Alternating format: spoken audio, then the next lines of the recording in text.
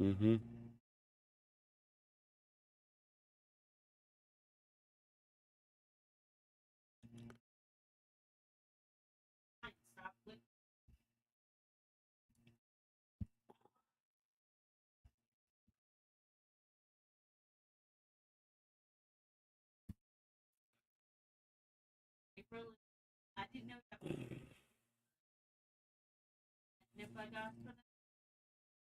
Hello, Pablo. First victim, Brian Jorgensen. I hate when the window snaps to the grid. Like, don't do that. Do what I want. When it snaps to grid instead of doing what I want it to do. It's a feature, and I guess I can see it being useful for some people, but for me, it's just a pain in the butt.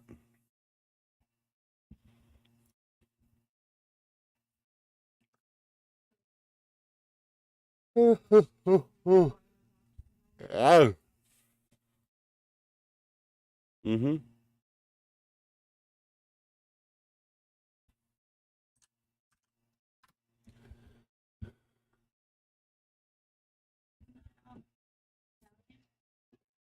I have no idea. Spanish, I think.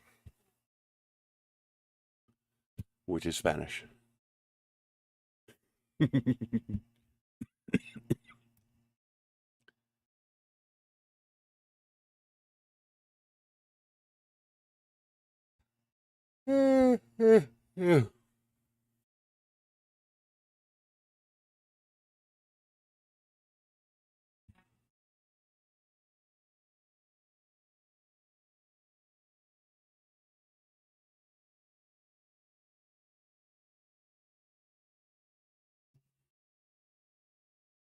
Good. Go to bed. It's morning here. We're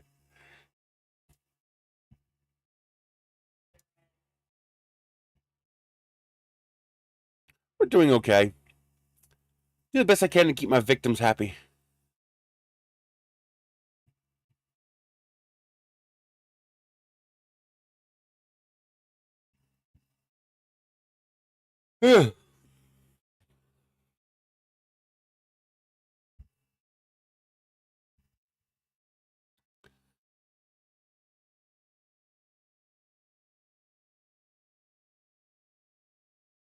Why would you not do what I told you to do?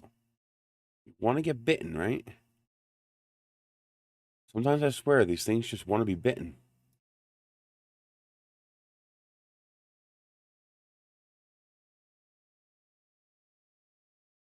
Be happy or be dinner.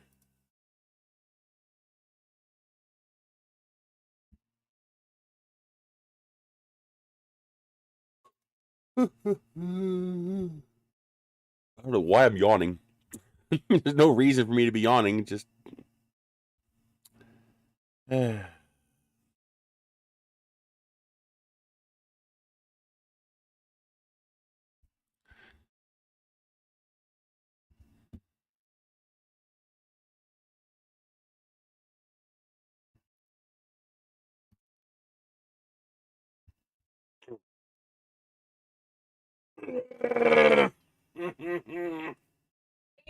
you growled.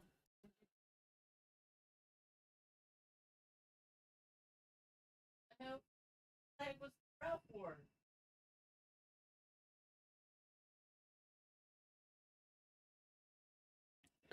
Stretching, yawning.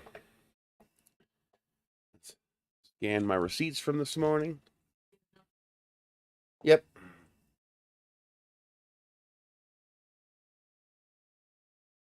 7:30. Normal. Usually I just go back to sleep for a little bit, but I didn't. Usually that's what time I have to go to the bathroom. That's what time why I get up. Yep. 8 o'clock. Hey, John Mack.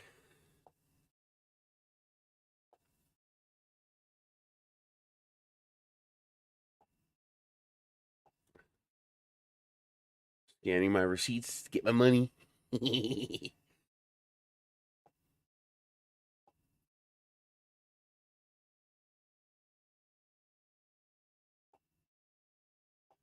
You can't cheat at these. You have to follow the rules.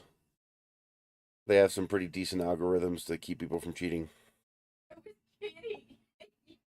I wasn't even saying anything to you. Yes, you were. Hey, Jerry Martin. Are you gonna comment on every name I mention?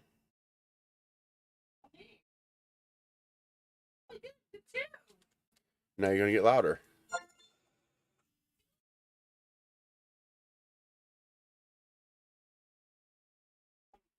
I say we just bite you. I'm all about biting. Jerry says hello. One of the victims on the stream. Well, I guess they're minions, not victims. My minions go after my victims.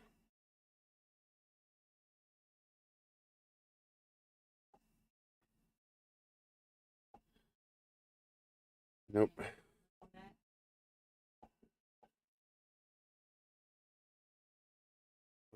I'm assuming male with the name Jerry Martin.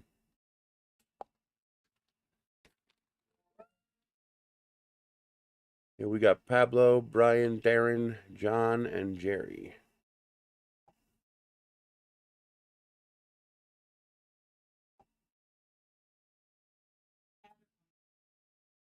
Okay.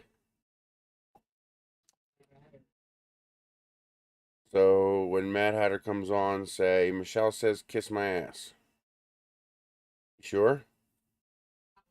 I don't know why it's not getting the price. It's right there. That sounds like what you said.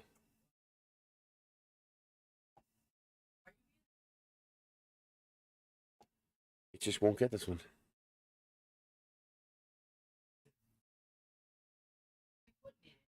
How dare you question my assumptions? I think you need to be bitten. Let's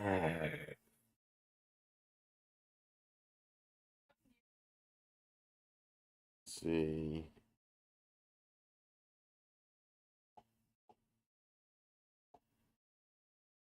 I don't know. For some reason, it would not get the price on that one. Usually, it's pretty good about that.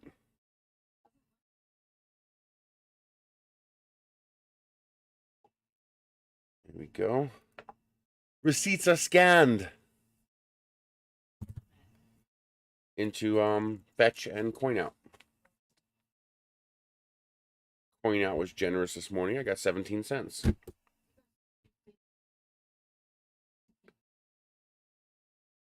And with the money that I made from coin out, fetch, and Ibotta, I just bought 2 more cases of cat food. Another 48 cans of kitty food. Well, just to remember, to us lizards, your gender doesn't matter. You all taste like chicken.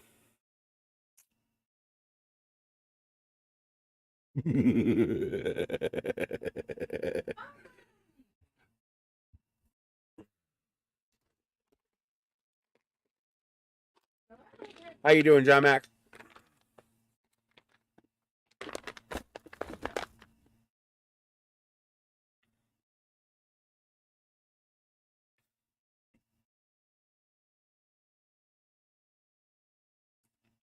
Hmm? We literally just started.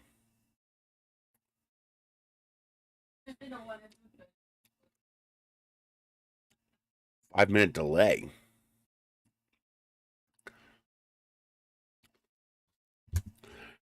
Well, let's find out.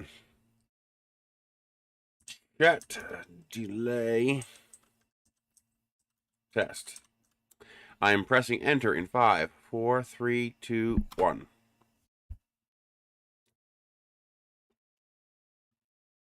So how long from 1 to when that appears?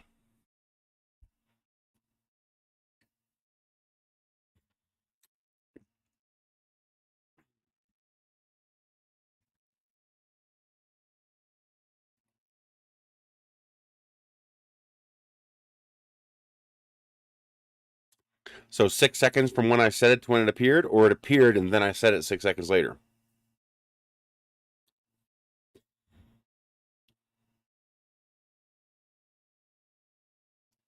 Michelle, please stop that. Text versus voice later. Okay, 6 seconds is about normal.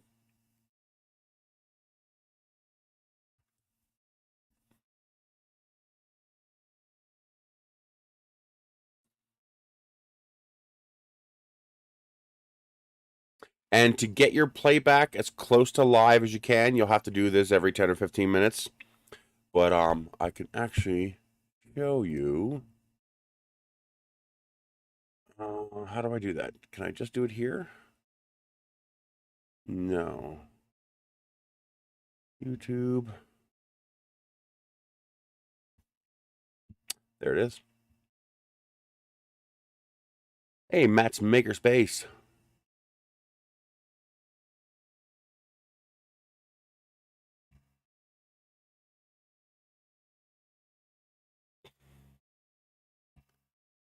Okay, so let's switch to monitor. So when you are in a stream like this, what you can do. Oh yeah, that was a heck of a delay. Let's see. How do I do that again? Is it here? Here, playback speed. So if you select playback speed and then change it to like 1.75 or 2x, select 2, and what's going to happen is it's going to play back faster until it catches up as close to true live as it can, and then it will. Oh, that's a freaky effect. Well, dragging the progress bar doesn't always work, but changing the playback speed, you see it switch back to normal automatically. So now I'm only like 3 seconds behind. So just select playback speed, go 2x. You're going to see here it's going to go 2x, and then it's going to go to normal automatically. That brings you as close to actual live as you can get. Yeah, 1.5x, same thing. Let's see, switch back to cam. Do that, and you will get as close to live as you can. Now, you're going to have to do that every now and then, like every 10 or 15 minutes, you might have to do that again. You know, speed it up. So the problem is if you just drag it to the end, that doesn't work. Because when you drag it to the end, it takes a few seconds for it to process and put you in that position. And in that time that it takes to process and put you in that position, the stream is still continued going. So you still end up like 10 seconds behind. But if you speed it up, it seamlessly goes from 1.5 to normal. And you get the minimum amount of delay to get you as close to live as possible.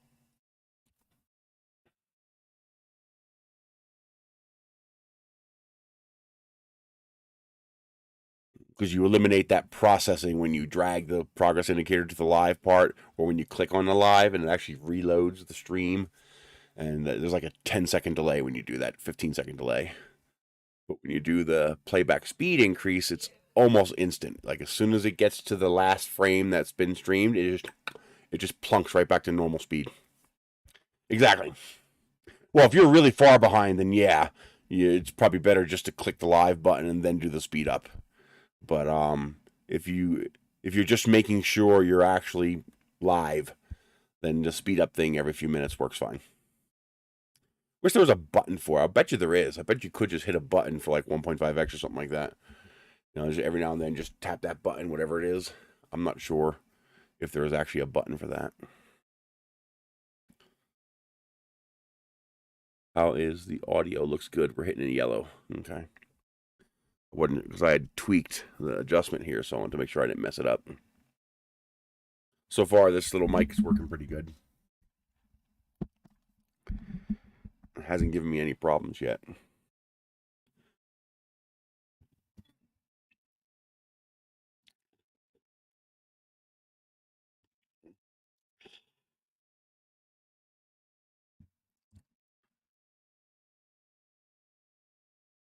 That's cool. Where do you live?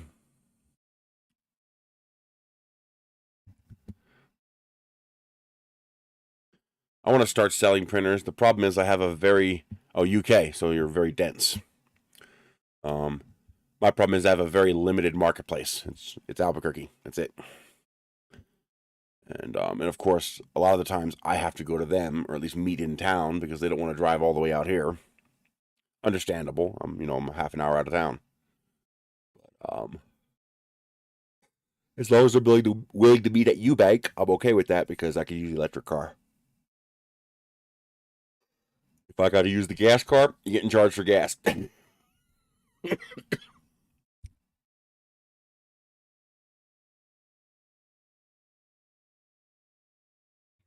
Yep, that works. And the app is a little faster than the PC a lot of the times. Deltas are fun. If you're going to get a Delta, get the FL Sun. Either get the Q5 or the FL Sun Senior. Nice. That's not bad. I mean, right now the pound is suffering, but under normal conditions, that's like right around $180, which for a used printer is not bad. The primary problem with PETG is first layer adhesion and moisture. So, a lot of the times you have a problem with moisture, which is going to cause snap, crackle, pop when you're printing. Ouch. That hurts a little bit. Yeah, I'll never get rid of my CR30. That's too valuable to me.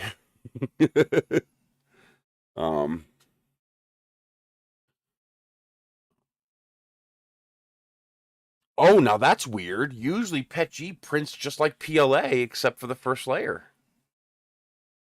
Huh. Could you give me my coffee, Michelle? Right next to your food. Forgot it. Now that's weird. Good. Is it separating from the bed before it's spaghettis?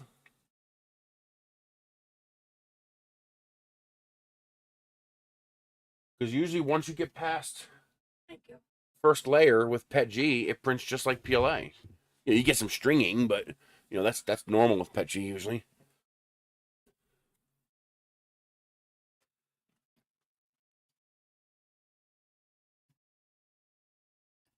You're massively dense compared to here, Matt. I mean, the width of my state is bigger than the width of your country. So for me, UK is real dense, pretty much no matter where you are.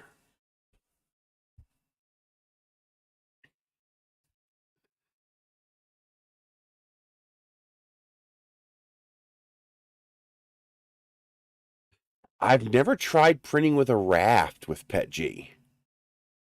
I've never tried that.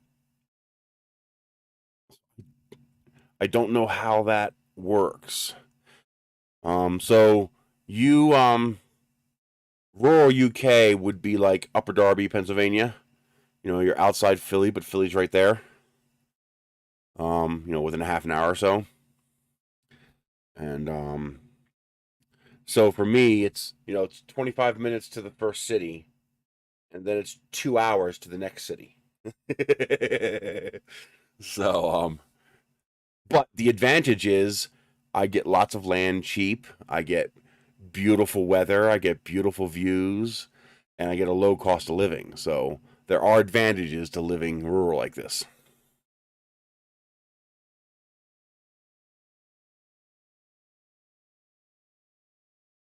Yes, that makes sense. There's a reason most cities are along rivers because we live where it's convenient to live. So we're going to tend to live where it rains and where the temperatures are moderate. That's just that's the okay. Technologically, we don't have to live like that, but most of our city infrastructure was built before we had technology. So when you're building, the first British cities, well, you're going to build them along coasts. Oh no, Albuquerque's tiny by U.S. standards. Although the whole Albuquerque area is not bad. It's about 1 million people. Put it this way, we are the 5th largest state in the country, and about half the entire population of the state lives in or around Albuquerque. About 1 million people live in or around Albuquerque. Albuquerque itself has 670,000 people, and you've got at least 300,000 people in the little surrounding cities, the suburbs that surround Albuquerque. And the population of the whole state's only 2 million. That's why a lot of the statistics don't work very well for Albuquerque, for New Mexico. For example, you look up at crime statistics and you think New Mexico is a cesspool of crime. But the reality is, first, the vast majority of crime is Indian on Indian or gang on gang. So if you're not living on an Indian reservation and you're not involved with a gang, well, about 80% of the crime just goes away. The violent crime. Gang members don't just attack regular people typically. Now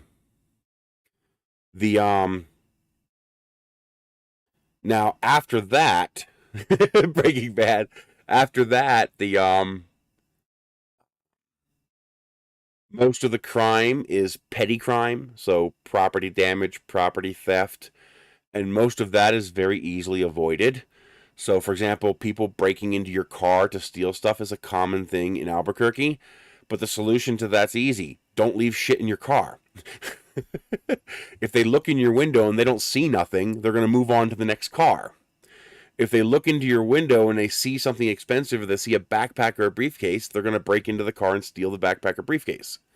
And most of that crime is nonviolent. It's drug related. So, people who are on drugs. Oh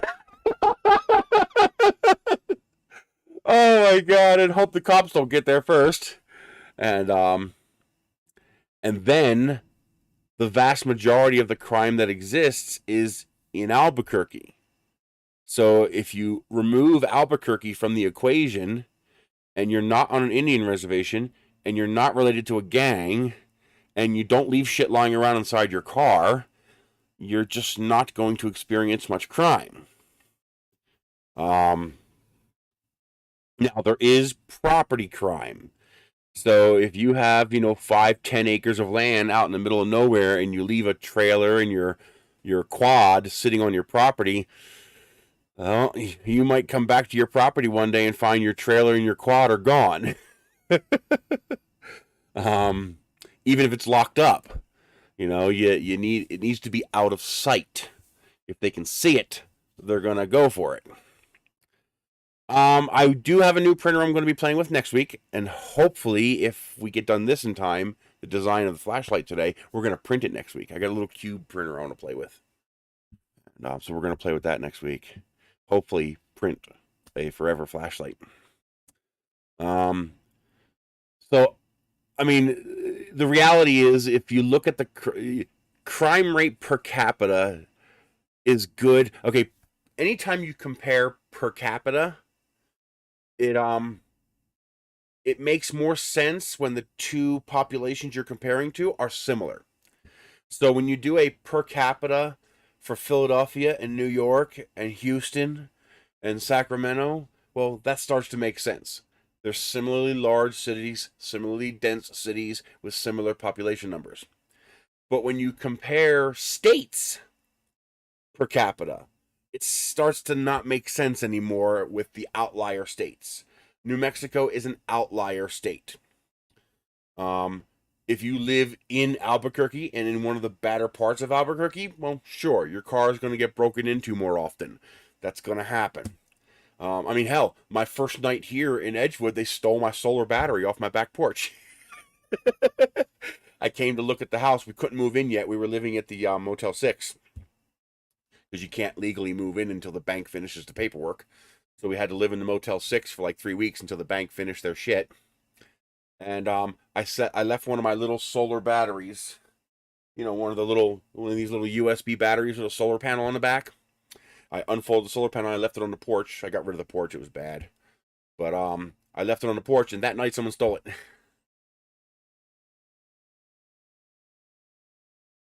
Yes, well, let me quick finish this. So that night, some vagrant stole the battery pack off the back porch. Now, since I've moved into this house, no one has touched a thing on my property. So it was It was a crime of convenience. You know, the vagrant, whoever it was, we think we know who it is, but because there's a particular drug user who lives down the street.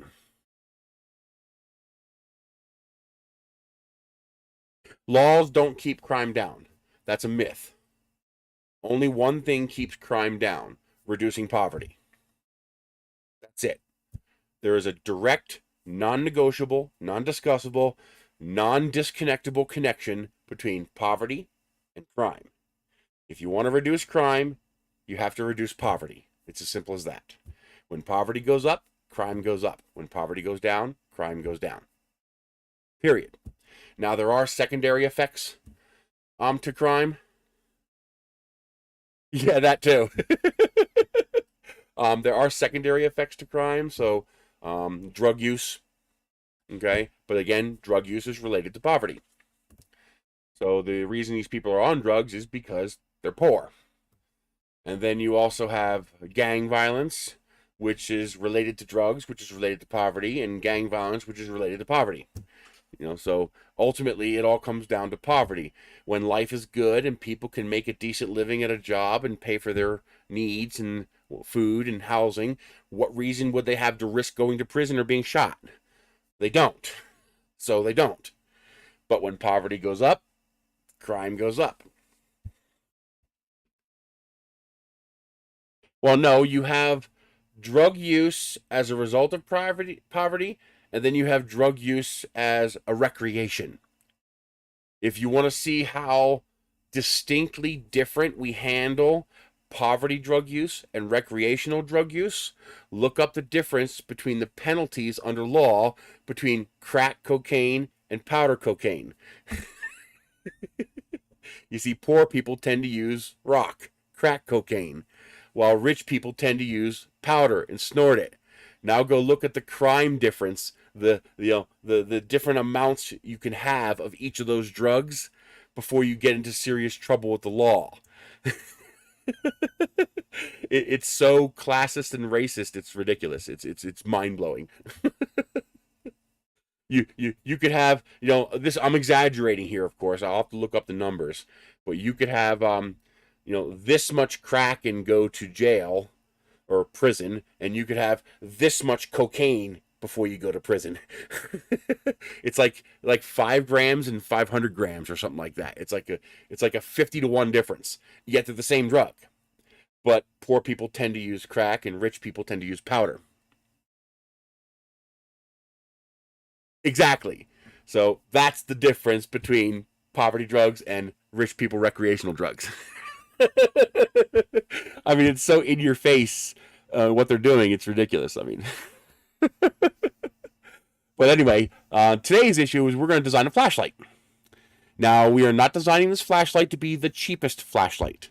If you want a cheap flashlight, you go to Dollar Store or Walmart or Amazon and you buy a flashlight for $7 or $8. There's a community that I like to be part of. It's called Biffle, BIFL, or Buy It for Life. Exactly. The poor people are breaking into homes to get their fix because drugs aren't cheap.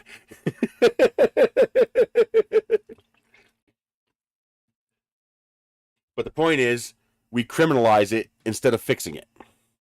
Instead of rehabilitation, instead of fixing it, instead of making these people better, we just indoctrinate them into the criminal justice system. That's why, the United States, which is 4% of the world's population, has 25% of the world's prison population. And the vast majority of that is the war on drugs. I mean, look at the lady who embezzled $20,000 from her business and got 30 years in prison. And then you look at politicians who steal millions upon millions of dollars, and it's a slap on the wrist. What we should do is decriminalize drugs. It should never be a crime to be on drugs or to possess drugs. Even the Supreme Court has recognized that it is inhuman to criminalize drug addiction because you're addicted. You don't have a choice.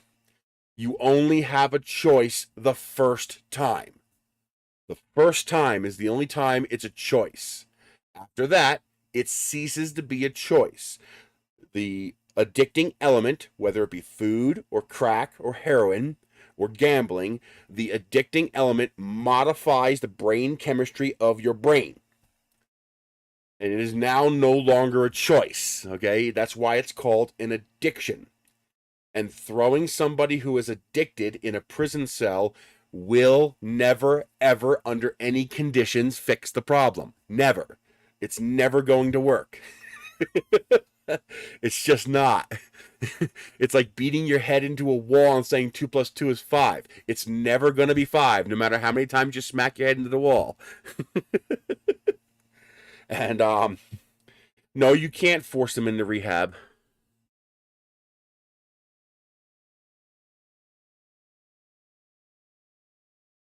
Even then, no, I disagree.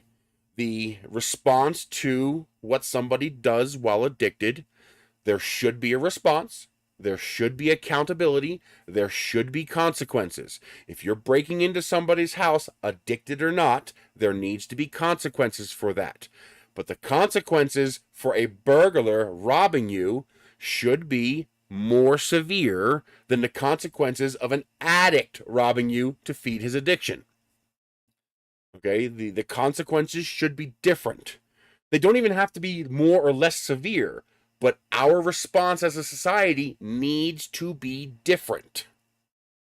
You know, because the cause of the problem is different, so our response has to be different. Well, they have it all now. I mean, look at Mexico. When a politician tries to do something about it, they fucking assassinate him.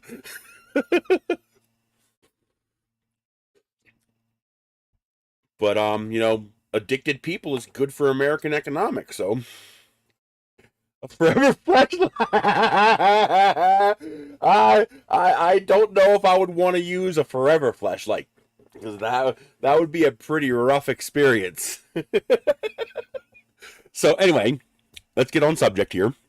So my objective is not to make a cheap flashlight. My objective is two things. I want a biffle flashlight, and I want to make it myself. And I want every part of this flashlight to be for me. Okay, so the community is called Biffle, or Buy It for Life, BIFL. So BIFL. That's the concept is Biffle. So the idea is to buy products, whether it's American made or not, that are built to last. Now, for some people, this means lifetime warranty, but that doesn't work for me. For me, the warranty is not the key thing here. I mean, REI has a lifetime warranty on a lot of their clothing products, and you saw what happens. Now that people are abusing that warranty, they're starting to cut back on that warranty, because the reason they offered a lifetime warranty wasn't because the product lasted forever. They offered a lifetime warranty. They offered a lifetime warranty because the overall global cost of handing people free products to replace their worn out products was small enough that the increased profit selling those products exceeded the value of the loss. So, if I'm making a $3 pair of socks that I'm selling to you for $20 a pair, I can afford to give you 1 or 2 pair of free socks over your lifespan for each of the pair of socks you bought, and I'm still making a healthy profit. So when you account for the number of people who actually use the warranty and the number of people who follow through using the warranty, you still profit. So you charge a little extra for the product, so imagine if I increase the price of my product by $1. So as long as my warranty return rate for that product is less than 1 in 3, because if my product costs $3 and I'm tacking on an extra buck for this lifetime warranty, as long as the rate at which people bring the socks back is better than 1 in 3, then I profit. Then it works. I can afford to offer this lifetime warranty and not give a shit. That doesn't mean the product is buy it for life. That just means you have a silly warranty that you're abusing or that they're abusing for profit. Now, the other aspect of buy it for life is actual well-built products. So, for example, that's why I buy Danner shoes. That's why I buy, Keen shoes. That's why I buy, what's the other ones that I got? Wichita or something like that, the boots that I buy. Some of the boots are serviceable. You can actually get them resold.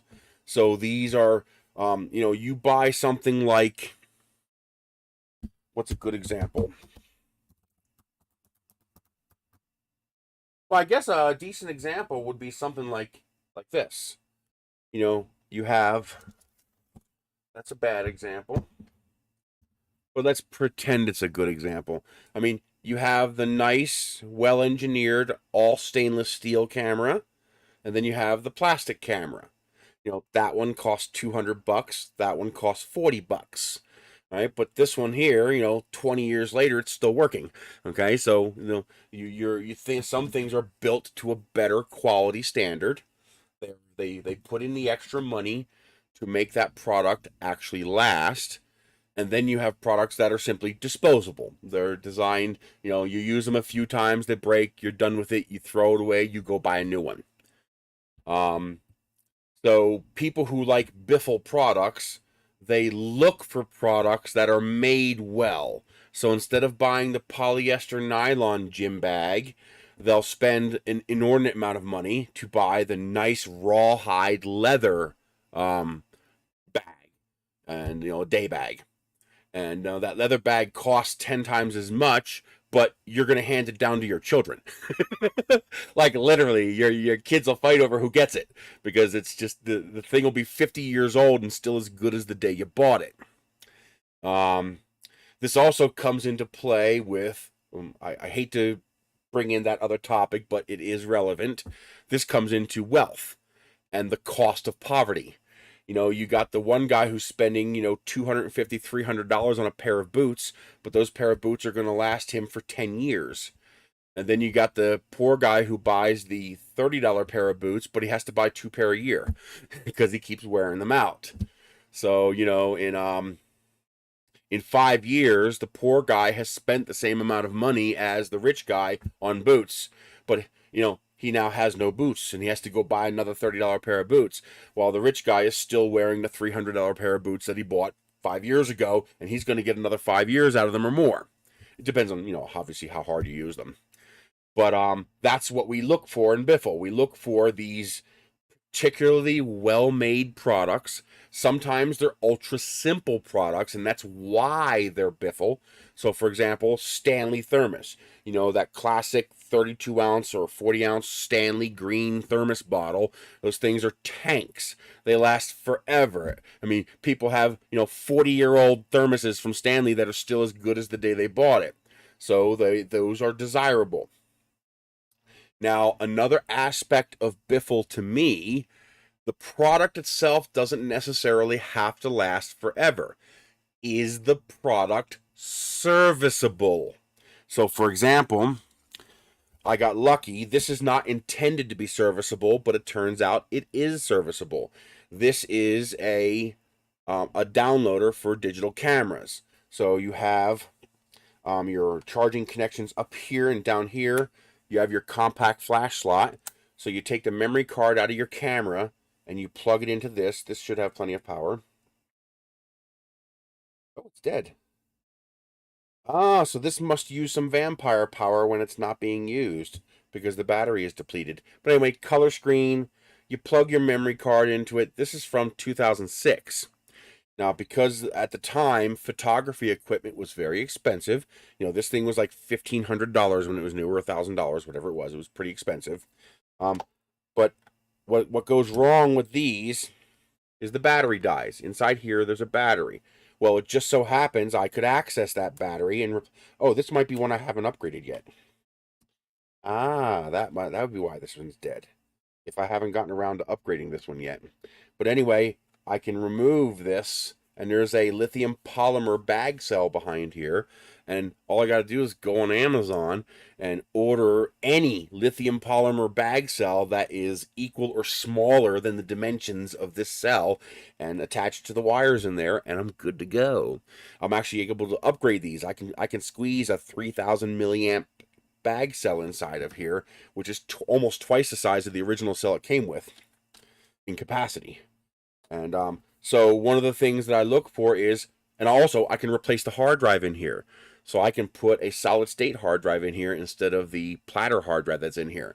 Now it's solid state, it's faster, it's lighter, it uses less power, has a larger battery. So a big part of Biffle to me is serviceable. Can I repair this device? You know, things break, that happens. Things wear out, that happens. But there's a big difference between a product that is all like an iPhone that's all sealed up. When that thing dies, that's it. You're done. You throw it away and you buy a new $1,000 phone. But a serviceable device, you know, will have, like, for example, this used to be the case. It's not the case anymore. One of the reasons we liked LG phones is that the phones did not use glue in their assembly. So you could, once you unclipped the back of the phone, the rest of the phone could be disassembled with screws. And it was also put together in modules. So, for example, the charging jack is one of the most common failure points of a cell phone. You know, you plug in and unplug that USB cable several times a day, and eventually you break the little USB port jack inside the phone. You know, if you take apart a Samsung or an iPhone, the USB jack is part of the entire goddamn thing. So you can't repair it unless you have surface mount soldering techniques and equipment. But the LG phone, the charging module was a separate breakout board that plugged into the main board. So you could spend, you know, $6 and buy a replacement charging module breakout board, kind of like on, like, if you have a modern, you know, 3D printer, and it has the wiring that runs up to the hot end, and the hot end has a little breakout board. There's a little circuit board there that all the wires plug into.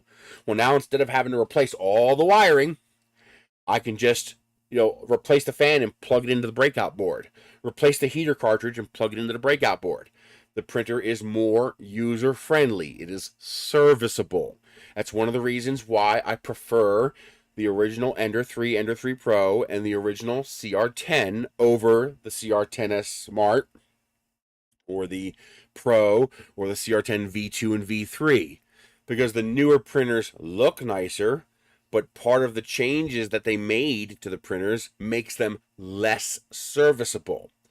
So it's more difficult for me to disassemble the printer and repair it. While the original CR10, CR10S, and Ender 3, Ender 2, Ender 3 Pro, it's literally 2 screws, the little metal cage comes off, and there's all the parts. And I can do anything I want to it. So part of what I want to do is, I mean, I have 1,000 flashlights. We don't need more flashlights. But I want to make a forever flashlight. I want to make a flashlight that's so durable that you would have to do ungodly things to it to actually destroy it. So, you know, Biffle doesn't mean indestructible. I mean, obviously, if I take my tough flashlight and toss it into a wood chipper, the wood chipper's going to destroy it. Okay? But what I want is, if I drop this thing while, you know, rappelling, it'll survive the impact. If I drop it into the mud, it'll be okay. If a nail goes through the battery and destroys the battery, I can disassemble the flashlight and replace the battery. You know, that kind of a thing. I want to be able to service the unit, to be able to make repairs or replacement parts affordably and cheaply. Yeah, all the new printers have breakout boards. The breakout boards are wonderful.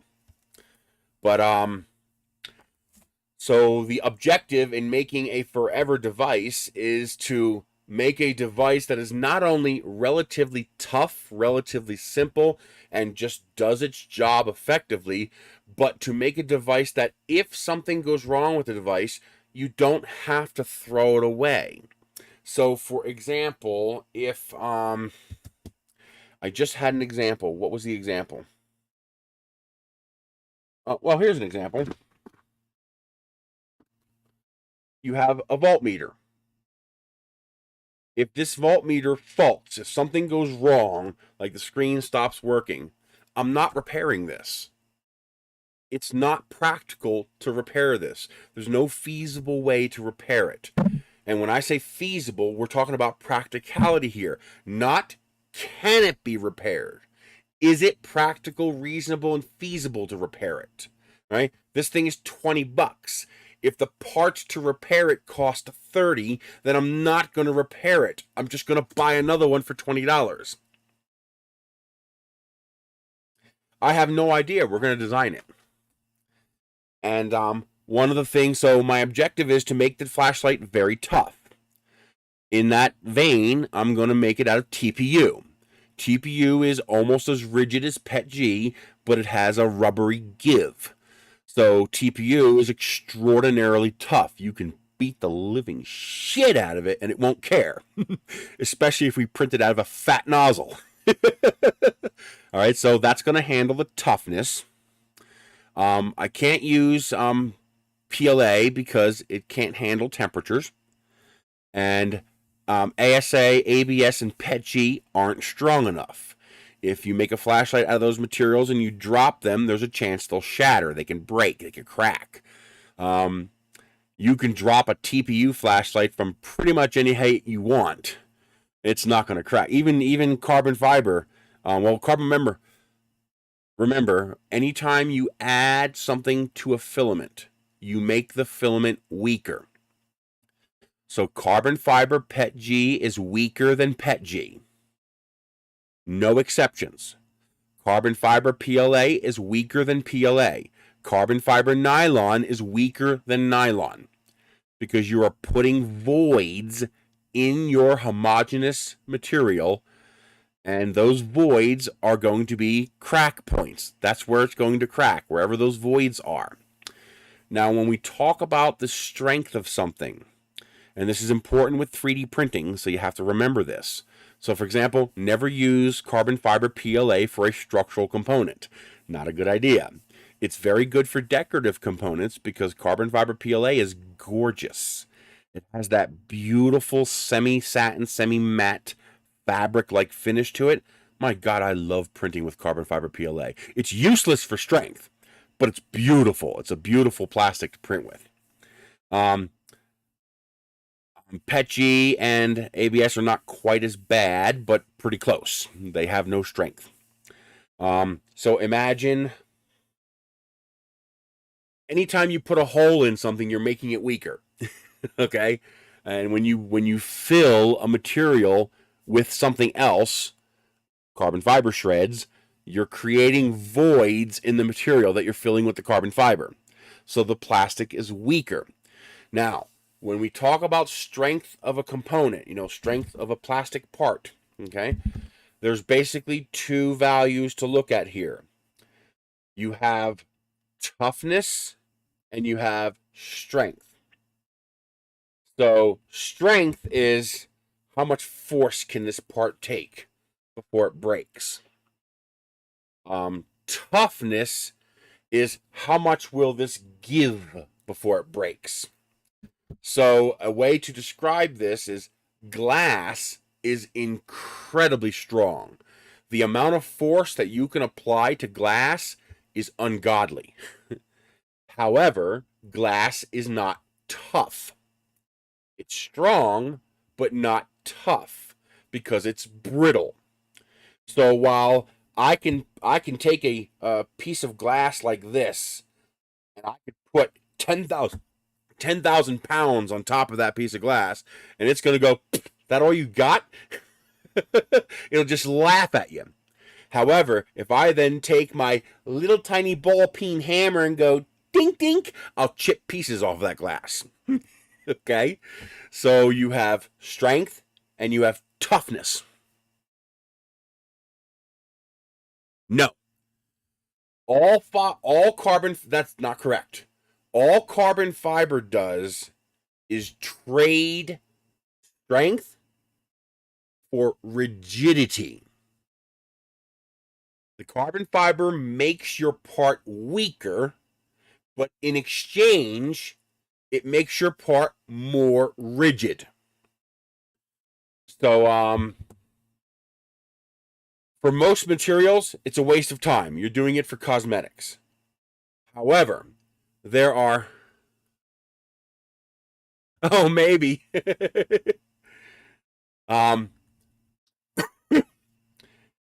There are some materials, however, that are so strong that you can afford to give up one quality to gain another quality.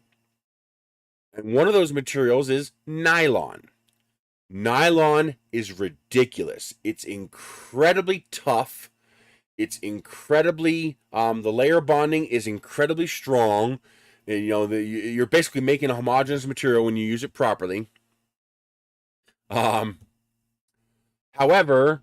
and it also has very good toughness. So nylon is very resistant to breaking. It will bend before it breaks. Okay, PLA doesn't really bend. PLA just snaps. So strong but not tough. Nylon is both strong and tough. It's an incredible material. It can be a little too flexible depending on the nylon you're printing with. However, nylon is so strong and so tough that you can afford to give up some of that strength in order to gain a desirable additional quality, depending on what you're using it for. In this case, rigidity. So if I need a particularly rigid part that does not deflect but is still strong, then I can use carbon fiber nylon. The part will still be weaker than the pure nylon part, but as long as the strength that remains still exceeds the needs of whatever part I'm printing with, then I can afford to give up some of that strength in order to gain the additional desired quality of rigidity. So things like polycarbonate and nylon have sufficient strength to be able to afford to give up some of that strength. So let's say my project requires this much strength and nylon is this strong, but I would like the part to be more rigid. Well, I can afford to give up this much strength in exchange for rigidity, as long as I stay above my minimum threshold. While most other plastics, your strength is going to drop below your design criteria by adding the carbon fiber. And so you have to remember that when you're using carbon fiber. Now, there are exceptions to this. You have the, not Flash Forge, what's the other company that does the continuous strand of carbon fiber? I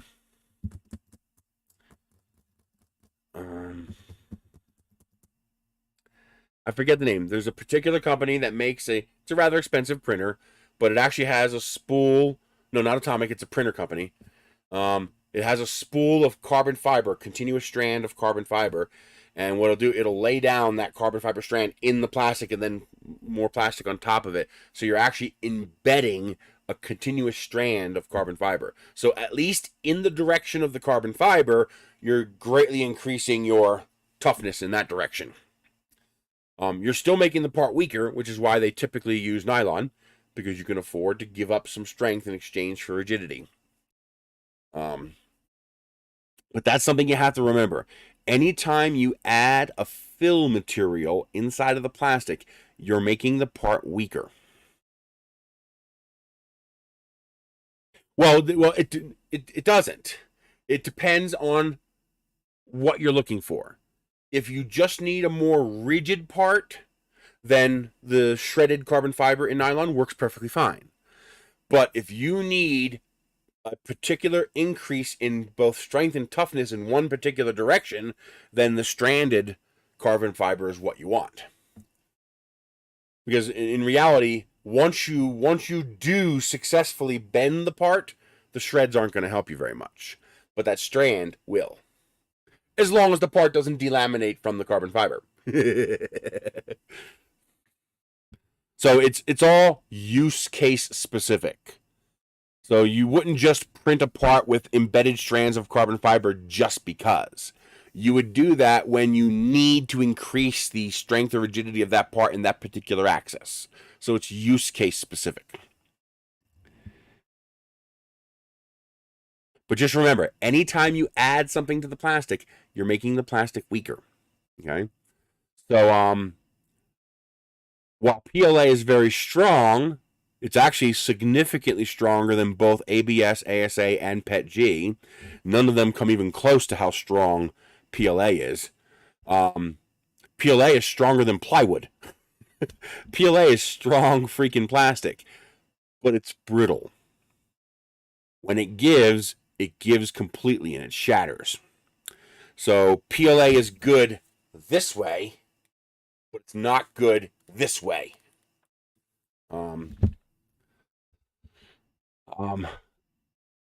ABS is substantially weaker than PLA, but it's tougher.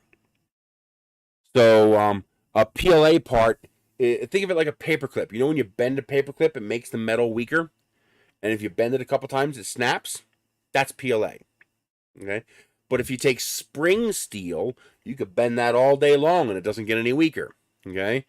And that's ABS and PETG. So ABS and PETG are a weaker plastic in overall strength, but they have more toughness. So they can handle being flexed and bent and squeezed and twisted better than PLA can handle that. But if you're just doing a straight up, I'm going to put stuff on top of this, PLA is stronger. So to make a flashlight, I want to make the body of the flashlight something that does not ever have to be replaced. And we have a material that works perfectly for that in 3D printing. It's called TPU. If you print a part out of TPU, especially if it's a multi-layer part, not just a phase mode part, yeah, you're going to have to do some extraordinary things to ruin that part. I mean, you're talking strong. So I'm going to buy, which one is it? This one, this one, this one, this one. So here I found, I got to switch over to monitor view. So I'm going to buy this. I found a roll, a kilogram of clear TPU for 20 bucks. So I'm going to get that to make this flashlight. Now, other components that we have to pick for the flashlight. I'm going to use these batteries. You have these here on Amazon. They're slightly more money. 4 of these is 30, while 4 of these is 22. The advantage of these is they're Amazon ship, so you get it quick, and they have tabs. The advantage of these is I can buy just 2, and I'm going to make the batteries like literally slot in replaceable. Like there's going to be a battery tray inside the light, and these are going to slot into it. These aren't actually, most of these aren't actually, they don't actually get this rating. So, for example, these, it says 7,200 milliamps, but they're not. In reality, it's more like 5,500 milliamps, 5,200 milliamps. They're way overrated. These are probably similar, probably closer to 5,000 milliamps, which is perfectly adequate. Now, the type of battery we're going to choose also has a big factor in how forever light this is going to be, because batteries are a consumable item. They wear out. Okay, so we are not going to use 18650 cells, although they are cheap and relatively readily available. The problem is most of them are lithium ion, and lithium ion has a relatively short lifespan. It's good to, an 18650 cell is typically 300 to 400 charge cycles. So basically, you're looking at 3 to 5 years. So 3 to 5 years, then the battery is going to need to be replaced. Now, we're going to make the flashlight serviceable so we can replace it, but that's an awfully short lifespan in my opinion. So we're going to go with lithium iron phosphate batteries. A lithium iron phosphate battery has thousands of charge cycles. We are also going to overpower the flashlight. So instead of using one 5 amp cell, we're going to use 2 5 amp cells. So we're going to have 10 amp hours of capacity. So even if I lose, 20 or 30% of my capacity, I'm still going to have far more capacity than a single cell. And a single cell would be sufficient.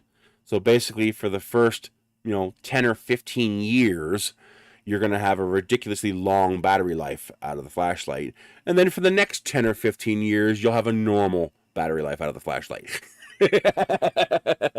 So, that's what we're going to do. We're going to use a lithium iron phosphate cell because those cells have a longer charge cycle life, which in this case is more important than capacity because I can compensate for capacity by simply using more batteries. So if I need more capacity, I'm just going to use 2 instead of 1. So while I could probably get away with 1 lithium cell, I'm going to use 2 lithium iron phosphate cells. This way I get my capacity and I get my longevity. And it's only going to cost me an extra $3. So like a single decent quality lithium ion cell is going to be like $8 or $9. A pair of these lithium iron phosphate cells is $11. So for a minor cost difference, we get more power and more longevity. The big thing for me is longevity. In theory, shit happens. Sometimes batteries wear out. But in theory, these 2 batteries here should last longer than I'll live. Meaning, I will die before those batteries die. That's pretty good. I mean, in theory, these batteries could last 20, 25 years, maybe longer. It's just a matter of when batteries don't typically fail, they can fail. They absolutely can fail, especially if you let them fully discharge too far. Batteries can permanently fail. But assuming the batteries are reasonably taken care of, what happens is their capacity degrades. So when we say 300 to 500 charge cycles, what does that mean? Well, that means until the battery reaches 80% SOC. So, this battery is 6,000 milliamps. Let's assume for a moment it actually is 6,000 milliamps. Oops. If we assume for a moment this battery actually is 6,000 milliamps, 80%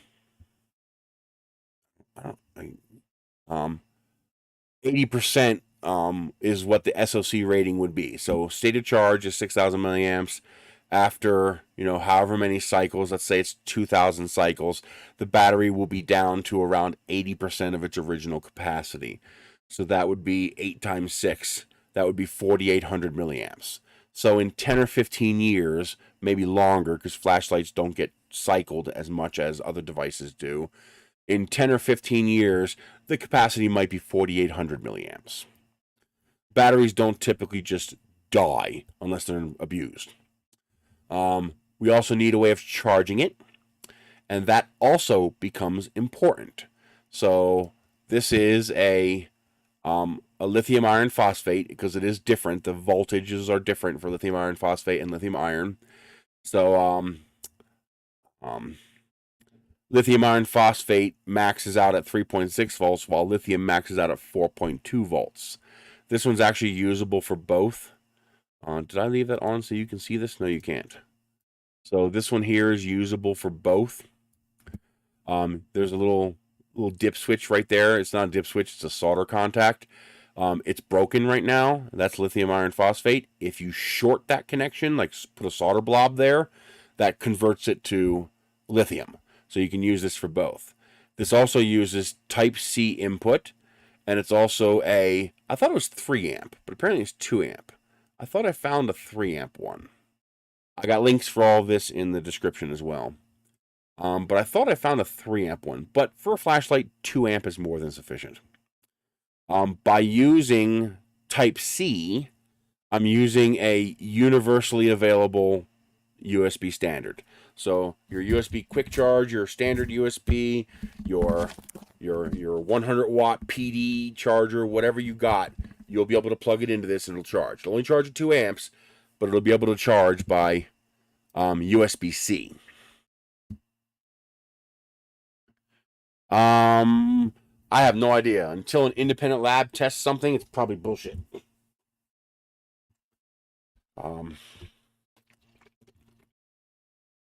I love these iced coffees.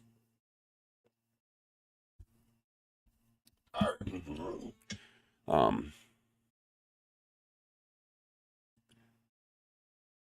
didn't know they were using nuclear batteries in watches. I assume we're not talking about RTGs. I would love to have a couple of RTGs in the backyard. I got enough land. I could stick them all the way in the back, you know, to keep away from the radiation. But then we also have some nickel strip.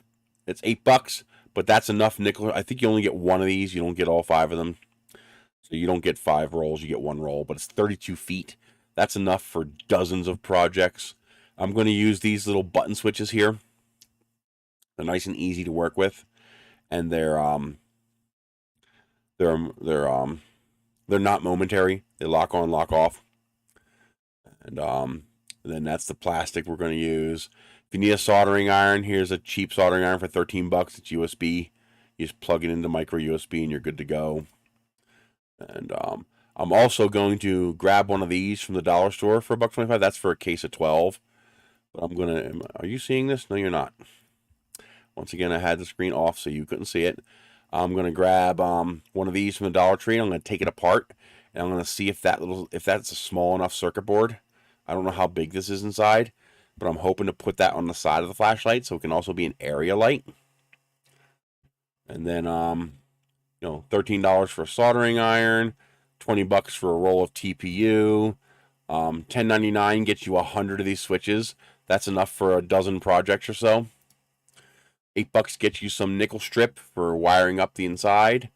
What, $7 roughly? Yeah, $7 gets you your 2 amp USB-C charger controller for the lithium iron phosphate battery. $11 gets you 2 lithium iron phosphate 32700 cells, or you can get these. This is 4 of them for $30. This is technically a little cheaper. It's if you needed 4, this would be $22, but I only need 2, so this is cheaper. And so those are the parts and bits that I'm going to use, and we're going to go and play with designing it. I also found some pretty decent filament deals if you want to check them out. If you go to my Amazon page and click on the filaments category, this is Polymaker PET G, so that's a nice quality name brand PET G for $18. This is a pretty nice transparent red, like a ruby red PET G for $14. This company has some glitter, a whole bunch of different glitter colors for $21 a roll. That's pretty cool. Some of these multi-packs are actually a pretty good deal. So, like, one of the better ones was, I think, this one. Yeah. So this one here is 8 rolls. That's 2 kilograms of plastic for $32. That's only $16 a kilogram, which is not a bad rate, but you get 250-gram rolls. So you get 8 different colors to play with here. And that's really not a bad price. And they also have $15. This should be 1 kilogram. Yeah, $15 PET G. And I like Sunlu. Sunlu's a good name. But $15 PET G, and also this is a PETG 250-gram 8-roll pack. Even the per kilogram price of this is not bad. And then, of course, they also have PLA packs. So most of the rest of these are PLA packs. So, this one here, I think this is the one that has a whole bunch of different... No, this one doesn't. They have a couple different kinds. But this one here, again, it's 2 kilograms for $37, which is not horrible. But you get the advantage of little 250-gram rolls in a bunch of different colors. And this one here, waiting for it to load. I knew it was going to do that. I waited to click, and it changed just as I clicked. Oh, I hate when it does that.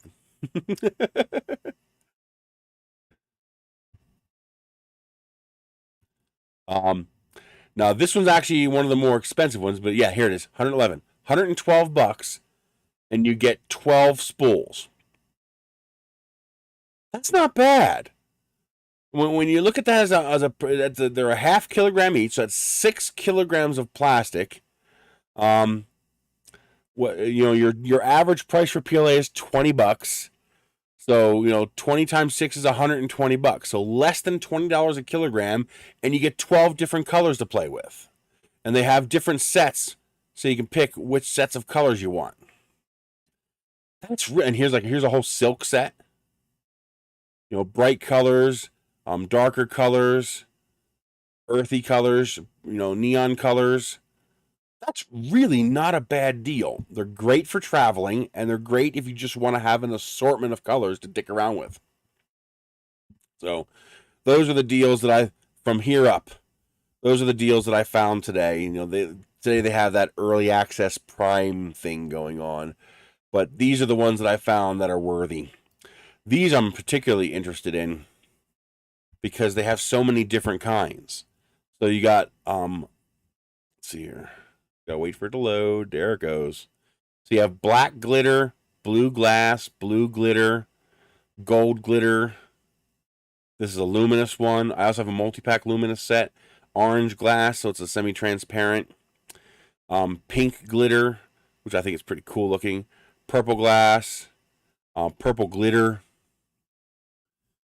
clear glitter, so silver glitter, kind of like dragon's tooth. Watermelon glass, which is kind of a cool color. And yellow glass. I mean, these are some pretty unique colors at not a bad price. So I like those. So I don't know if they're as good as the Zyro glitter colors that I liked using in the past. I haven't tried them, but it's really hard to argue with those prices. They're pretty good. They're not like incredible prices. It's not like $12 or $13 a kilogram, but it's decent prices for some pretty exotic colors, and or a fair price for a multi-pack. Normally, when you buy the small 250-gram rolls, you're paying a pretty healthy premium to get that multi-pack of colors. These deals let you get the multi-pack of small 250-gram rolls without paying a premium price. You're actually still paying, sub $20 a kilogram for the plastic, but you're getting it across 8, 10, or 12 rolls. That's not bad. I mean, that's not bad at all. Next summer when I go out to Narum, I'll probably grab one of these multi-packs so people can pick whatever color they want me to print them parts for. That's really not a bad deal at all. So let's jump into Tinkercad and start some basic design.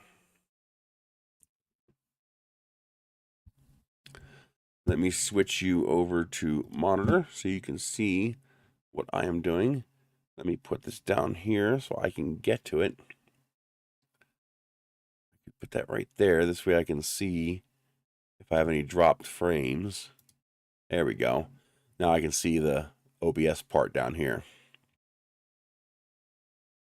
Yeah, glitter is fun.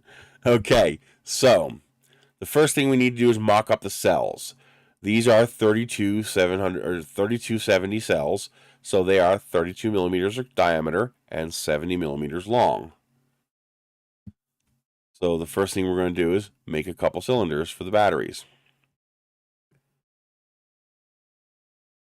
So we're going to add 1 millimeter to each dimension, 33, and then 70. And then we need 2 of them because we're going to make this a 2 battery setup. Okay. So there's our batteries. Then this controller here is, one of these has dimensions. There it is. So it's 32.75 by 15. So we're going to add a half a millimeter. We're going to do 33 by 15.5.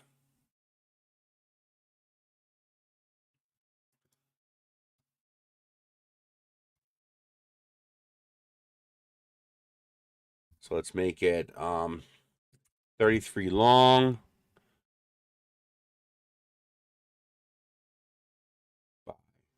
15.5 wide.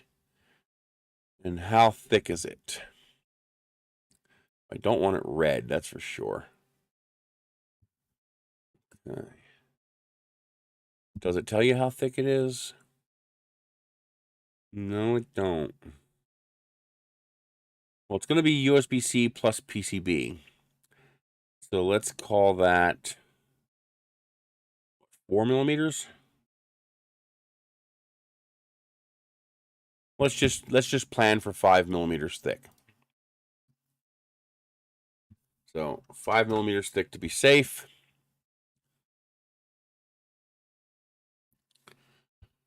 Glitter is fun though. I like glitter. So that's our charge controller. This is our 2 batteries. Technically, we should be using a 2S controller for this. I'm gonna verify this by doing some research, but I'm pretty sure I can get away with self-balancing. If I connect these batteries in parallel, they should self-balance.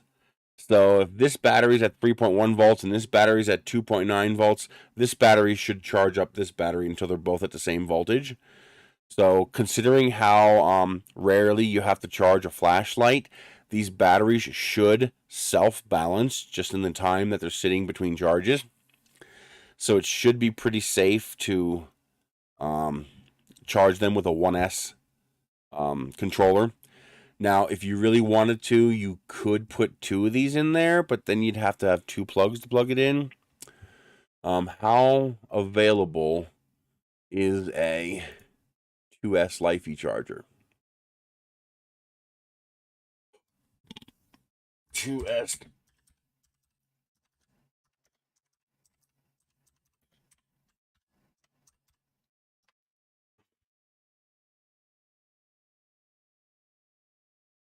Well, actually, they're cheaper.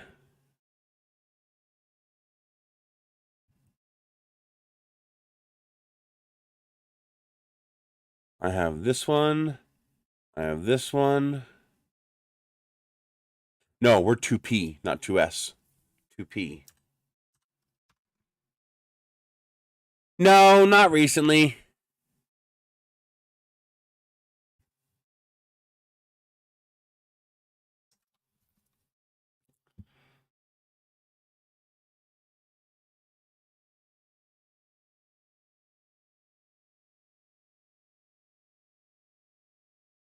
I need 2-cell.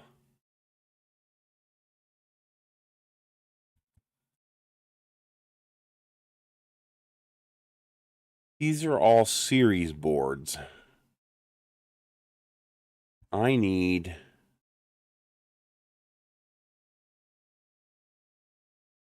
a parallel board.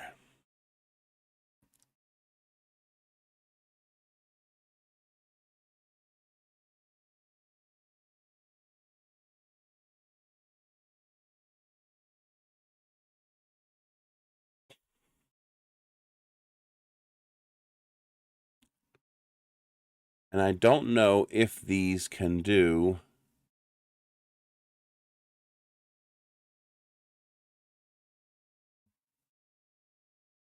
two-P or not. I'll have to look into this more.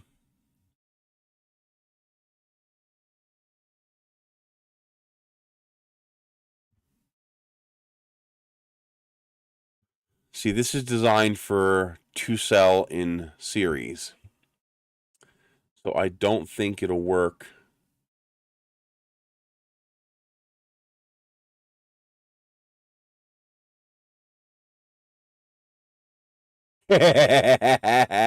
Very cute. See, that's 2S 2-cell. I need 2P 2-cell. I'm willing to bet that they will self-balance without a problem. Especially at such a slow charge rate. So I'm going to stick with this board. Plus, I'm pretty sure I already have one of these. So I don't have to buy it.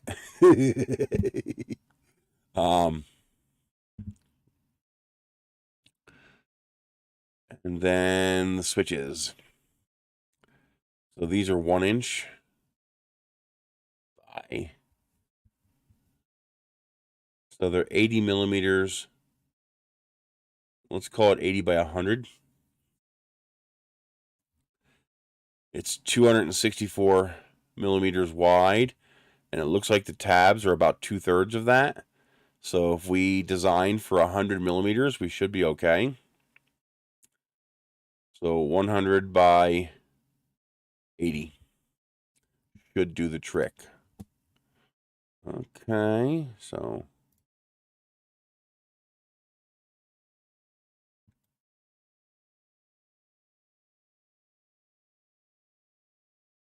$100. They can't be that big.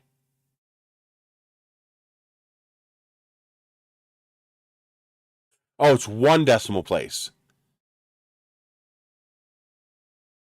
So they're 8 millimeters thick and 26.5 millimeters wide. So it's 10 by 8.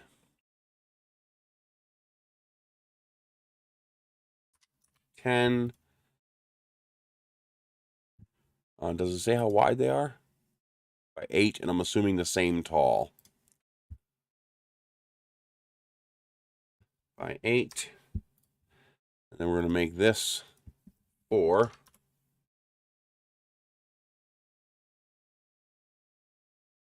I hate when it defaults to red. It's like the worst possible color you can use. And then we're going to drop a cylinder on top.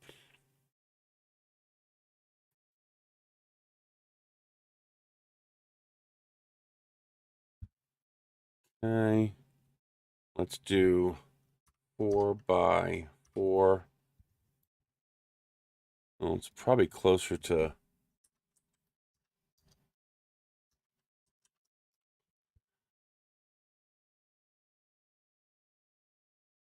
It's 8 wide.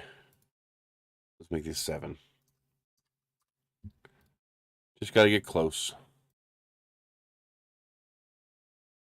And 4 tall. That should be pretty close. Line them up.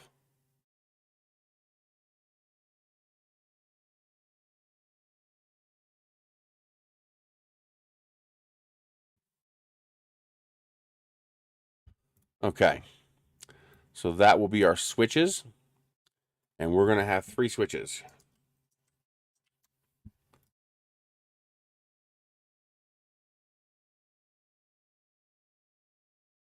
Any particular reason? There you go. Okay. So that is the components that we're going to have.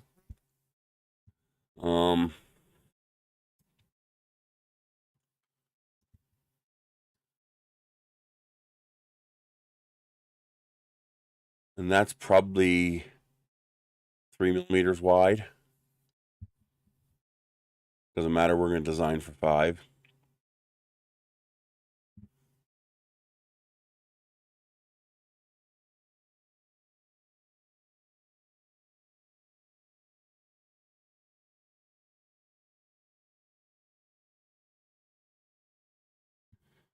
Okay.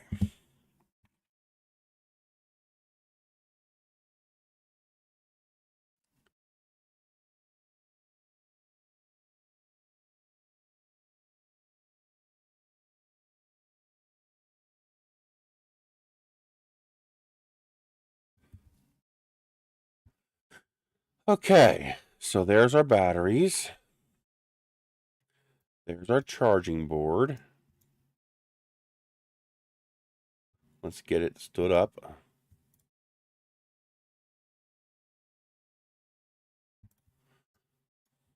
Okay. I'm going to make it a hexagonal shaped box.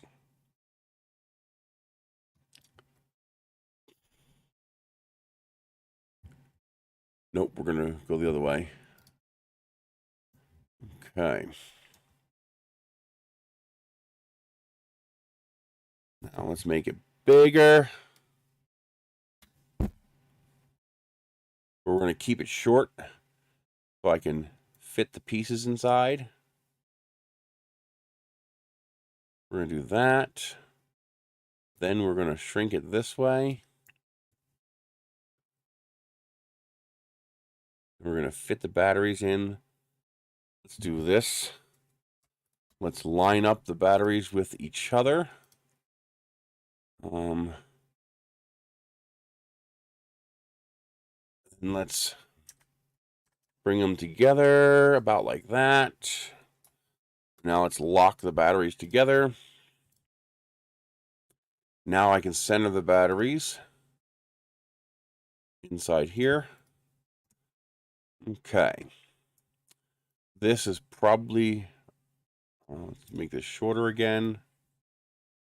This is probably going to go, well, we're not going to put it in the center. Yes, we are going to put it in the center. Maybe. How am I going to cut this in half?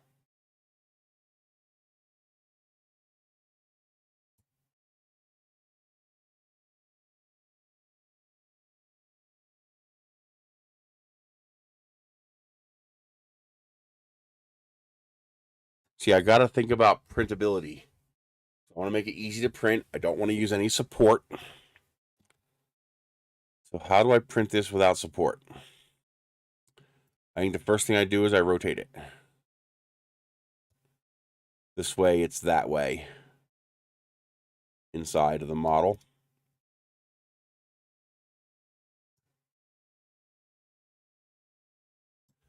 So let's shift these this way and put this over here. This way, all of my cuts and slots are vertical. Yeah. So let's take this and line them up with each other that way. Okay. This and this. Bring them up so they're not too close to the wall. And that looks good. Okay. Another reason I want to do this is I want one of the reasons we're going to use clear is so that we can see the LEDs on the board. We can see them lighting up.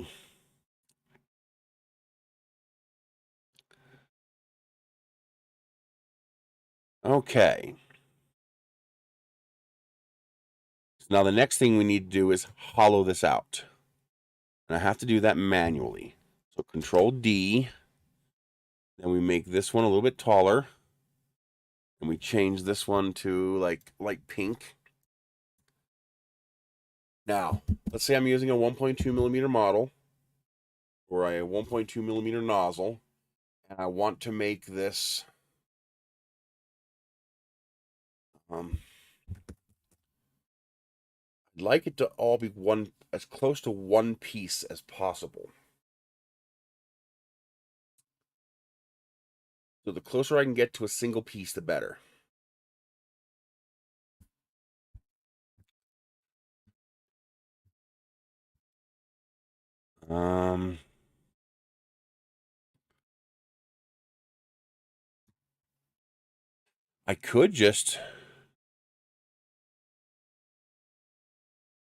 I could leave it whole.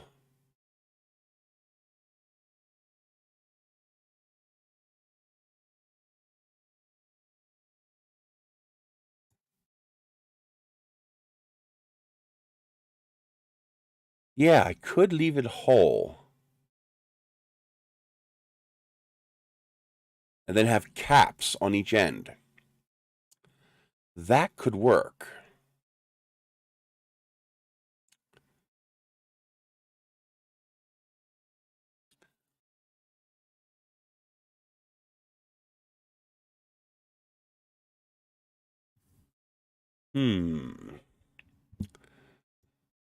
So how many layers do I want? I think 1 millimeter is enough. But I'm a glutton for strength, so I'd rather have 2. So let's take these. Let's get rid of this. I don't think I need this. Let's make this transparent so I can see it. Let's raise these up 2 millimeters. That would be, I could probably go more. Let's go 4 millimeters. Or 5.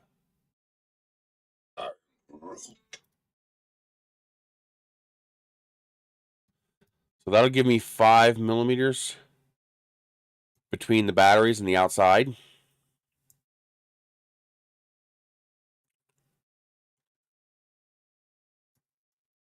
This can now be centered since we're going to go vertical. Keep that in its place. Just move that. Okay, now this actually needs to go all the way to the bottom. Because the USB port has to stick out the bottom.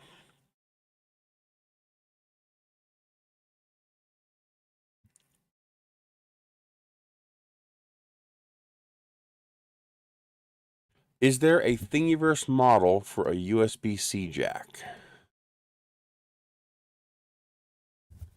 USB-C.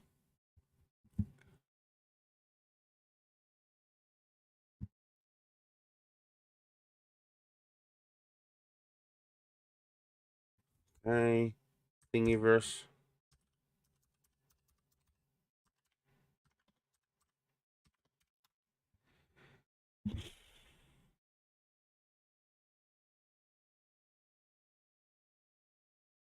We'll get to that.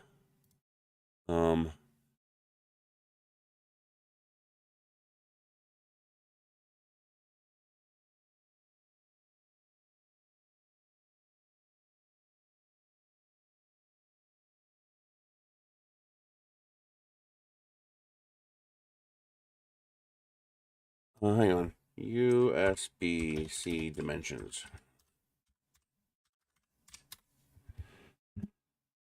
There we go. That's what I need right there.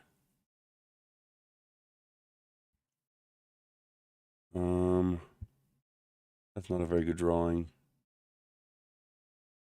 These are pain in the ass drawings. There we go.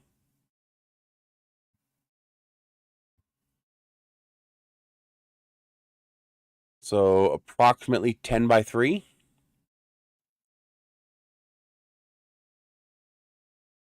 Why the hell would you switch to fucking clear? Idiot. I need the dimensions of this part. That right there.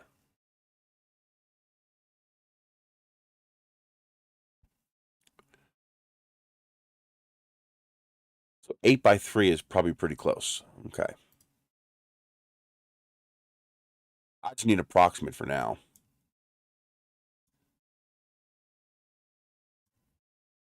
Let's put a work surface there.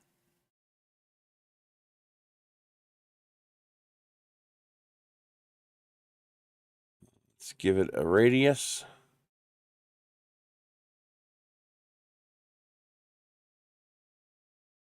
There. 8 by 3.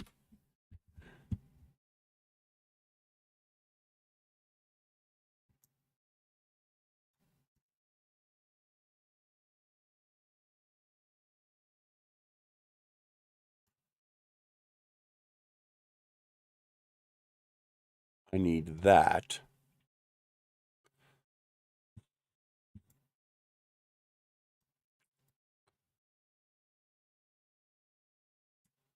Oh, come on.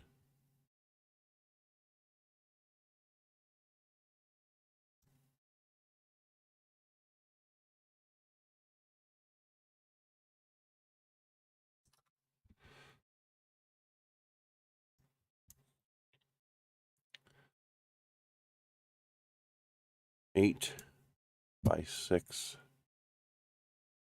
Close enough.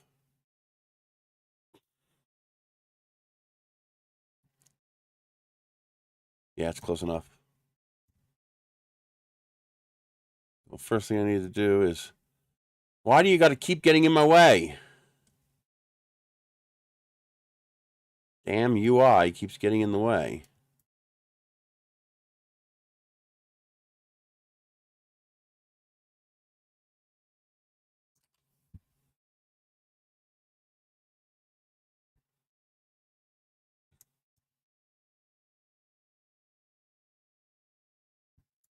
Okay, that gets me my base shape.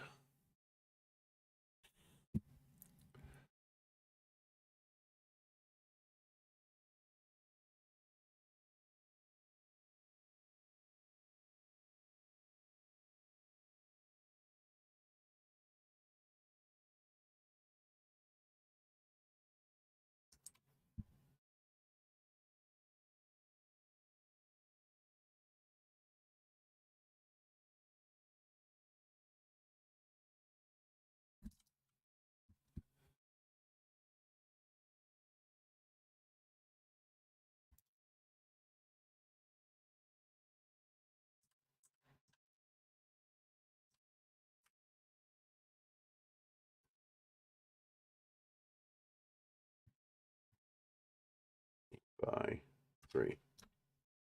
There.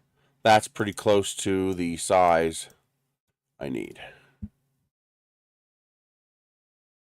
And we want to punch through all the way to the bottom.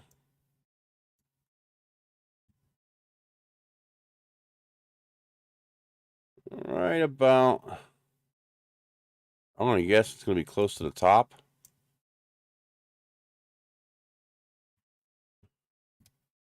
We're going to hide you so I can play with you. We're going to move you.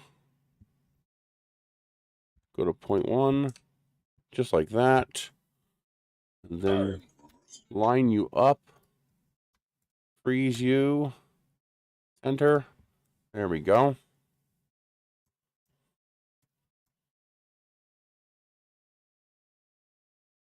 Join.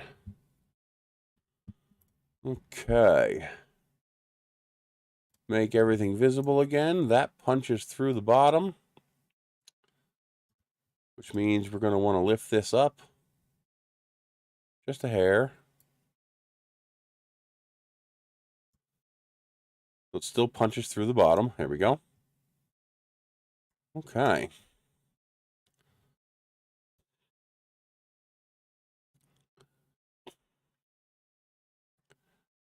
I'm liking that so far. I think I'm going to bring these closer together.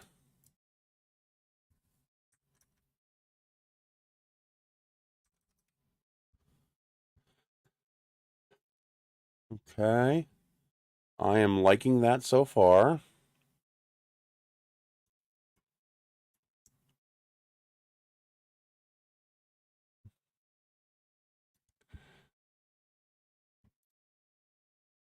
Okay. Let's bring that a little closer to there. Now let's bring all 3 of these. Oh. Let's bring that closer to the wall. Let's bring this closer to the wall. No, wait a minute. I probably want them on the other side. Yeah, I want them on the other side.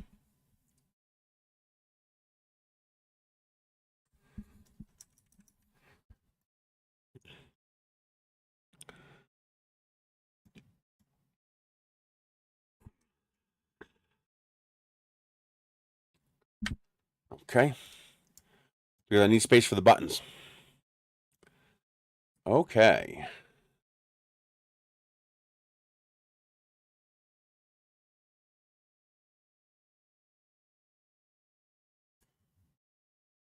We want to separate these.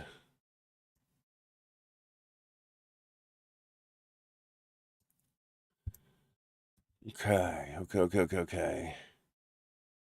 So we're going to want to make this probably around that tall.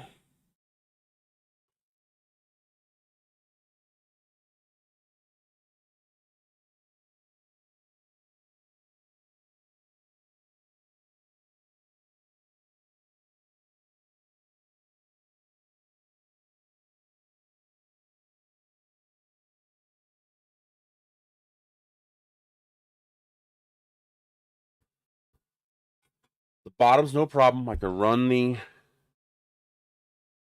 the nickel strip through the bottom. The question is, how do I get the nickel strip through the top?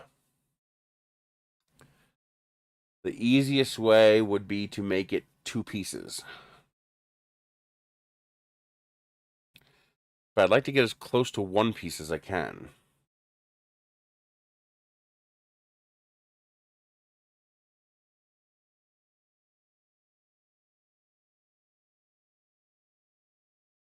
Now, the easiest way to go 1 piece would be to have a door, a slot.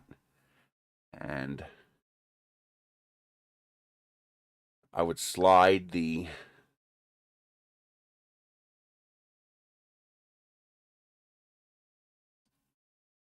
nickel strip top through the top. Is there an easier way to do it, though?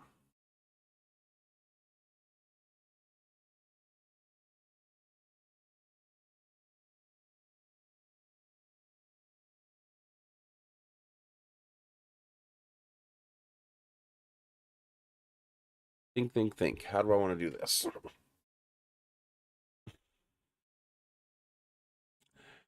I could make the body bigger and put the batteries in sideways.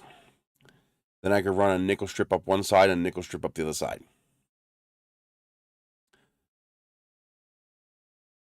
Remember, I'm designing for printability here.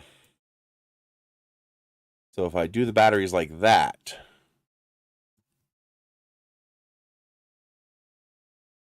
and have them 5 millimeters up,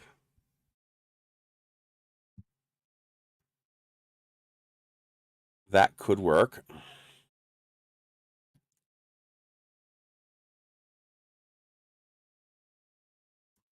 I would just need a little bit more width here.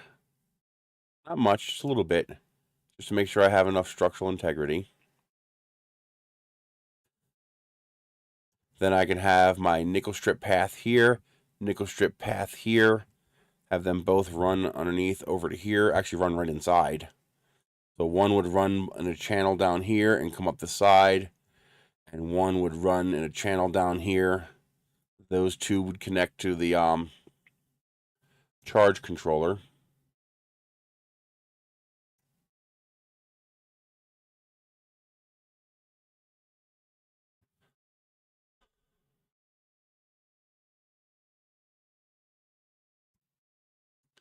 That could work.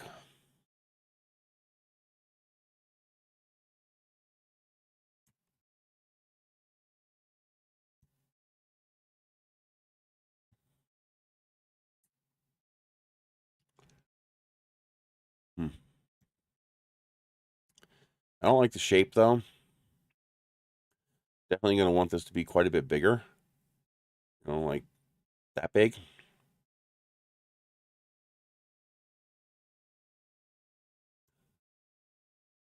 How big is that? That's 125 millimeters.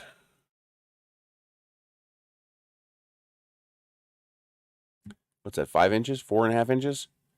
125 divided by 25.4. 5 inches.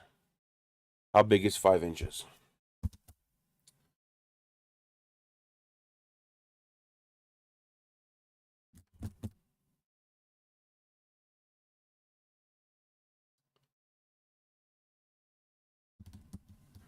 Do I not have a tape measure over here? I don't think I do.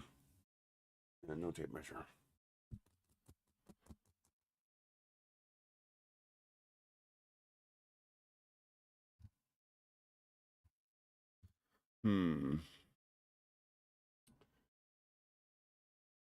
It's probably about as long as my hand, and that's about right. But I also need enough space to be able to press the buttons. So I'm probably going to want to make it 150 millimeters.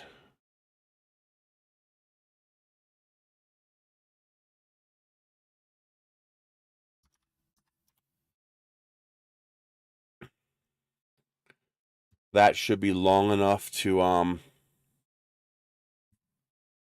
let me do what I want to do.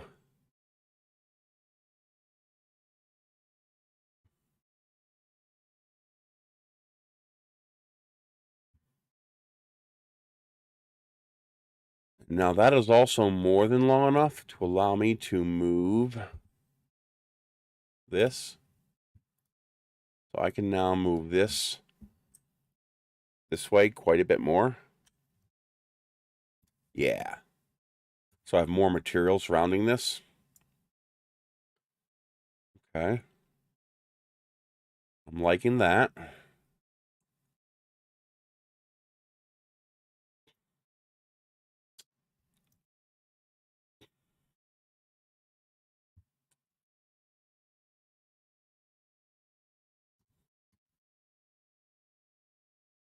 I could bring these way up here.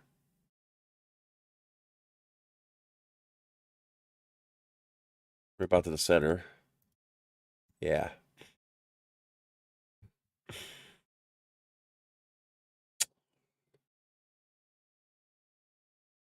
That would allow me to put the switches on the bottom.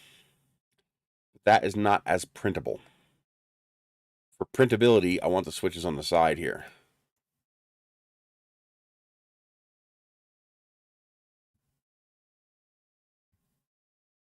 we do by 1 millimeter, then I can move them an exact amount. Like that. Make them a set. Stand them up. Okay. Not what I wanted to do.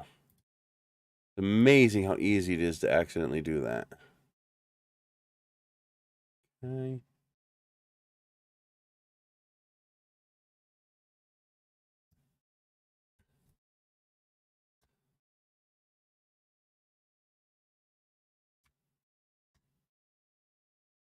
Okay.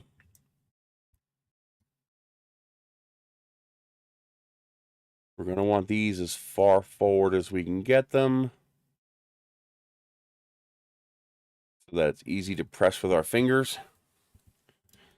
Now, the way I'm going to handle these buttons, this is 8 millimeters wide by 50 millimeters tall, which means I'm going to want a square 10 millimeters wide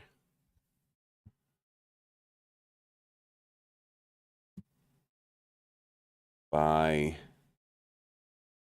10 millimeters deep.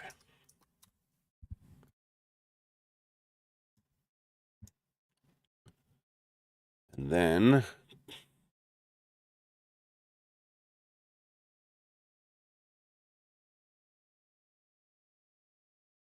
probably a little deeper. 12 millimeters deep. And then 70 millimeters tall, like 50, 60 should be enough. 65.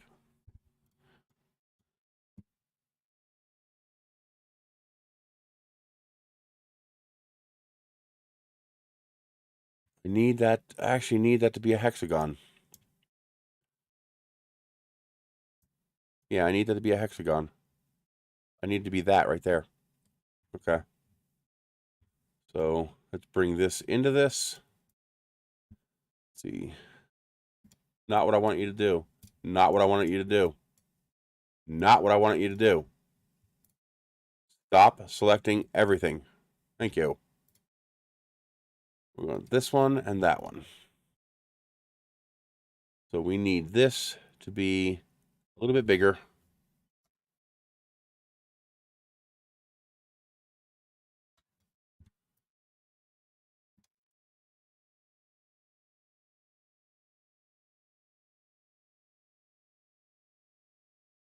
Yeah, that looks about right.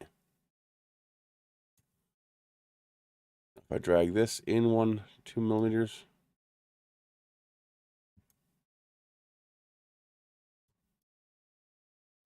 Okay. They are centered. Let's do 70 millimeters tall. That is the cut tool that I need.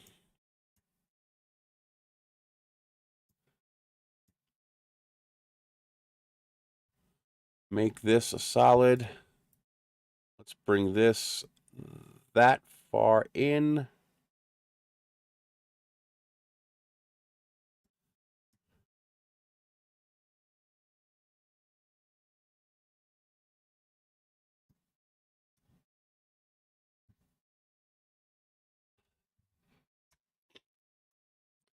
Center. Make you a cut into this. Here we go. That looks good.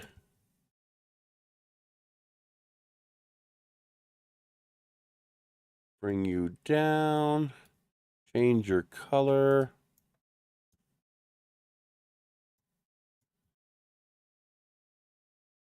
Plane here. 0. There. The switches are going to be in here. So the switches are recessed. So they can't be pressed by the flashlight simply laying on the ground. Hey, Gold Moon.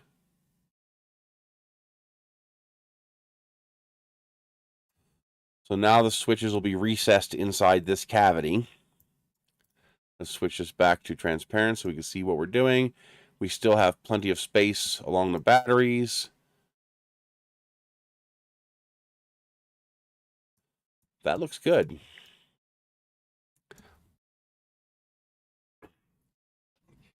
Now, you might be wondering, where's the light going to go?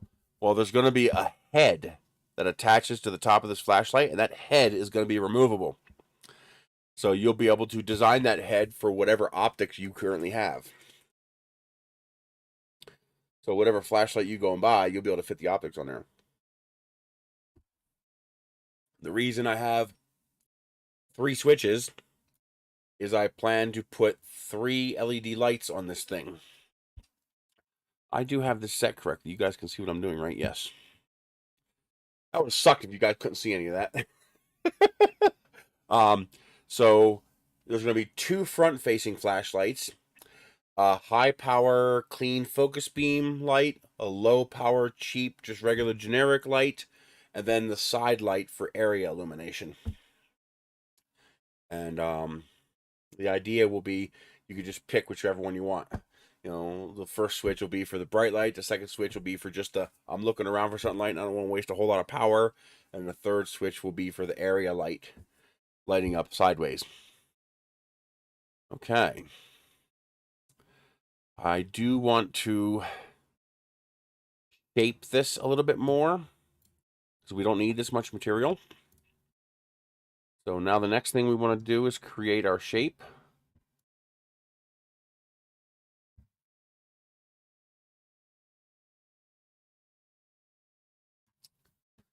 That looks pretty good to me.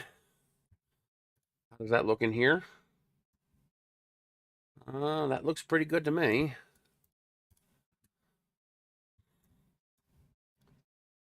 Let's drop that down a little bit to make sure we're cutting all the way through. Control D. Bring this one over here. Join these 2 together. Make sure we're only getting those 2. You and you. Join. Then we're going to center on this. But freeze this in place. Center. Now we take this and this. Join them. There we go. That is the shape of the flashlight.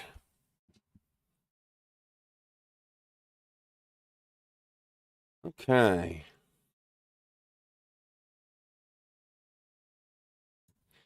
Now this I would like to reposition. So let's temporarily raise this up so I can grab this.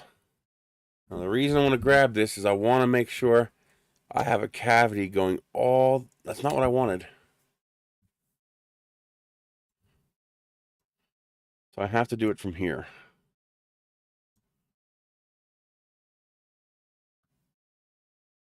Could you please go away with the stupid numbers? Thank you. We need to be about there.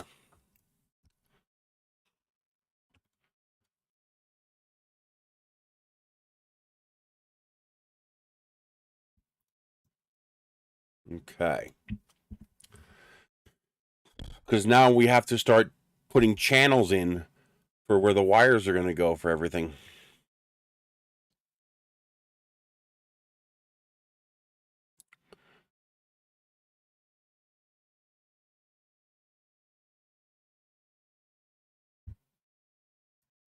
Okay.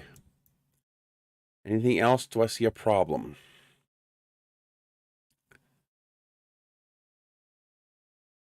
I don't think so. It looks good.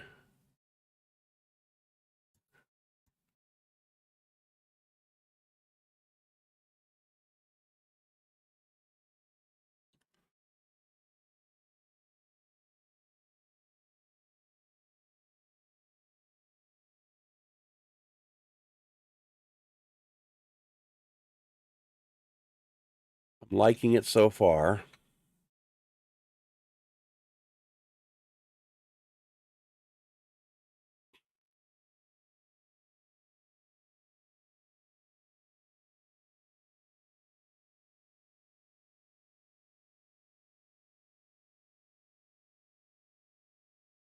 I don't see any issues.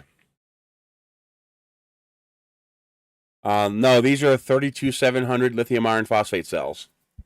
So they are these batteries. So they are 32 millimeter by 70 millimeter.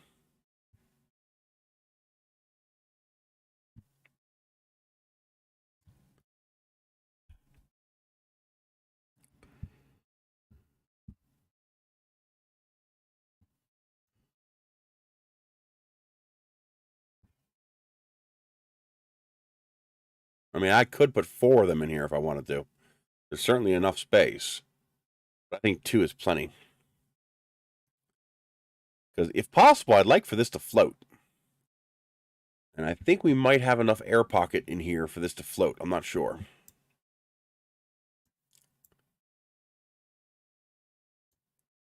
I don't need you. I do have to put a bevel on this so that that can print properly, because that's going to be a nasty bridge. TPU does not like bridging.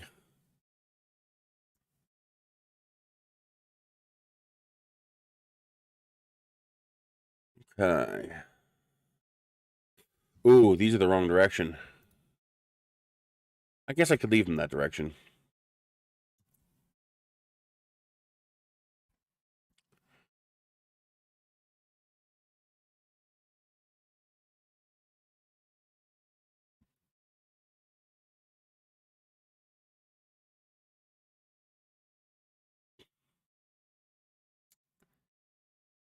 All right. I want to try to lock down this aspect here. Am I satisfied with this? Well, first, let's consider correcting this. Because I'd rather have the channels be vertical, because vertical prints easier.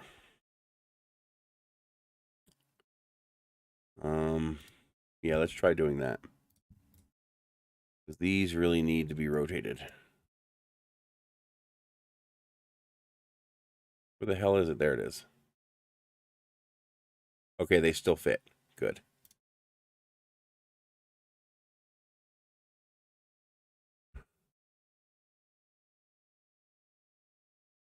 Whew, I was worried about that. Although that would have been easy to fix. Make them brown. A lighter brown. There we go. Okay. First step, dig out the battery cavity. So we're going to hide this. We're going to grab this. Unhide. This. We do not need the second one.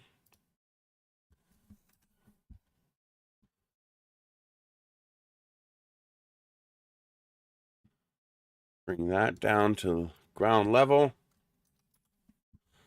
Now, we need a 71 by 33 cube.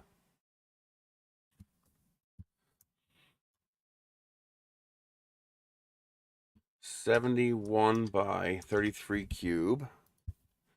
Really tall. We need to bring this into here. Line these two up. Now, it is, how big was it?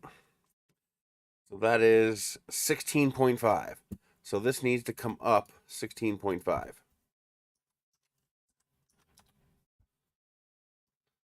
Then we join these two together.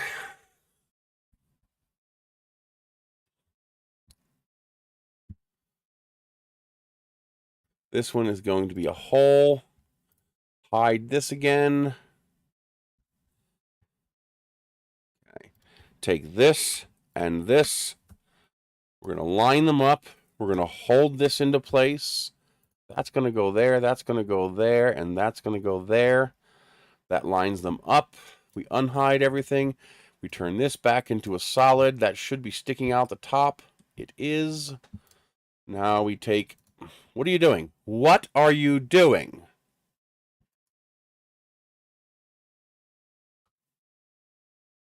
You weirdo. Okay, we take this and this, join them. Okay, now we have a cavity that the batteries fit in. Turn this back to transparent again. So the two batteries will just fall right down inside of here. Okay. We have the cavity for the switches. Now for the switches, I'm probably going to make a plate that will fit into here. And that plate, I'm not sure how I'm going to install that yet. It might be a screw instead of a plate. Like have a plate fit inside of here over top of these three switches. And then two screws here, here, actually here, here, here, and here. So that would be 4 screws to hold the plate in, because I don't want to glue it in, because I want this to be serviceable. I want you to be able to take this apart later and be able to repair it.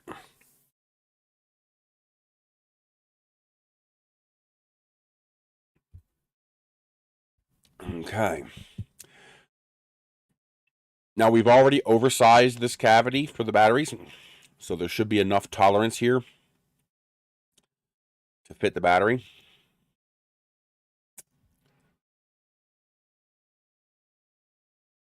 Okay.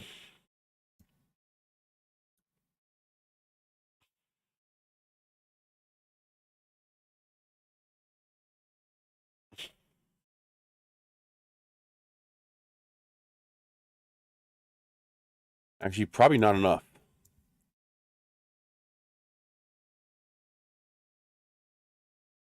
This tolerance is probably enough, but this probably needs to be longer.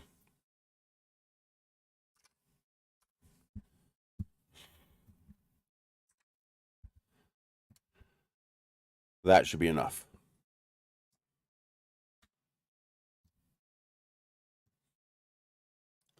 Because I have to put the nubs for where the stuff's going to go.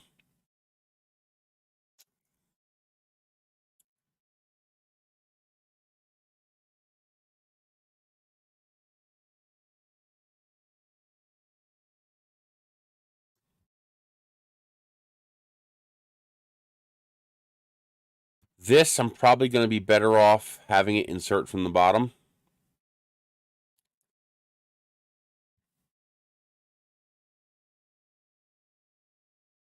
Yeah, it's probably going to be better to insert that from the bottom.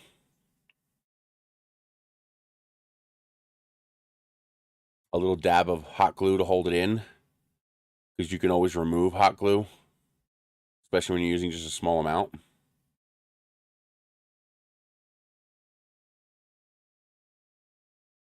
Yeah, probably better to do the hot glue for that. Okay. Let's hide this. Let's join this together. This is probably going to be a little bit smaller. Probably going to be more like that. So let's join. Wait a minute. First, let's duplicate this.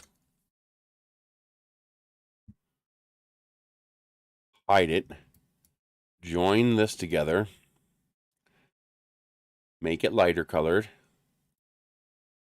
Now unhide everything.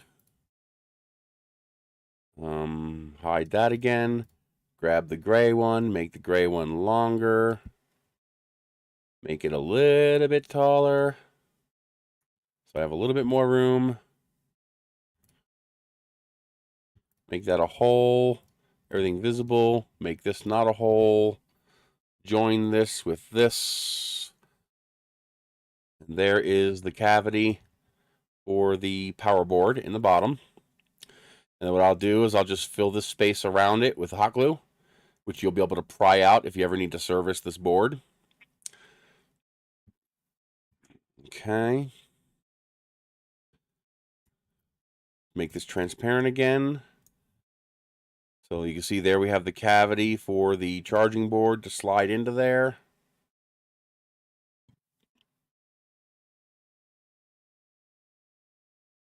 Okay.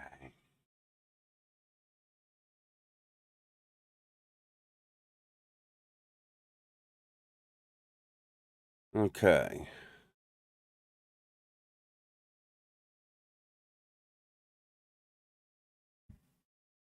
Okay.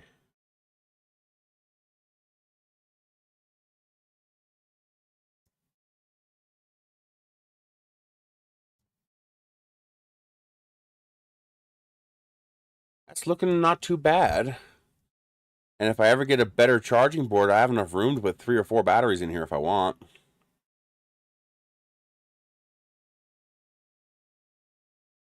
No, they'll just fall right out.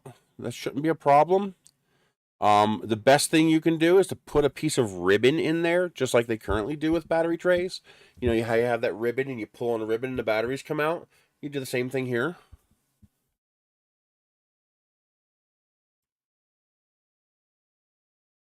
Okay. I'm liking this so far.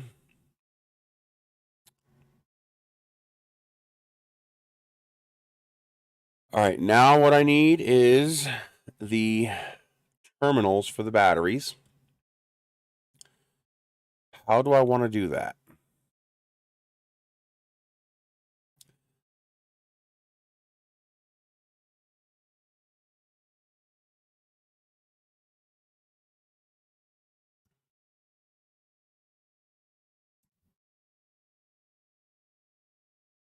The ideal way to do it is how?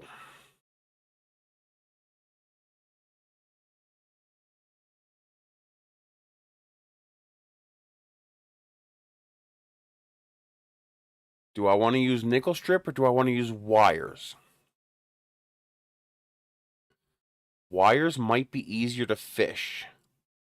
The battery contacts will be nickel strips. But the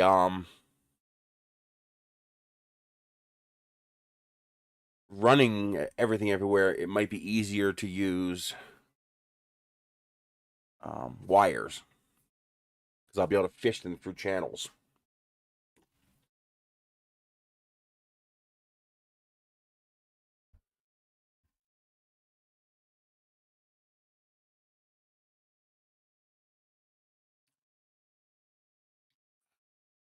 See. What is the best way to do that?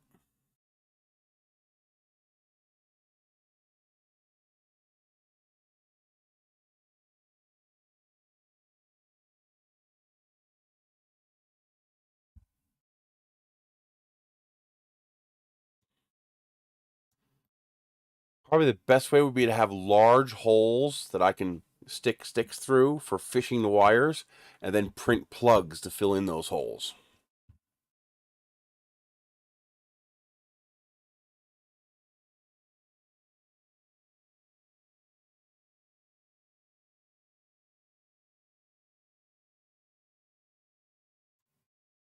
I could lift the batteries up higher.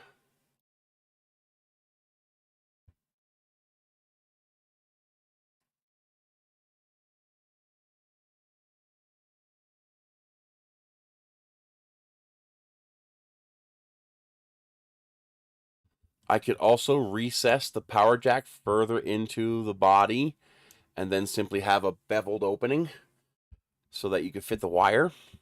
That would do a better job at protecting the charging board.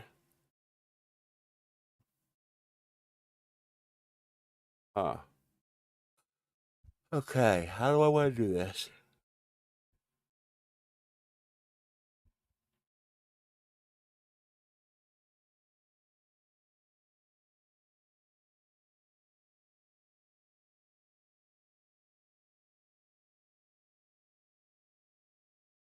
I mean, this contact is easy.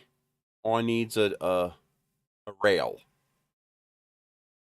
But this contact, a little harder, because that contact needs a nub.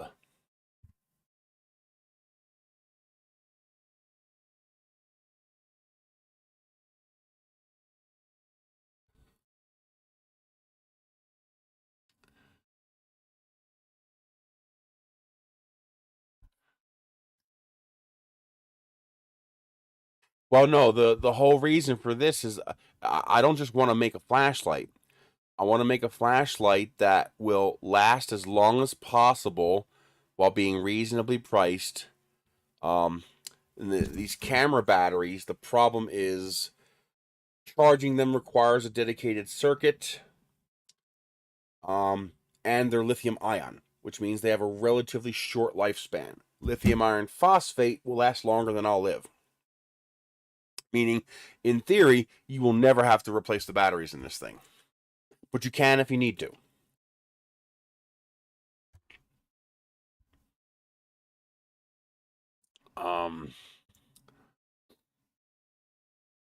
A tray would be easier, but it require more parts and it require it to be bigger. So I'm trying to make this one piece. So you only have to print 2 parts. In fact, the low power light might even be part of this part. No, because I want to use lithium iron phosphate. And the most affordable lithium iron phosphate batteries are these. See, chemistry is important. It's important that it be a lithium iron phosphate battery. And I don't think they make pouch. You know, they make these kind of lithium iron phosphate batteries, but they're huge. You know, as far as small lithium iron phosphate batteries, I don't think they make them any smaller than, you know, these cells, you know, like this.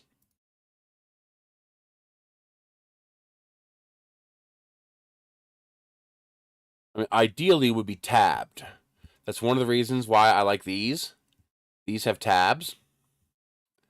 And tabs just make life easier. Tabs just make life so much easier. So it might be worth paying the money to get these, just to have the tabs. As far as lights, my current plan is to, for the dim light, I want to grab the cheapest dollar store flashlight I can find that uses a replaceable bulb, you know, the standard bayonet bulb. For the brighter light, I'm going to use a 200 lumen heart flashlight. I'm going to gut that for parts. And for the area light, I'm going to try gutting one of these for parts. I'm going to try getting the little LED out of this. Because I can get that for $1.25.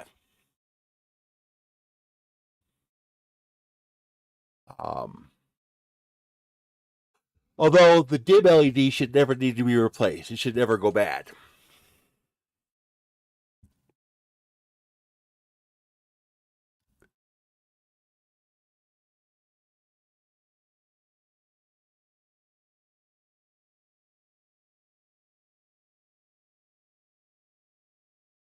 Now, designing for these switches actually shouldn't be that hard. That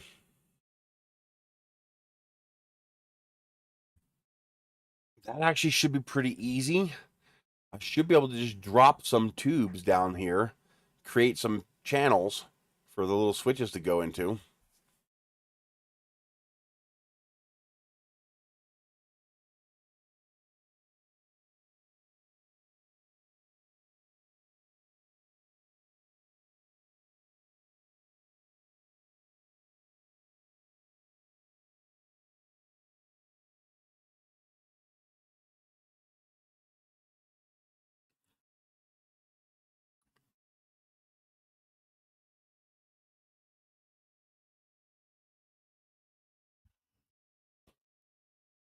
And then there will be holes in here, and there will be a plate that covers these switches, but has openings for the switches. And then you'll have screws. You'll screw here, here, here, and here, and that'll hold the switches into place. So I can do a little tiny dab of hot glue to hold the switch, and then the plate will actually hold the switches. This way, if you had to open this up and tear it apart, you could.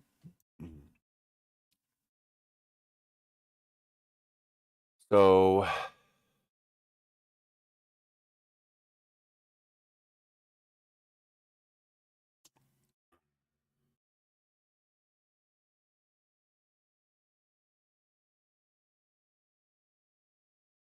let's get the tubes in. Turn that back to solid. Let's put some tubes in here.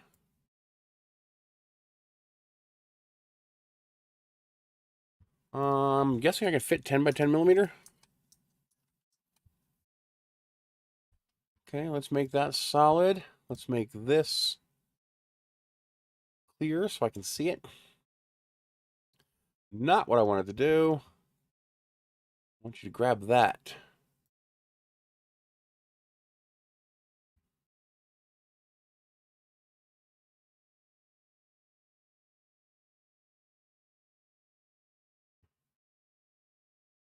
Come on. Always got to be so fussy.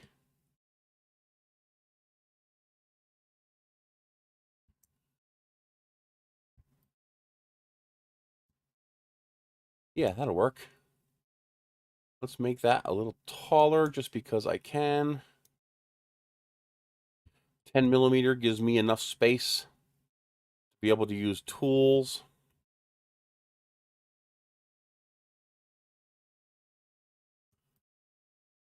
And we could bring that down a little bit more.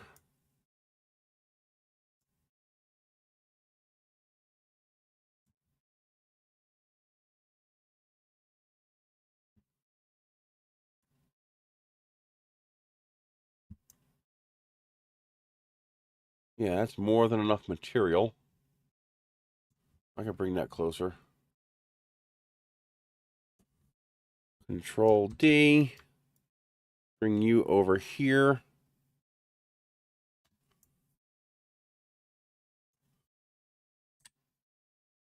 Join these together.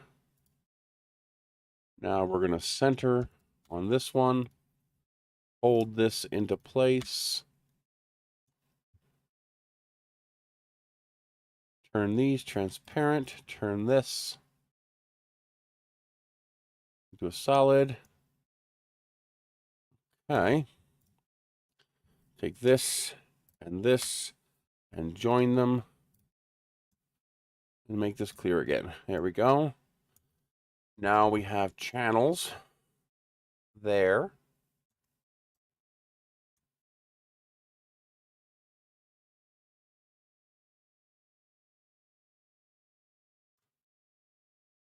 Oh, wait a minute. I got to get down to here.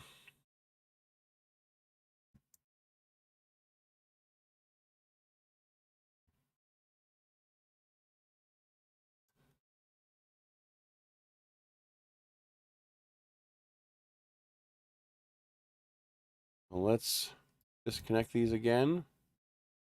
Let's make that clear again. These need to come all the way down. At least there.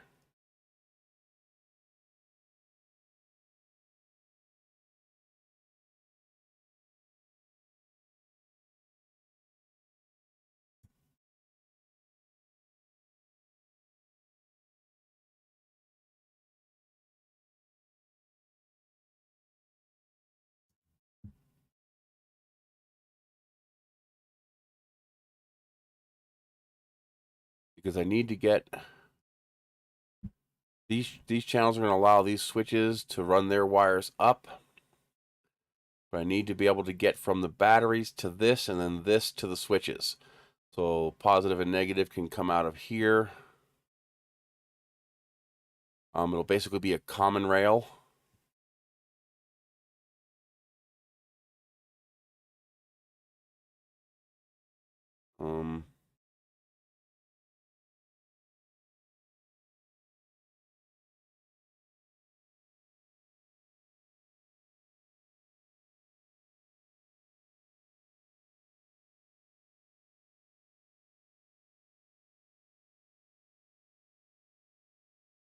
See, part of the idea would be I can run a wire from here up and out, a wire from here up and out, solder them together, and then shove them back down inside the hole. There'll be enough space where I can solder all the wires outside of the flashlight and then shove them inside the body.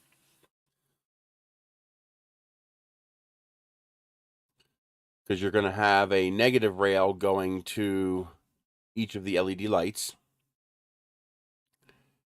And then you're going to have the positive rail go to the switches. And then the other side is going to be a positive wire also coming out of each switch, going to each of the lights.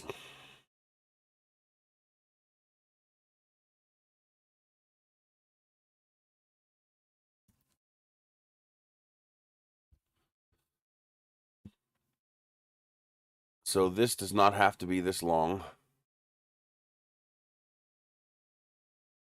I did not want you to do that. Come on. Work with me.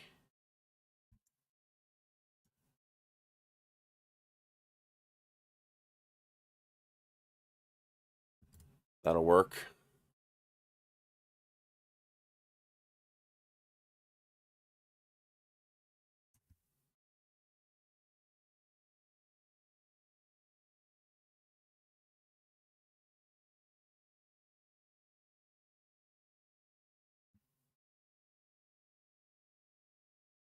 Actually, I could run that all the way down to the bottom. Yeah, I could run that all the way down to the bottom, and I could rotate this sideways. Oh, I should have thought of that.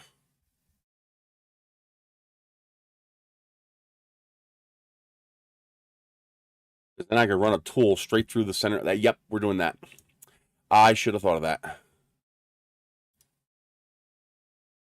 I should have thought of that. That's going to make life so much easier. All the way through. Absolutely. Definitely running all the way through. Because that will make putzing with it so much easier. No, because the batteries from RC cars are going to be lithium ion. Because this is a use case type thing. Lithium ion has a higher power density, so a smaller battery can contain more power. And also, lithium ion is typically able to put out more amps than a lithium iron phosphate. So with an RC car, you don't want to use lithium iron phosphate because you want minimum size, maximum power, and maximum punch. So you want to use ternary cells with RC car because you want the smallest battery you can with the highest power density and the highest oomph to be able to drive that electric motor. We're running a flashlight, so we don't need a gratuitous amount of power. And they go boom easily, yes, because they got a lot of power. The lithium ion, the properties are it's less power per cubic volume of space, and they can't put out as many amps typically, but you're trading volume and amperage for long life. So if you burn up an RC car battery after a year or two, you're not going to care because it's giving you the performance you need. While with a flashlight, if you have to replace $11 batteries every couple of years, you're going to get a little annoyed. So I want this flashlight. I want to be able to plug this flashlight in 10 years and it still works. 15 years and it still works. And I'm even thinking about trying to integrate a solar panel into this so that it can trickle charge if there's any light whatsoever. This way we never have to worry about the batteries going completely flat if you forget to plug it in. Although that won't help you if it's in a drawer.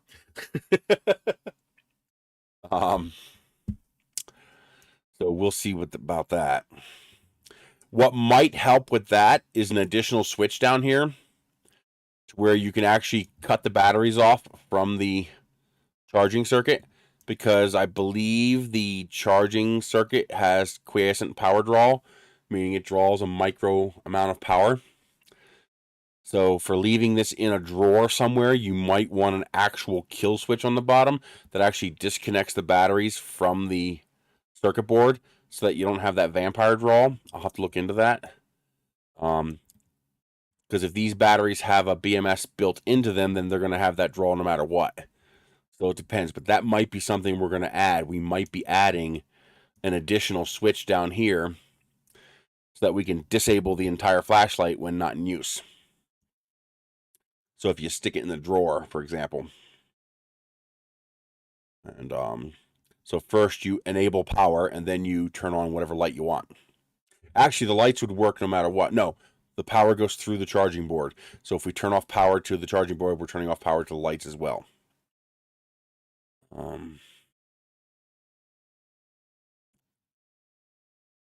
Let's see. So let's see what this looks like. Yeah, so what we would do is we would run this through this. So now we'd have a channel going straight through the whole thing. I'm going to rotate this 90 degrees so that we have better spacing between them. That's looking pretty good so far. I'm also going to take a chunk out of here so that we have a space to stuff the wires when we're done wiring everything up. You know, so nothing gets along this edge here, and otherwise it'll fit right inside here. Although whatever leftover wiring we have will fit inside of here.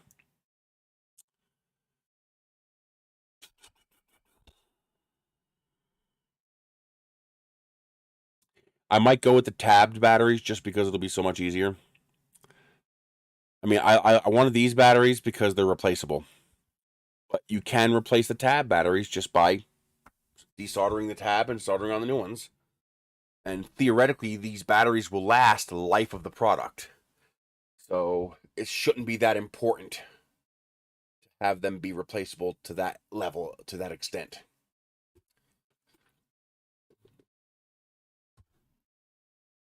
Meaning, I think I'm overthinking it. I think I'm,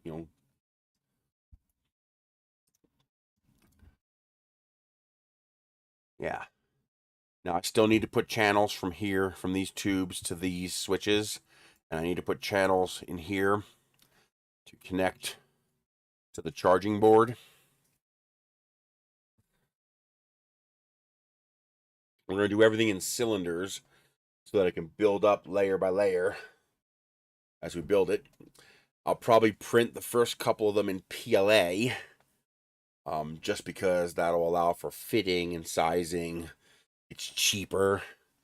And then once I nail down the design, now I could also, this might have enough structural integrity to handle, like, for example, being in a hot car, as long as you don't leave it on the dash. It might have enough structural integrity to handle that. And then I could just put TPU bumpers on the end for the shock absorption. But ultimately, I think I would rather just print the whole thing out of TPU. Because that'll just be so long lasting if I print the whole thing out of TPU.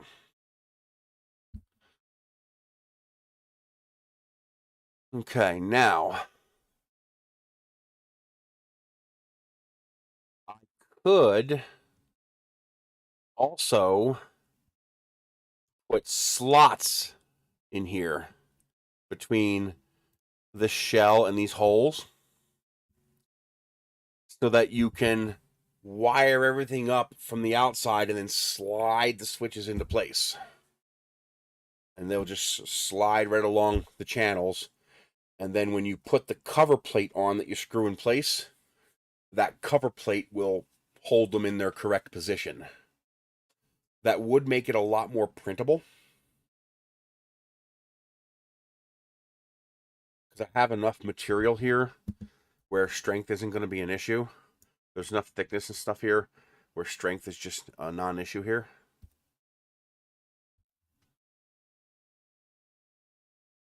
So for example, I could do this. Let's go back to solid. Let's put the work plane here.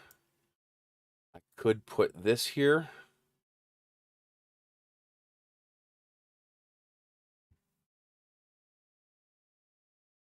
And let's make it, I'm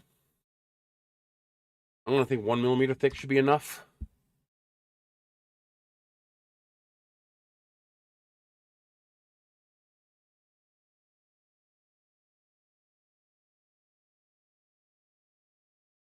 See? Do that. Then just bring this down to where the bottom switch goes.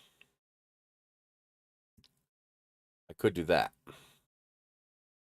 That would make installing these switches a whole lot easier. Oh no, I couldn't do that. There would have to be enough room for the switch to get through here, which is not an insurmountable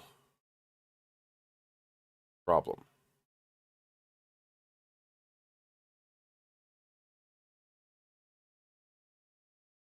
That is not an insurmountable problem.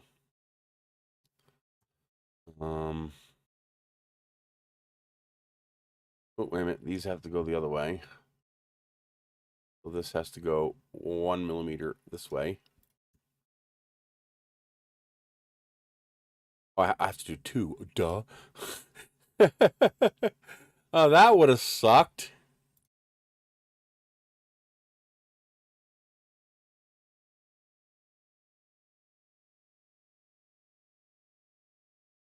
Oh, no, that will work. Yeah, that will work. In fact, that'll work just fine. Yeah, that'll work. Okay. So now what I need to do,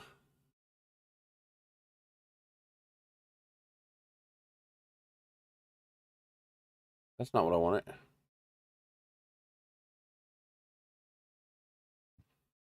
Now I need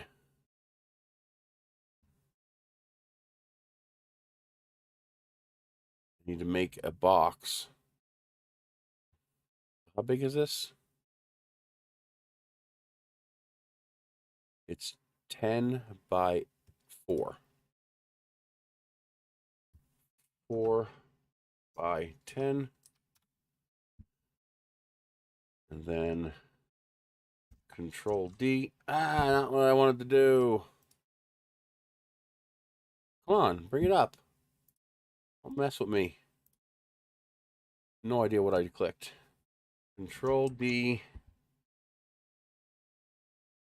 This is also going to be 4, but it's going to be 7.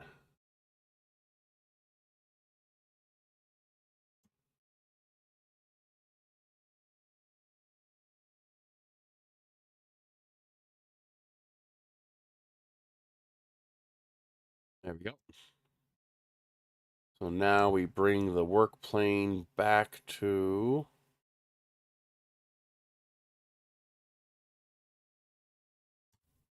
Let's hide this. Put the work plane back to here. Then bring this down to the 0 point. Why would you do that? Why would you do that?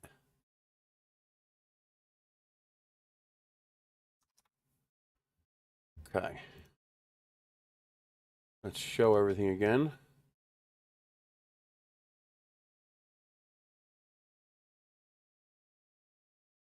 There. Take this and this.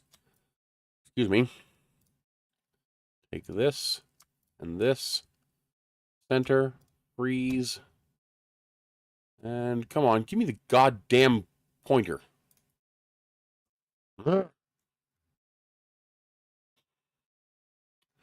Okay. Yeah, that's enough material. I can live with that. Actually, I can make that smaller. Because I can the switch depresses. So this can be smaller. I could probably get away with making it. Why would you? That doesn't even make sense. I can make this 3 because I can push the switch and slide it through. Because it was trying to snap to grid. That's why I did that. Okay, that'll work. This, come on, this, and this. There. That'll work. So now the switches will slide right through there into these channels, which will make hooking up the switches super easy. Okay.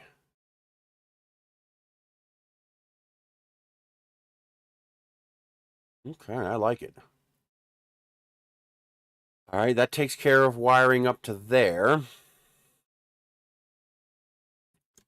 Go hollow again. Wait a minute. Why is that like that? That should not be there. I know why.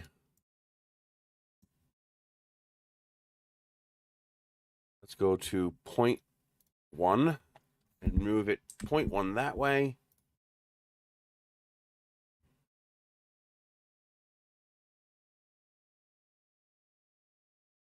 And that does not cut it. Perfect. And that needs to move as well. 0.1 that way. They're slightly overlapping. Hey, John, how you doing? There. Now it does not ruin my nice finish. Okay. Ooh, I'm liking this.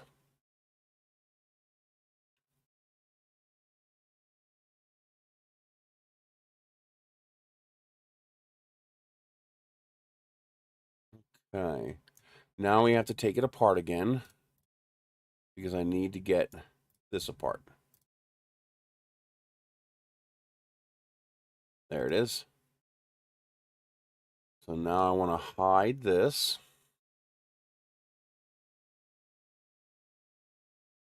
That works. I can grab these, rotate them 90 degrees, bring everything back. I can live with that. That looks pretty good.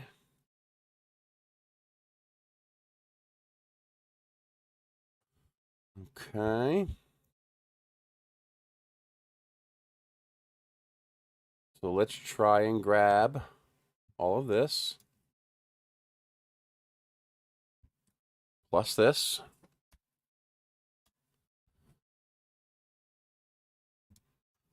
There we go.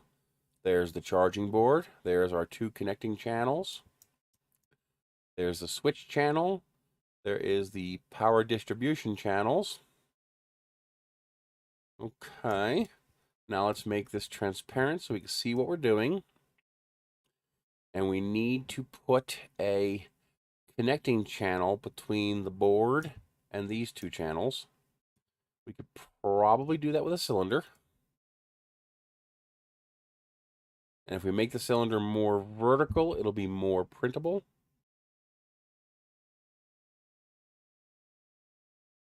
Okay. Make that a little wider. Okay.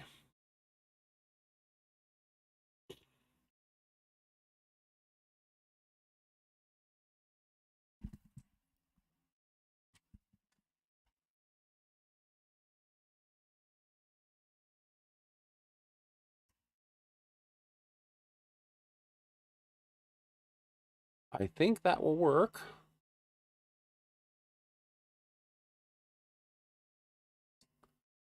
And that should be pretty printable.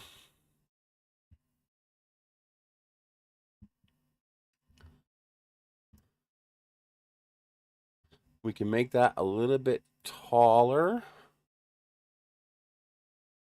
to make the angle a little more acute. All right, change this back to this, and then that should grab that piece. There it is. So now we have a place to slide in the charge controller. There's a block here to stop it from going in too far. Our power conduits on the right and left. There's an opening here, a cavity here to allow wires to get from the charge controller to the power conduit channels.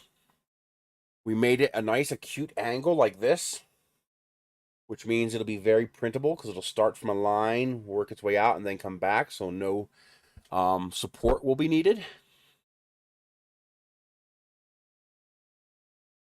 Okay. We have a way of sliding the switches into place. This won't matter because that'll be covered. Remember, our objective is to make this serviceable. We want to make sure that we can play with this in the future and, not have any issues. So we can solder up the switches outside of the device, slide the switches into place. There's going to be a little cover plate that's going to be submerged in here, and it's going to have screw holes to screw that cover plate in, and that will retain the switches and keep them from moving around. Okay. Now, how does this work again? Let's see here.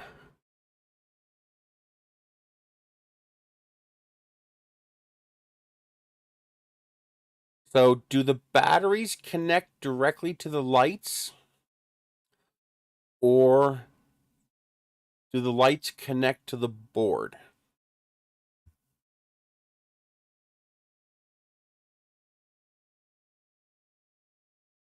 It looks like the lights connect directly to the... Oh, so what's to stop it from over discharging? Are these protected cells?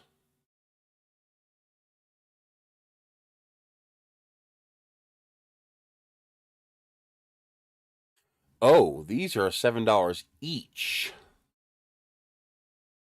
That makes them more expensive than these. So I'll probably go with these. But are these protected?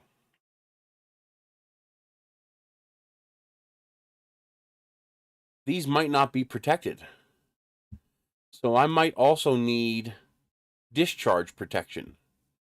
So I might need that extra little circuit.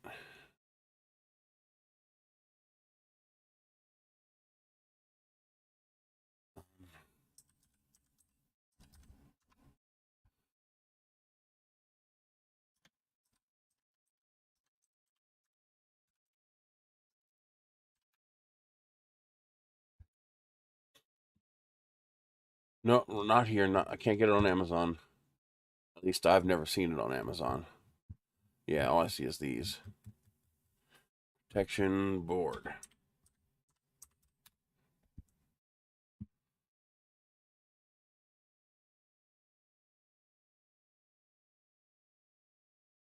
I think I might need protection board.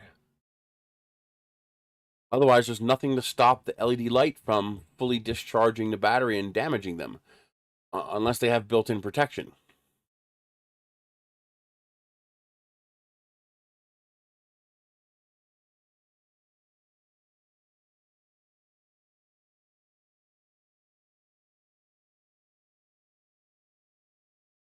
Does it have a protection board?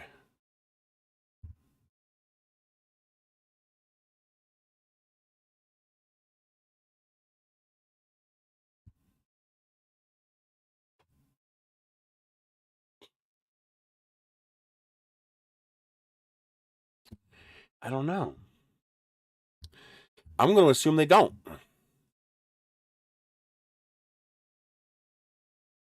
That's shipping. That's $3.50 shipping and handling, and then 90 cents shipping per cell after that. So we would be looking at 14. Now, why does it say $3.90 shipping?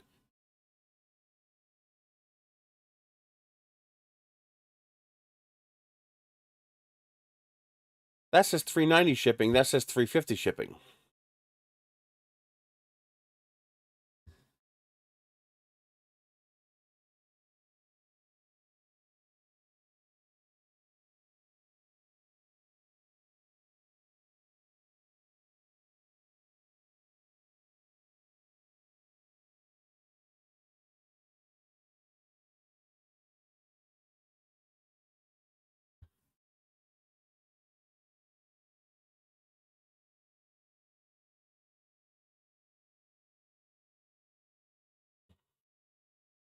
Well, that's per cell, so that's 14. So that's $19 for 2 cells.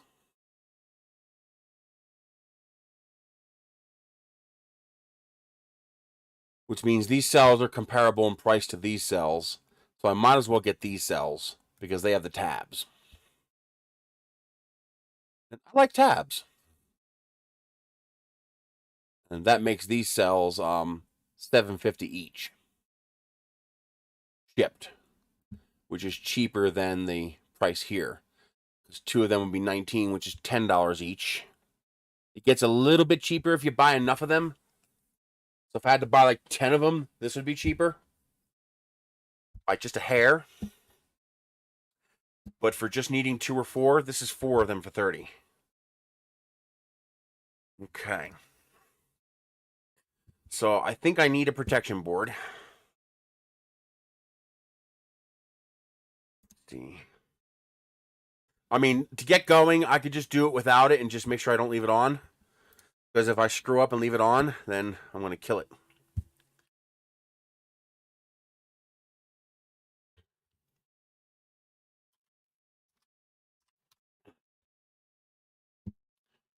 So I need a couple of these little itty bitty boards.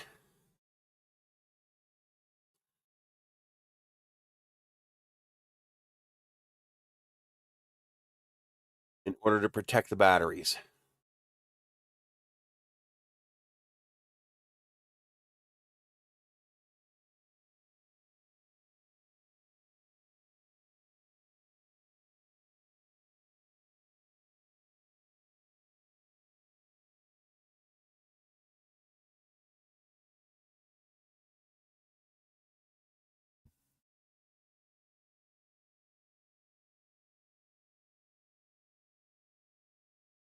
So which one would I want?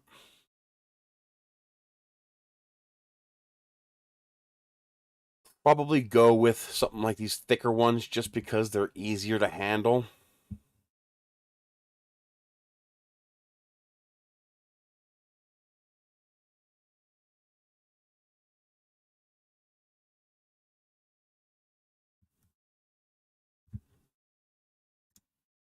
Let's see if there's anything on Amazon.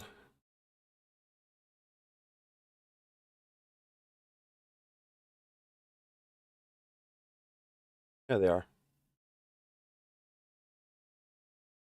That's 12 amp, which is way more than I'm ever going to draw.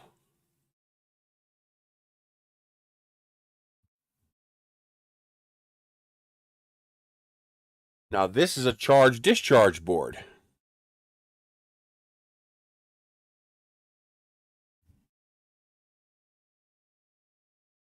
I think that means this will do both.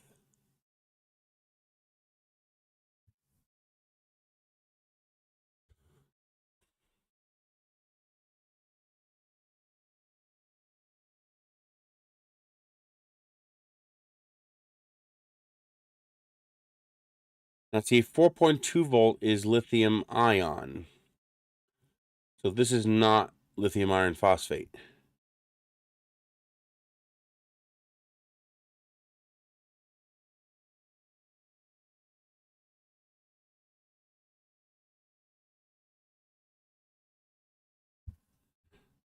Oh, yeah. You're going to retrofit a car charger with that little board, sure. Okay, so that is no good because that's lithium. I need... Now that says... I need lithium iron phosphate, which would be this one.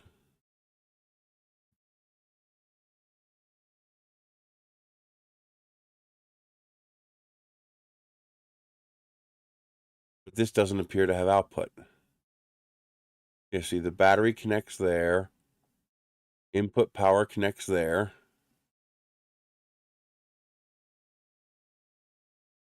Yeah, but without separate input and output power, how would it prevent over discharge?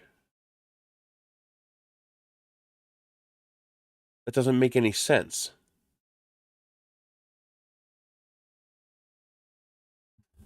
You need 3 connections.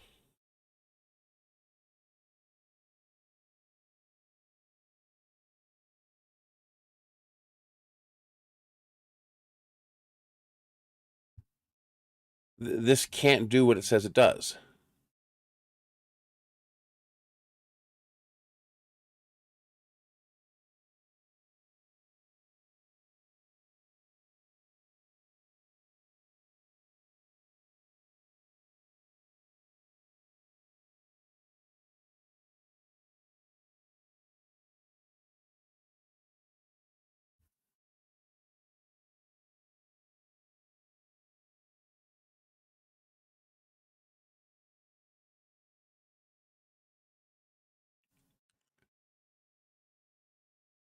All right, here's one that's for lithium iron phosphate. But that's for 4S. I don't need 4S.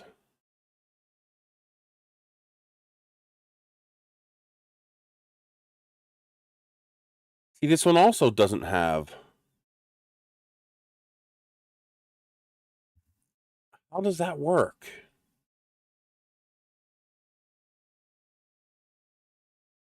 This is your common negative. And then battery 1, 2, 3, and 4. And then here's your power input.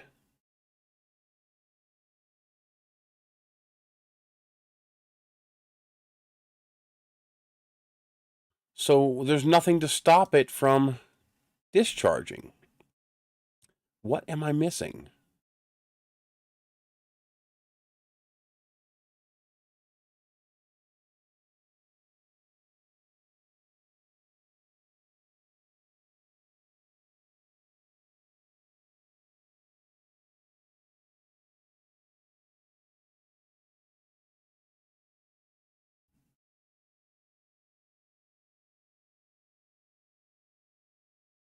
Yeah, see?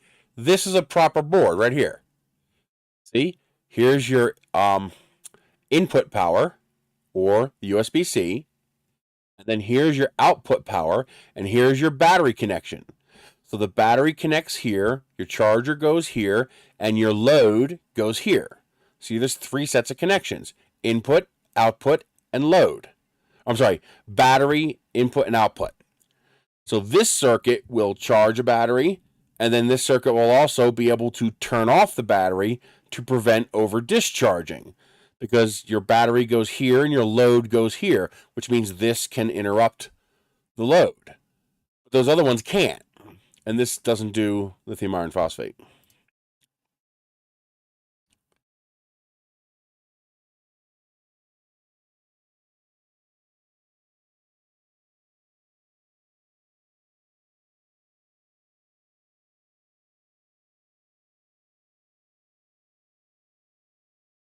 That's lithium ion.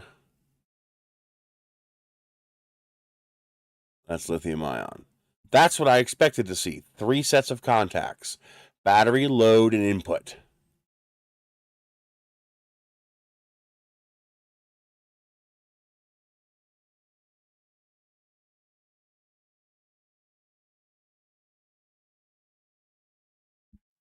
Otherwise, I think I have to use something like this. I have to have one board for discharge protection and one board for charging, because these are all lithium ion.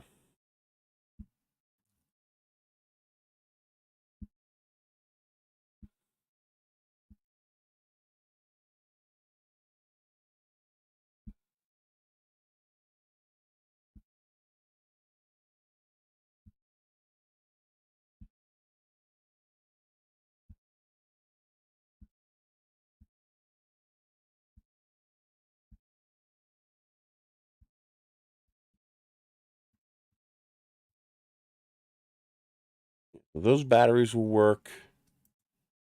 This will not work because this is um, it's a 4S.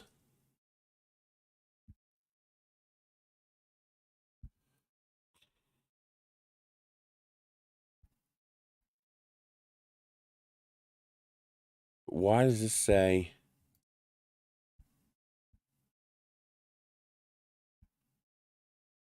This is a charging circuit, not a protection circuit. This cannot do what it says it does. This can prevent overcharging, but not over discharging.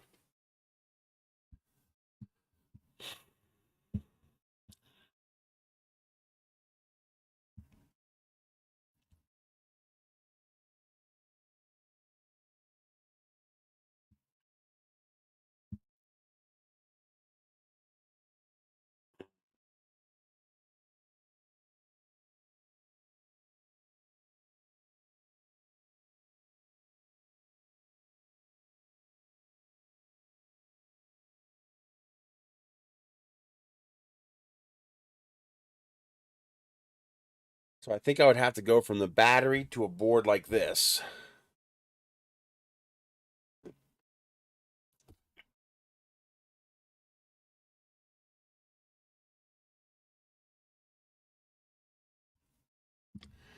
And then to the LEDs through the switches.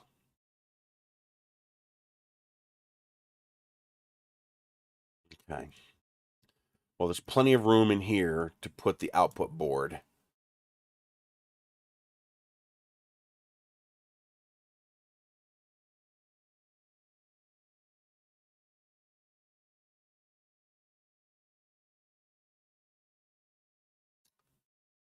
And then I can run a channel from here to here. That's not a problem. So if we do this, let's go like that. Increase the number of sides. Rotate 90 degrees. You're in New Mexico? Cool.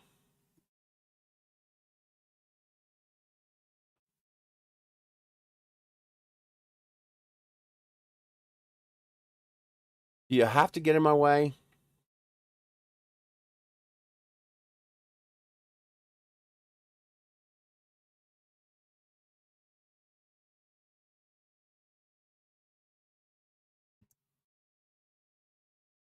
So that gets me into the power channel. Now, Control D, flip this way, bring this over here like this.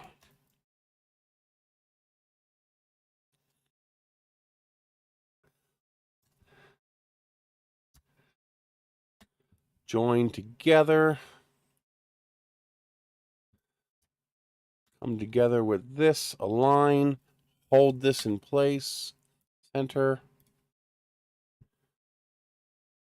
Okay. That looks good.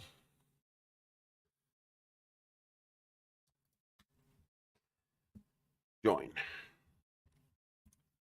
Okay, now I can go from the battery compartment into the power distribution rails. The switches can get to the power distribution rails.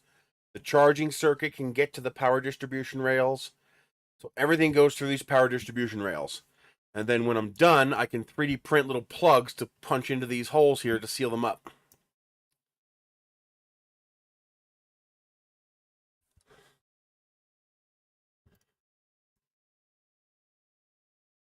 I mean, I think that might be enough for an initial test print.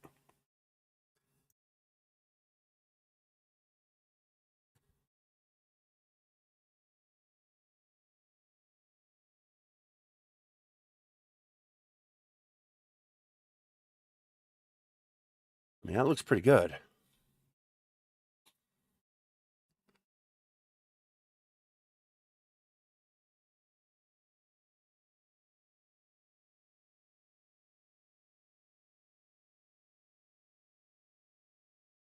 I could make them go straight up through the top, make it even easier. Matter of fact, I think I will do that. I'm going to do exactly that.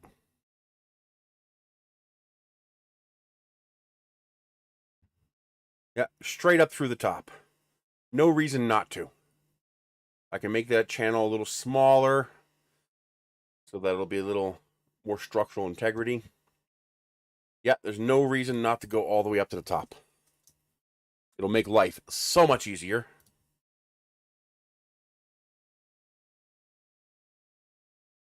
What is it doing? Like, what is this highlighting it's doing? There it goes. I don't know why it does that. But yeah, there we go. Yeah, there's no reason not to have it come all the way out the top. It'll make it so much easier to shove them wires in there.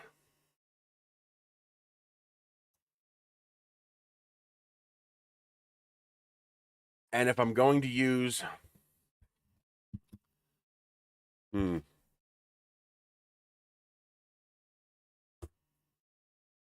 was thinking I could shove 3 batteries in here. There's enough room.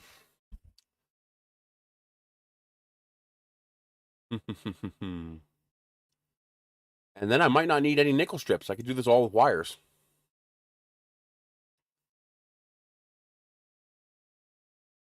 Yeah, this could all be done with wires. I could wire this whole thing up on the table and then slide these parts into this. The only part I won't be able to slide in would be the charging circuit, but that only requires 2 wires.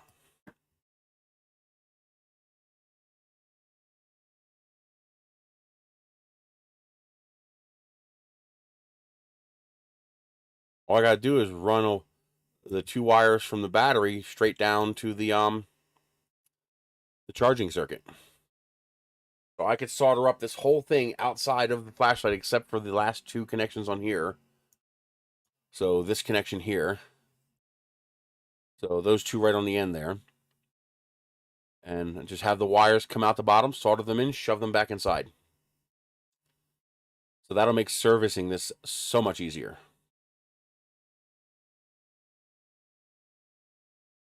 I mean, the ideal solution would be to solder the whole thing externally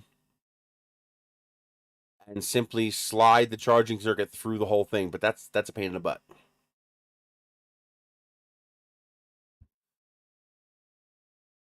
It'd be much easier to do it all through these 10mm channels. How big is this? 3 inches wide. That's not so bad. It's a beefy flashlight, but I want relatively beefy. I want something that's not going to get lost.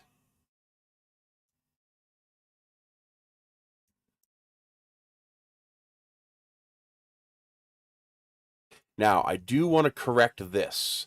I don't like this sticking out the bottom like this. There's no reason to.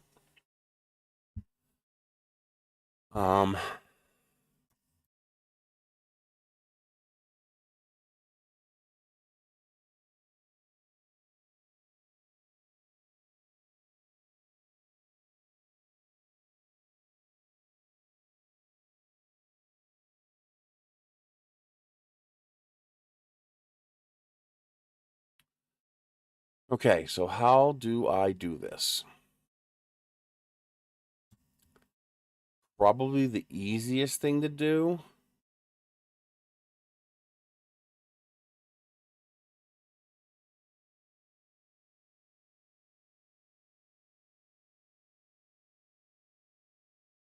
let's get rid of this. Nope, I gotta discombobulate that again. There we go. So if we take this and hide it, I'm gonna want to join. Let's make this a little longer first. Not what I wanted to do. That's what I wanted to do.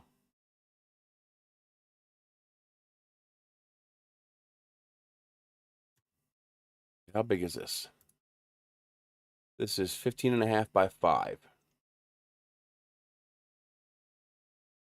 So if I put a pyramid here, I need to make it 3 to 1.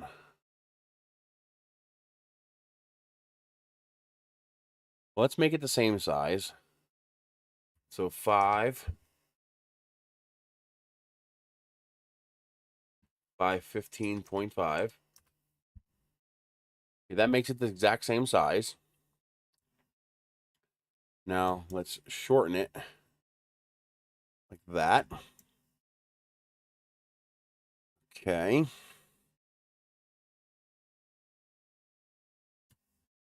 Now let's make it 5 bigger.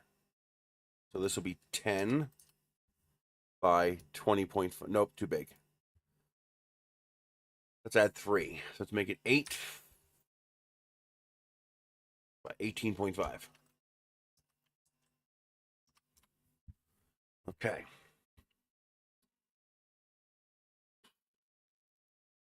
Now we're going to take this and this. We're going to align them. We're going to freeze this into place.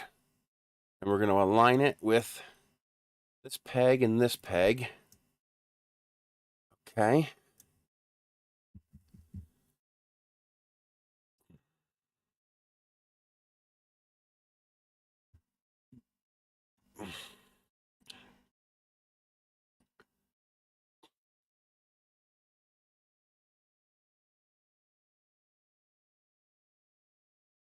Okay, that's close enough there.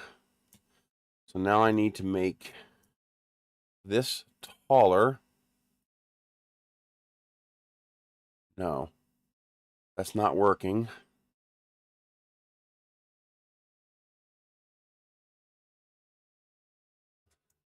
I need to make it wider.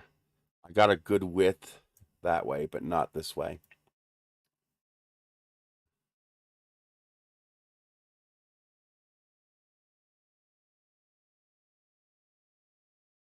Lick my balls.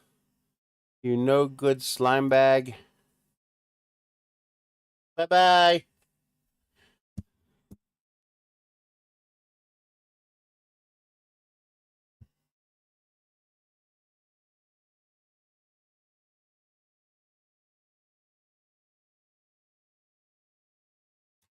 Okay. I'm going to make this a little wider.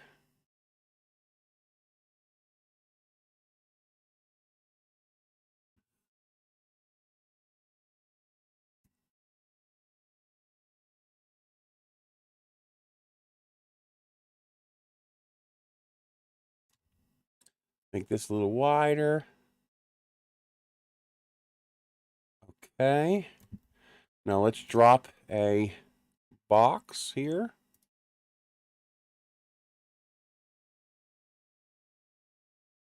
And let's bring it up to about here. Take this and this. Join them. Now we take this and this. Align with this here and here. Okay. Nope, that moved it. I did not want it to do that. Okay.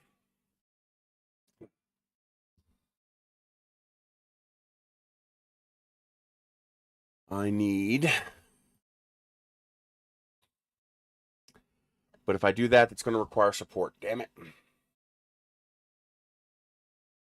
The only way that won't require support is if I bring it in exactly. Okay. So that has to come right to there. That has to come right to there. That has to come right to there.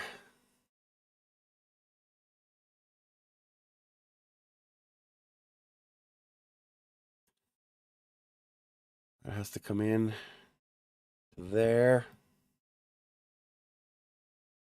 That has to come in to there.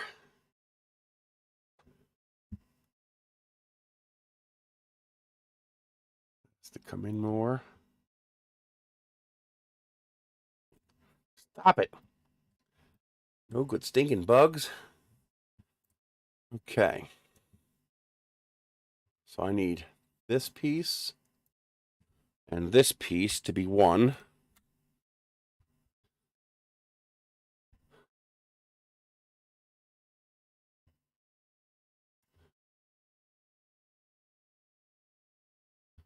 Come on.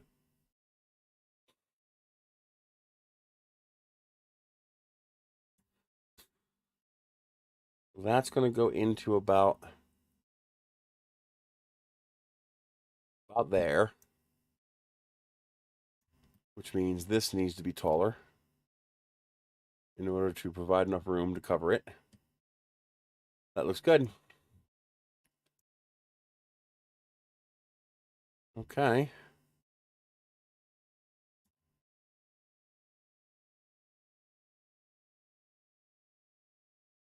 That looks good. Stop it. Damn it. Those little freaking flies keep going after my eyeballs.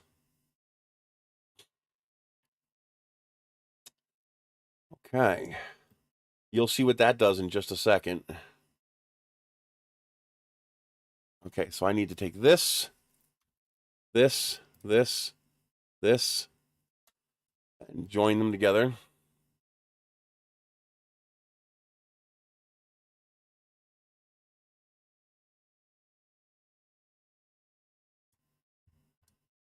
Show everything. Make this a solid again. Now, select all of this and join it. Okay. Switch channels, power conduit channels. Wait a minute, I'm missing something. Why didn't that join? Why isn't this part of it?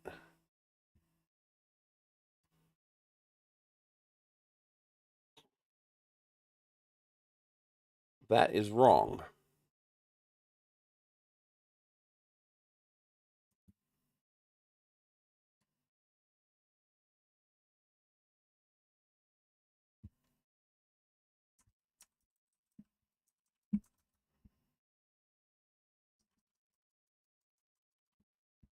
What's wrong with this?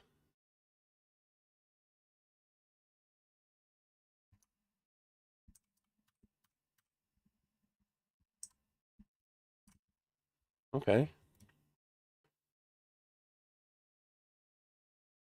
Why isn't that joining? I mean, I guess I can. No, I don't want to do it manually because then I'll get the other part that I don't want to get.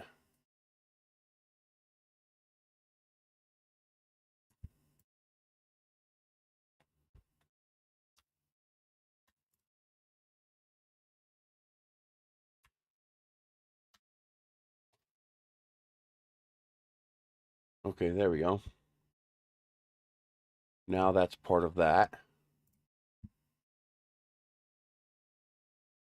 Now it's part of that. Okay.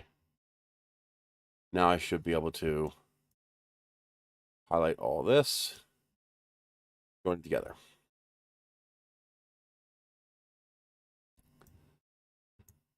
There we go. Now you see what I did here is now this sits inside of a cavity that actually widens up a little bit. Why is it not joined to this? What's your malfunction? Why is this so hard for you to do as you're told?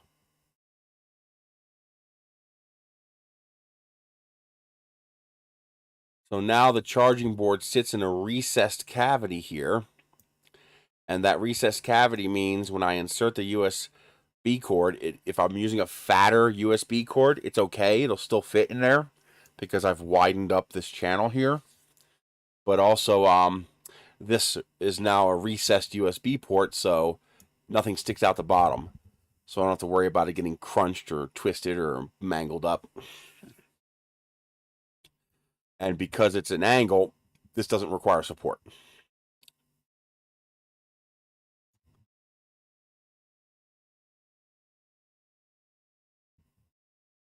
Okay.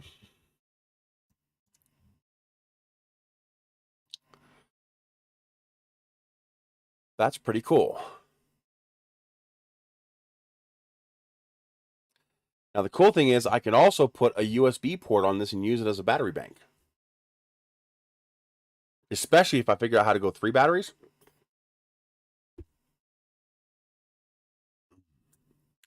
If I put 3 batteries in here, that would be these batteries are, I think these are 20 watts. That's a 60 watt hour battery. That's actually a pretty substantial battery.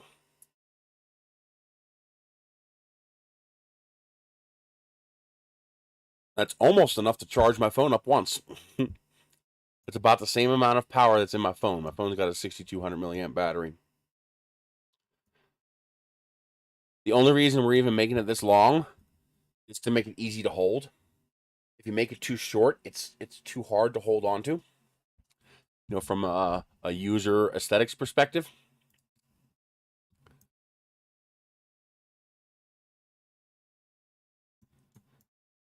I think I like it. Does anybody see any major design flaw or major issues with the idea?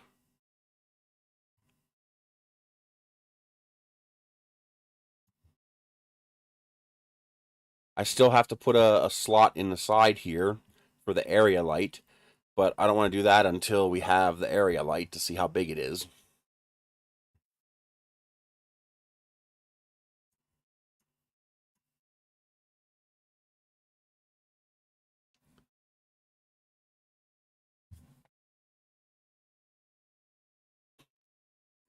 Now, the only bad thing about having the charging circuit like this is that you can't stand it up while it's charging.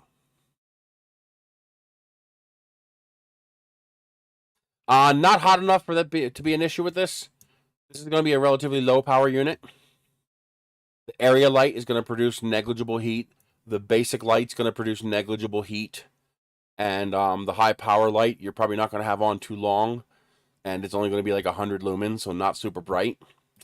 but also this is not the entire flashlight. This is the power and switching body.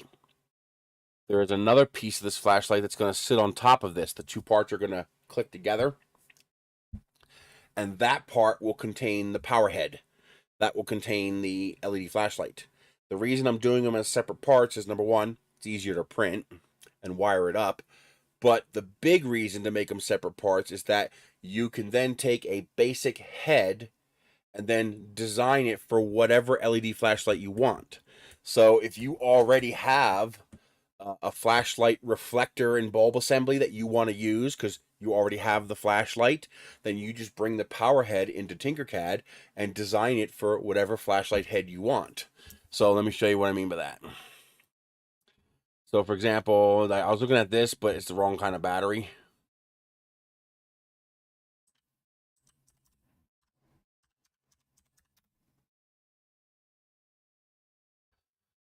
So you could take this flashlight, for example, and you could install both of these heads into our flashlight body. So you could take the guts out of this one and the guts out of this one and have a, stop it! You could have a 26 lumen light and, oh, I'm going to get real pissed, and a 55 lumen light, so you can choose how much power you want to consume based on what you need. And then, of course, we're going to use this as the area light, assuming that circuit board. If that circuit board's as big as an entire switch, then no. But I'm hoping that's just a little tiny circuit board back here, and I'll be able to integrate that into the design. Not what I wanted to do.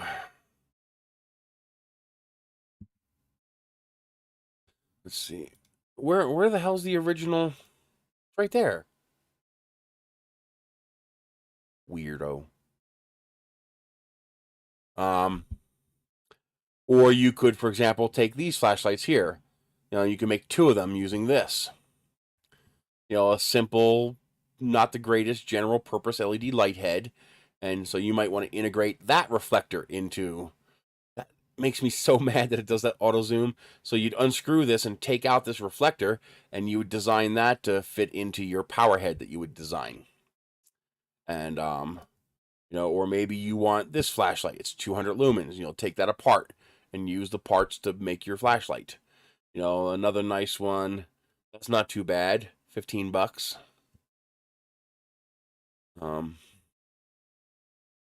But you know, you want to go cheap. You know, cheap lights. There's no reason to go expensive. You just buy a nice light if you want to use a nice light. Or maybe you want a big spotlight head for it or something like that, you know. So you can, you know, whatever flashlight you happen to have handy. For example, how would I find them? Let's do old flashlight. What would really nice is if you find old flashlights at thrift stores or yard sales. For example, where is a classic, just generic, simple flashlight? You know, the classic Rayovac plastic flashlight. You used to be able to get them anywhere. It takes the standard bayonet. There you go. Like those. So the idea is you got flashlights like this lying around, like this cheapo plastic one here. Okay? This takes a bayonet style bulb. Are you seriously telling me you took pictures of every single angle of these flashlights except the lenses? Seriously? Who does that?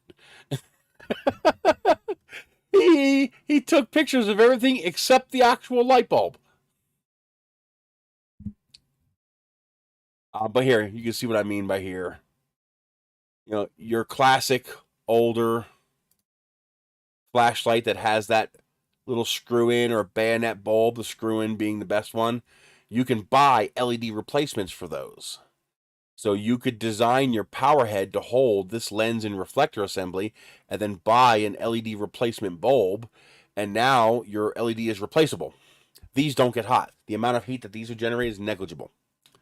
But, you know, that style of flashlight is the idea I was looking at. I didn't realize that all the flashlights at dollar stores now are all LED. Like, they don't even have incandescent flashlights anymore.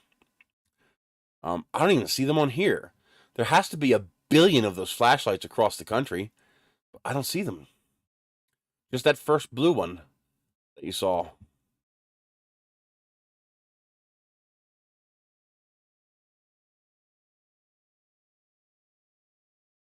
I cannot believe there's none here. Wow.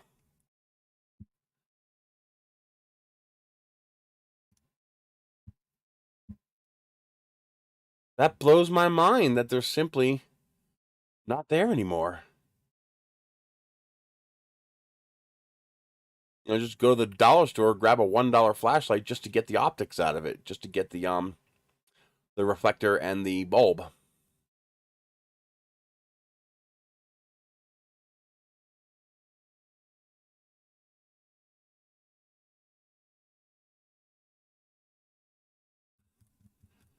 Let's try this flashlight. Eveready.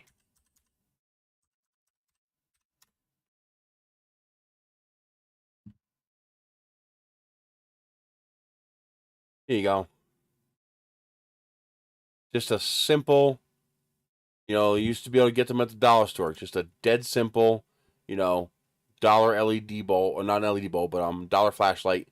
All you're going to grab out of this is you're going to grab the reflector assembly. And then what we would do is we would 3D model our power head to fit whatever reflector assembly we get as a donor. Here we go. Here's another one. Here's your old school, just typical plastic flashlight.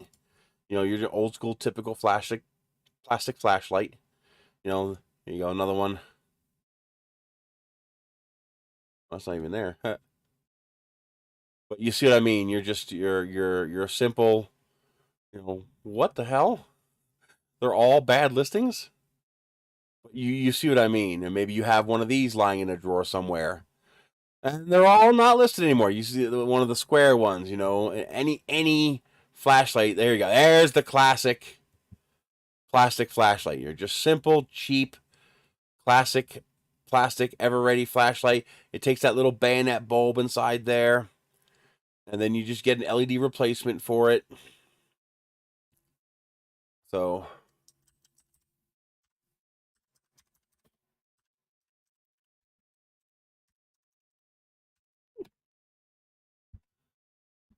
they might not even sell the bulbs anymore, but there you go. Here's the bayonet LED replacement bulb. There's your mag light LED replacement bulb. Here's your bayonet. They should have screw-in ones too, if your flashlight is that kind of bulb.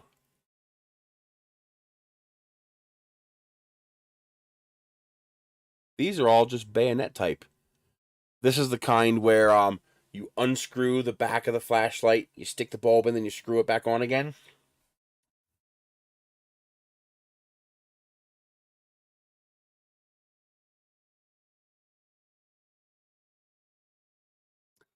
I don't even see any screw-in type. Because some, here you go, see, like that, that's a mag light. But some of the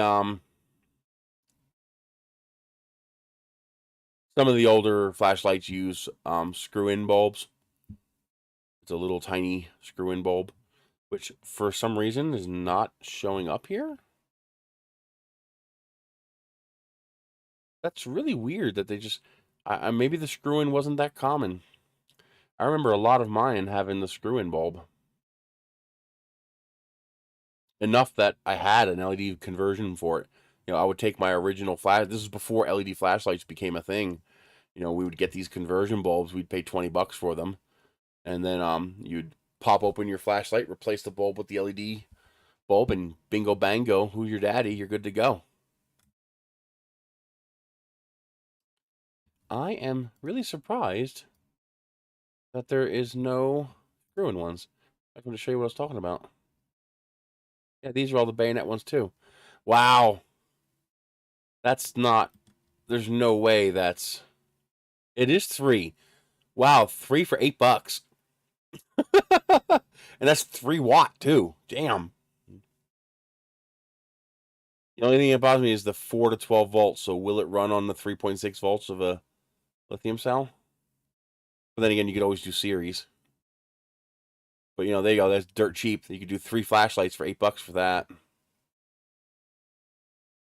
There it is. There's one. There's your little screw-in bulbs. Although those are E10. Maybe that's what those original flashlights were. Maybe they were E10 bulbs. 3-volt cob, 2-watt. You know, there's 2 of them for $7. So your old flashlight is, if you have an old school flashlight, it's going to use either this kind of a mount or this kind of a mount. And well, it'll be a pin mount if you're using a mag light, but nobody's going to tear apart a mag light to make one of these. But that's it. You know, just there you go. Here's another simple one. So they are E10. I didn't realize that was just a simple E10. Huh. So you'll either have this little screw-in bulb or you'll have this little bayonet bulb. And you can see the bulbs are dirt cheap. Now, the whole reason to do this is that if the LED ever dies or becomes damaged, you can replace it. You don't have to buy a whole nother donor flashlight in order to get the parts to replace, you know, what's inside your flashlight. You know, so I might intentionally look for an old, you know, simple flashlight like this, just in order to permit me to use a bulb like this so that I can have spare bulbs. Or, you know, 10 years from now, you'll probably still be able to buy these bulbs and you'll be able to replace the bulb in the flashlight. Hell, we can even design in a storage compartment, you know, just stick them in here, put a couple extra bulbs in here, or design them into the power head. That's where it makes more sense to design that into the power head. But, you know, we can design a couple of sockets in the power head to hold an extra bulb. Well, it's an LED bulb. You need 1 extra bulb. You don't need to carry more than 1. But the whole idea is to make it a flashlight you'll never have to throw away, you'll never have to replace. This is a flashlight where the body will be tough enough to last your lifetime.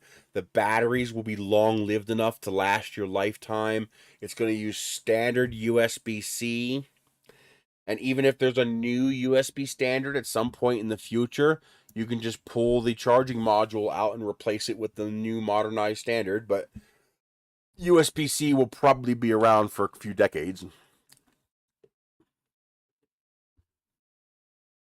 The USB is not likely to be replaced anytime soon. Not because it's superior or amazing, but simply because it's easy, it's common, it's ubiquitous. So that just makes it easy. It just makes it really easy. And what do we all like? We like easy. We all love easy. But yeah, so that's our basic power base right there. We are slotted to make it super easy to wire up. I'm liking this. I'm liking this a lot.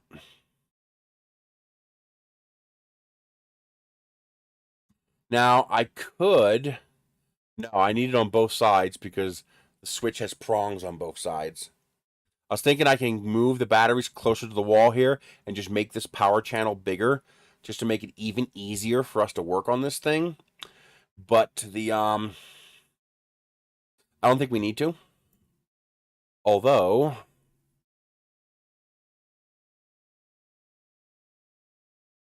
expanding these power conduits to intrude into the battery space would make it print. I don't think that would make it too much easier to print.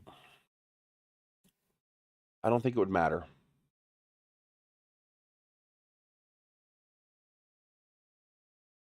Yeah, I don't think that would matter.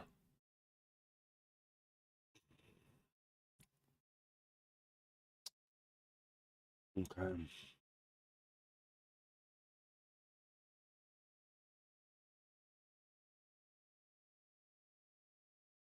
I do think I like the idea of having a main bus switch down here.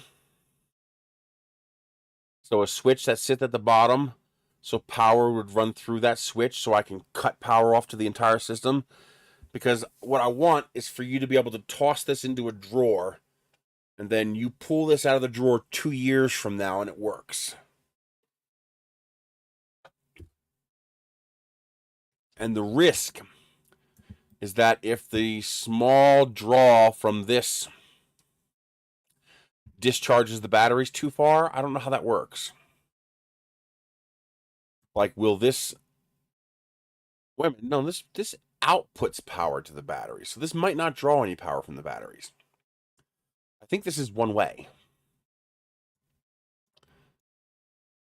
I got to talk to some people who know this kind of stuff. But yeah, I think that'll work. This will have infill, so this will be supported by infill, so I'm not worried about that. Well, there is one more change we want to make.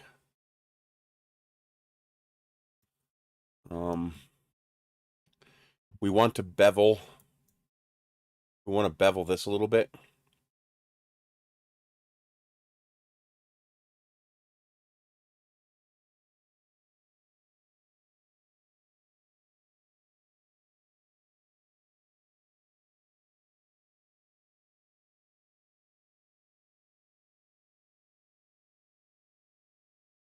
What would be the easiest way to do that? Probably break it apart again. Okay, what did I just change? Okay, that changed that. Let's break it apart again. That changed that. Let's hide this.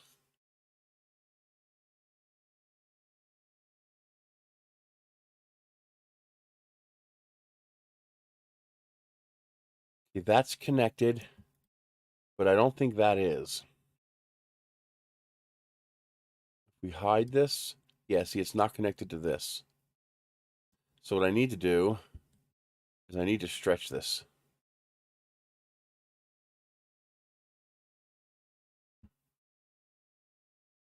That's what's happening. This is not connecting to this. There, now it's connected. Okay. Now that's all one piece.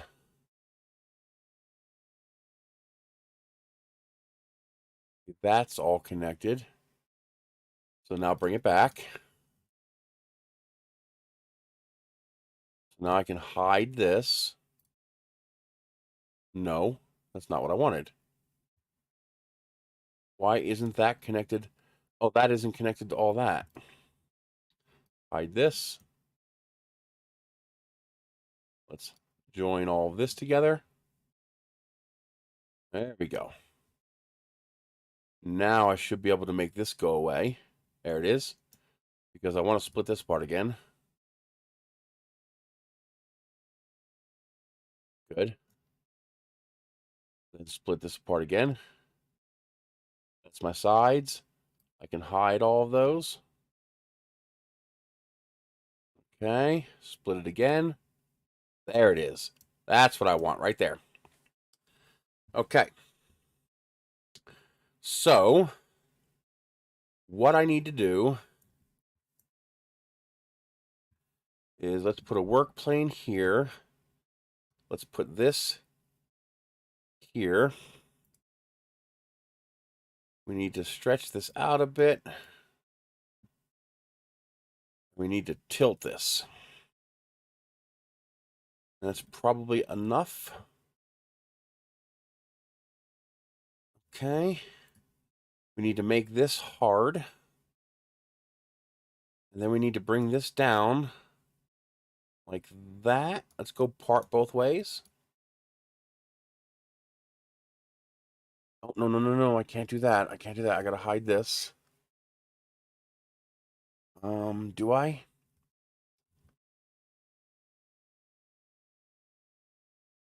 Okay, there's the switch. So I should be able to just stretch this out to get my desired result. No, I only have to go to here. I only have to go to there. Okay. So now I take this, cut this,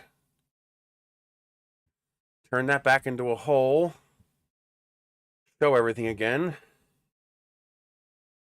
Okay, that should do it. So now I should be able to take this and join it.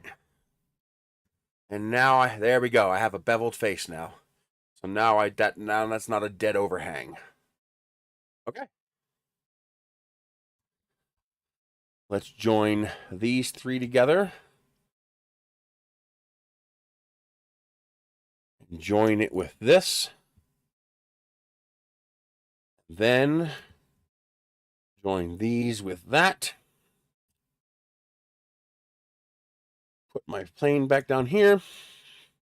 There we go. Now you see I have this angled face. So now that won't require so much support. What I should do is I should put it down here as well, so that's visually similar. In fact, I think I will do that.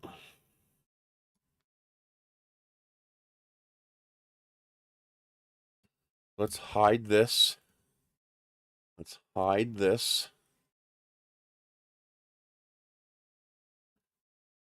Split this again. Hide this. Split this again. Okay. So now I take this, Control D, flip vertically.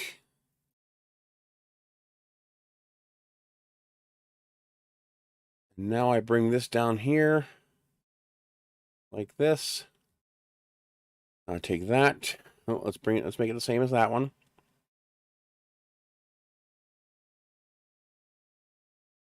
Close enough. This to this to this. Join. Turn it like that. Unhide everything. There we go. So this will join to this. And then this will join to this. And then this join to this. There. Now both ends are beveled, so they look nice and neat. And that actually comes right down to my slots, which is really nice. Ooh, this is looking good. I'm liking this.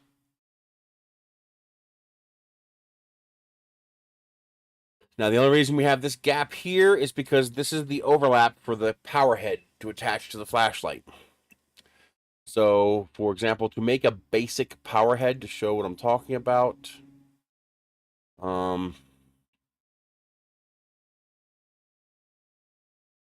I guess the easiest way to do that is to Control D this.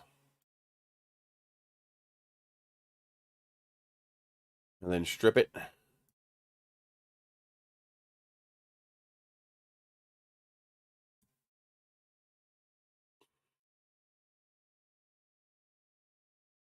These need to be separated. I'm going to delete this one. I'm going to delete these. Strip this again.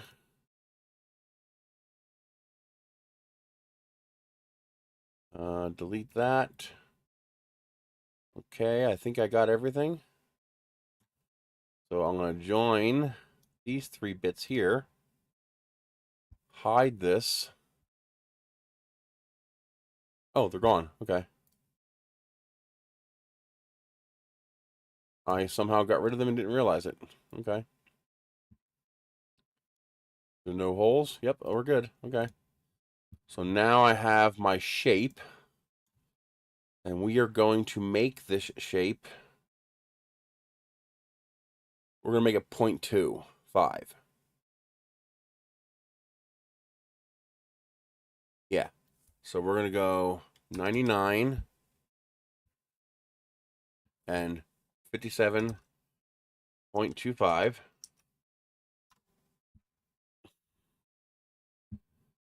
Okay.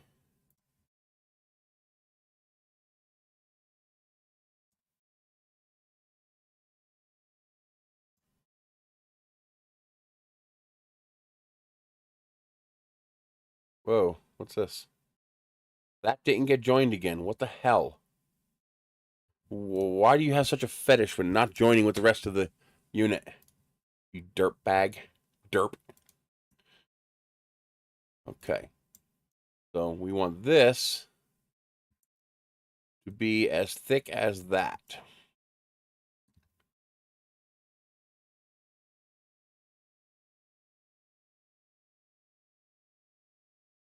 So that will be our overlap.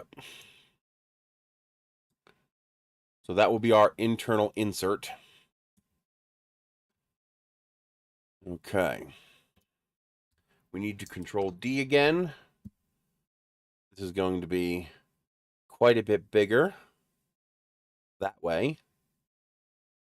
Then we're going to make this, what, 2 millimeters bigger? So 1 millimeter all around. 4, we need to either be 0.8 or 1.2. I want 3 perimeters, so let's do 1.2. So this will be 100.3. We're going to add one more extra.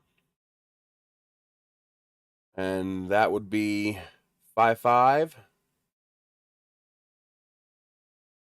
5855.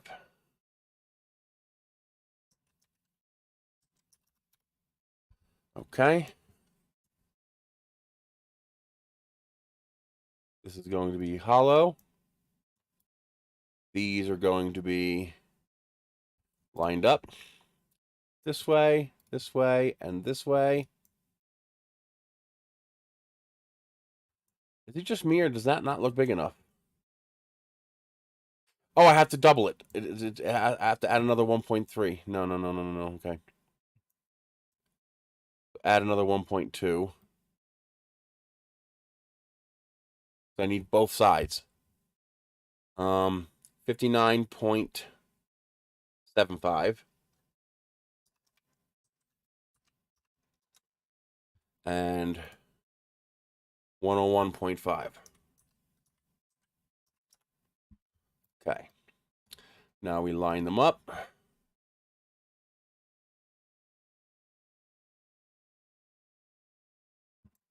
There. Now we have a perimeter.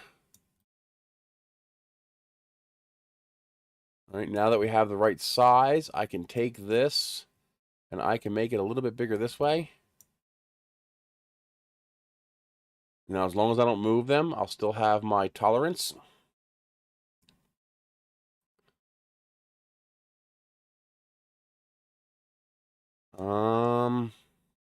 That should be good. Join. So now I have a power head. So this head will fit on top of the flashlight.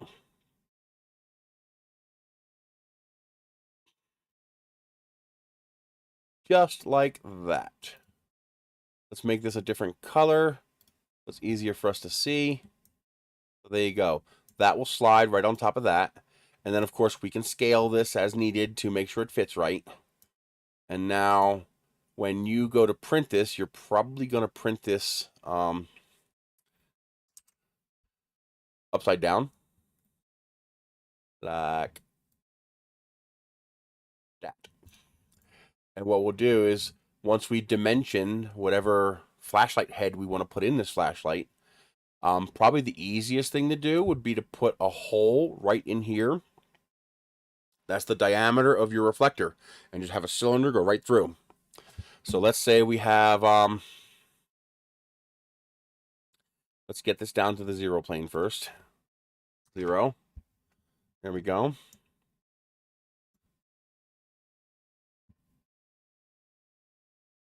And we'll use a JST male and female plug to connect the power head to this with a wire so that you can pull it apart and unplug it.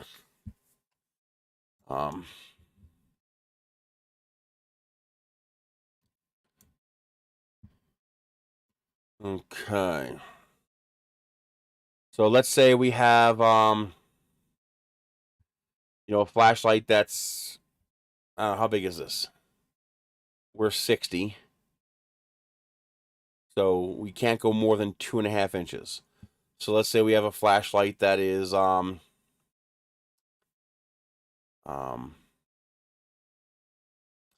inches. So we take a cylinder, and we make the cylinder, what is it going to be? 25.4. So that's 50.8, so 51. No, it's going to be smaller than that. But I'll show you in a minute. So,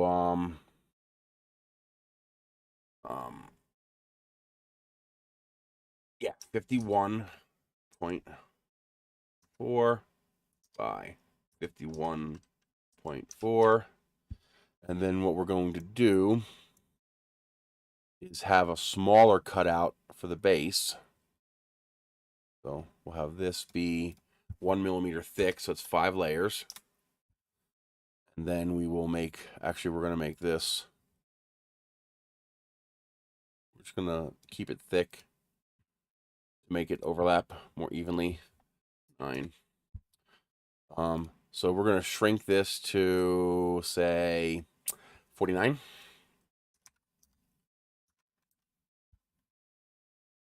Then Control D, lift it up 1 millimeter. That's 3 millimeters. Let's do 2. And now we're going to change the dimensions of this to the, let's just do 51.5.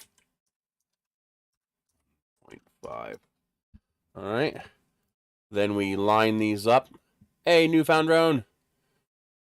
Line them up like that. You can see now we have the smaller one down here. You'll see what that does in a minute. Then we just raise this to be taller than this. As long as it's taller than this, that's all that matters. Join it together, turn it into a hole. All right. Actually, before we do that, just to guarantee it, we're going to also bring this down a little bit like that. Okay. So join, hole. Now you can't lift this up and down. If you lift it up or down, you're going to mess it up. So we now take this, we center it.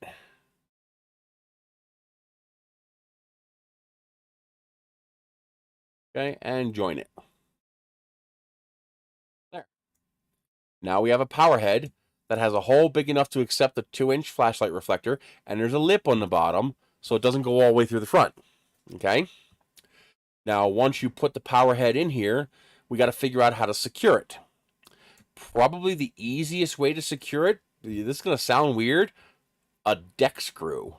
Like, literally, just figure out how to get the shape approximately in your model, when you put a model in here. So let's say this is the, let's say this is the flashlight cone. Okay. Lift it up 2 millimeters. Okay. Increase the number of sides. We're going to grab that cone and we're going to do that. Let's say that's our flashlight cone. So there's the flashlight we're going to insert into this. All right. And then what I'll do is, just look at where it's going to line up. There are several ways we can do this. Probably the easiest way is to have a plate that will fit over the flashlight here. And we would do this. We would do a plate like this.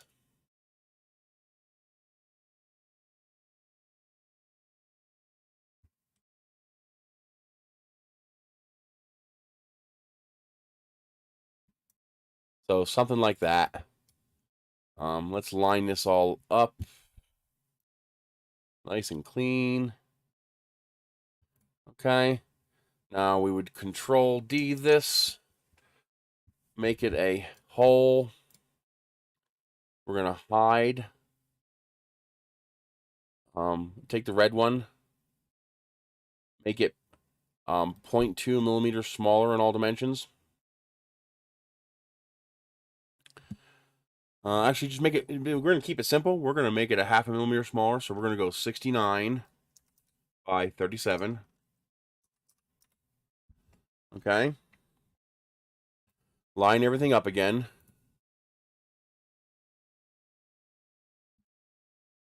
Okay, so this is going to be our plate. And we're going to make it 1 millimeter thick. Okay. This is going to be our cut tool, which we are going to depress into the model. 2 millimeters is fine. So we're going to depress a 2 millimeter cut into the model. And we're also going to, So take this, join it to this. Okay. Now we're going to take this, Control D, make it a hole, make it a little bit taller. Okay.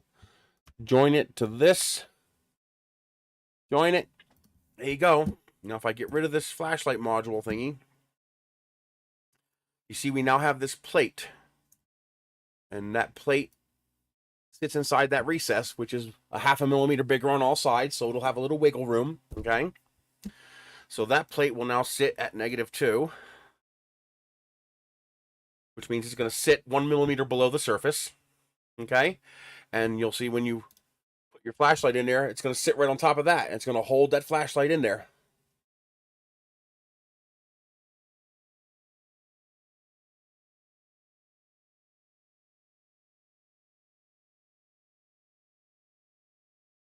Well, yeah, of course, because those replacement LED bulbs have to be usable for everything. But you know something? When you're looking around for something in your car, or in your house, or the circuit breaker, you're not going to care. It's just not going to matter.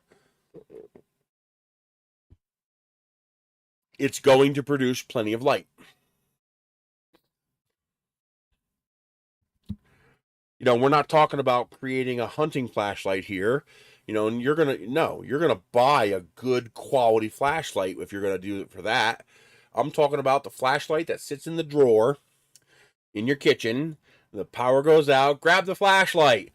And this flashlight will work today, it'll work 10 years from now, it'll work 20 years from now.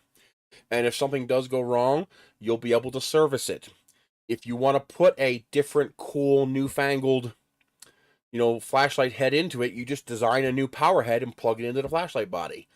The idea is to get away from consumerism, to get away from a disposable society, to get us back to the days where you built something to last a lifetime that you would pass down to your family members, so you'll never have to buy another flashlight again if you don't want to, because that one flashlight you have will last your lifetime. And if a wire corrodes, you disassemble the flashlight, you fix the corroded wire, and you put it back together. If you break the USB port, you order a new $6 charging circuit, and you solder in the new $6 charging circuit with the USB port on it. Just to not make it disposable. That's all.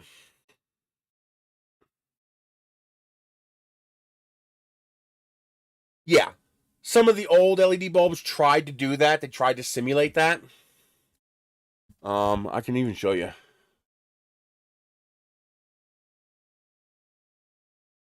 There are some, like, see here?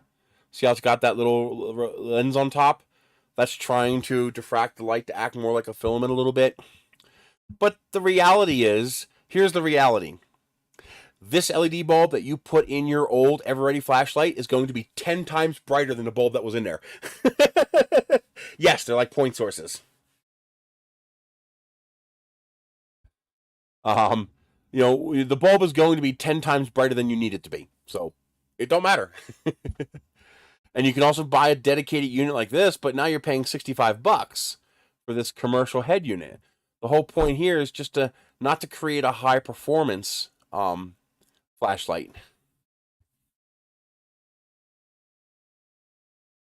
The whole point here is to create a serviceable, one-time purchase, serviceable light. Something that you can keep forever. Something that will be functional and usable forever. Something you can repair if you need to repair it. Yeah, exactly. It's so much brighter. Nowadays all flashlights are LEDs.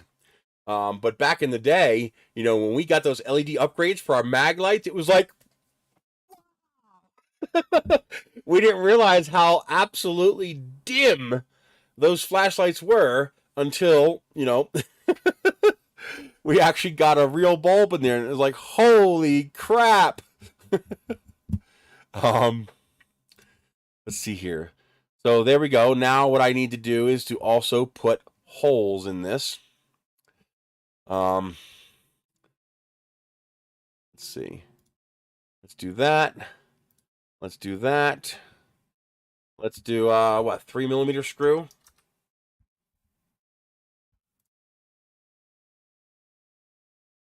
And we don't need 3mm screws, but they're just easier to work with, I think. So let's go 2mm. That does seem a little big.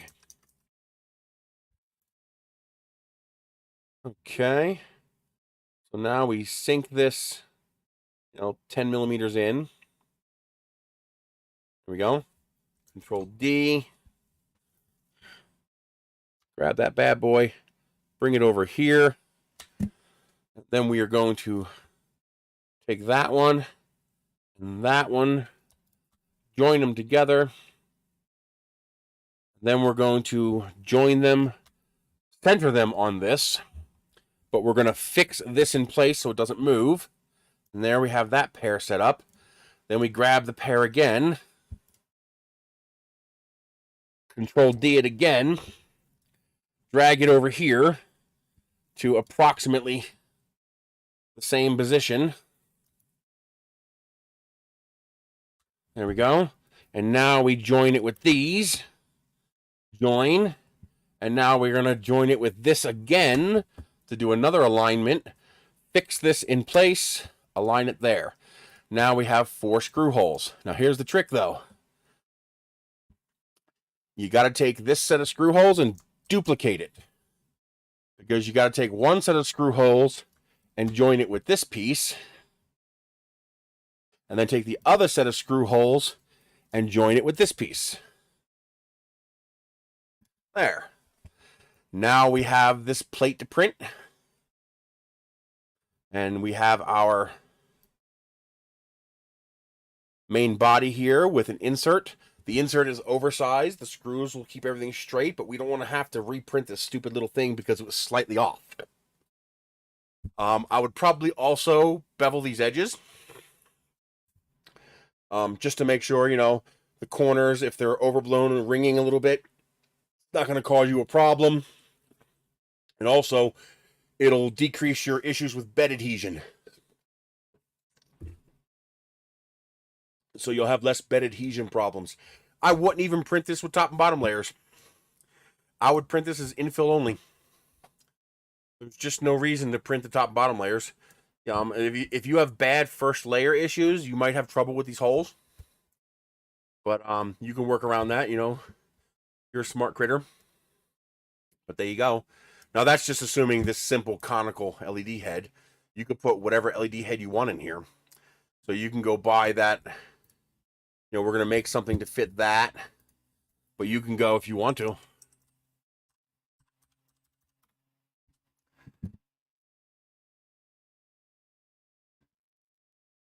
The light they produce is kind of crappy, but they do work and they are cheap.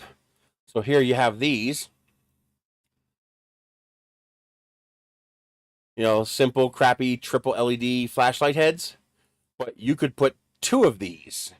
You could put 2 of these reflector assemblies into the head of this. And so, they won't be the greatest light, but you'll have twice as much. And so you could have 2 holes here, cylinders, to fit those into. And again, you design whatever you needed to fit this. As long as, the only thing is, you'd have to make sure that nothing comes past this layer right here. So this surface right here, everything you design has to be below that. Now, if this sticks up in the middle, that's okay, because we have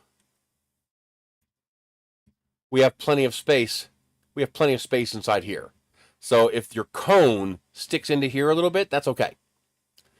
But otherwise, anything you put on this surface here, you want to make sure you keep this volume empty so that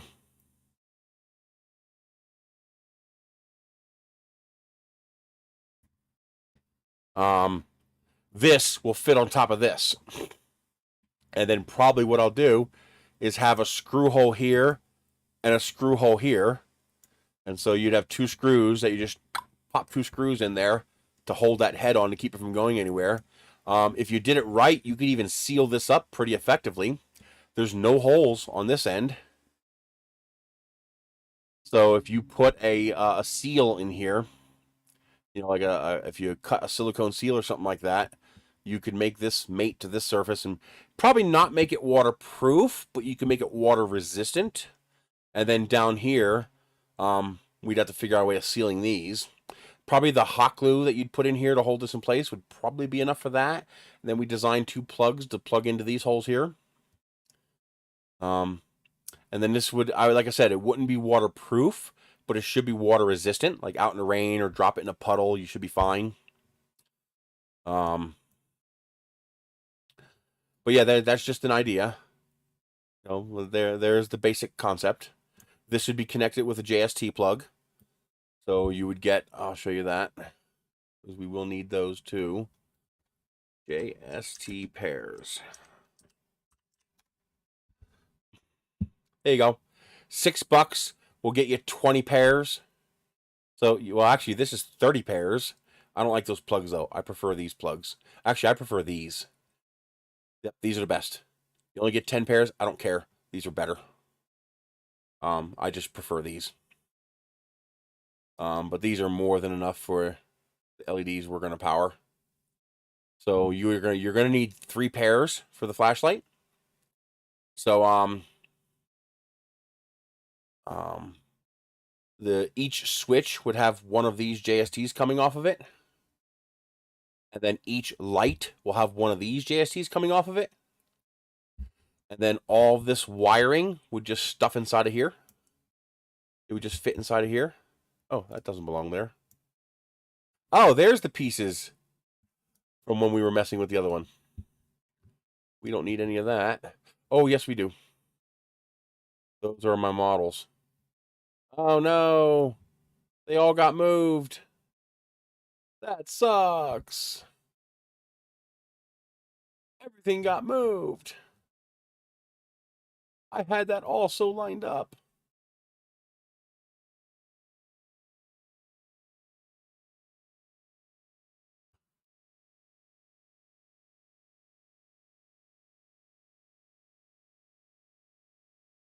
That goes there.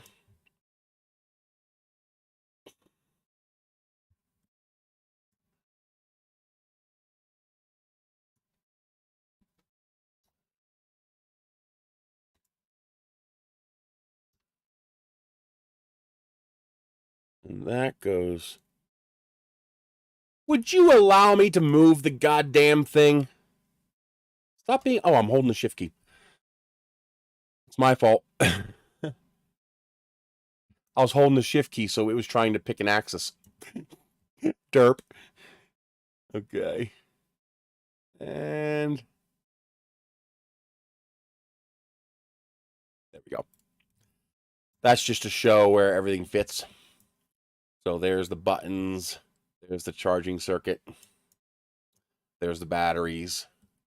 So this space here will hold all the wiring. So there's plenty of space for all the wires. This way everything is modular. Everything's unpluggable. You can have different heads on this thing if you want. I think I am going to design a USB output port into this. What would be nice is if this USB-C port was bidirectional. That would be nice. Because then you just plug USB-C right into there. But I have a feeling it's not bidirectional. That would have been really slick. But yeah, let's clean this up. Well, I'm not going to clean this up. Well, yeah, I can clean this up because all I have to do is change the size of this hole.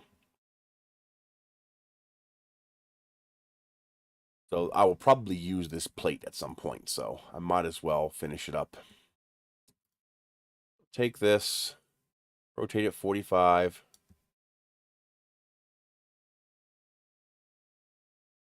Okay. So I like that. Control D. Bring you over here. Join. Center. Freeze. Control D. Bring you over here. Join. Center. Freeze. Give me. and join. There. Now that plate will print a whole lot easier.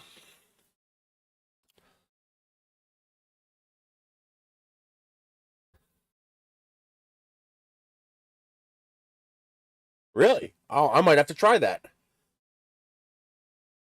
Are you using it on a flex plate so it's easy to remove, or do you have no problems removing?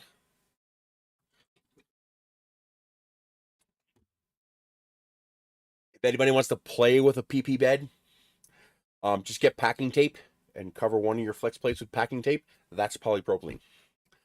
It won't last that long, but you'll be able to test it and see how much you like it. But I'm gonna try that, especially if you're having good. Are you printing ABS enclosed or unenclosed?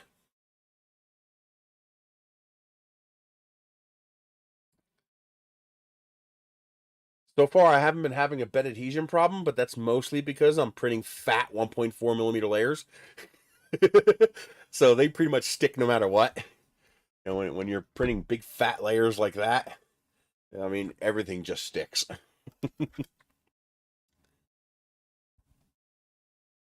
Huh, cool.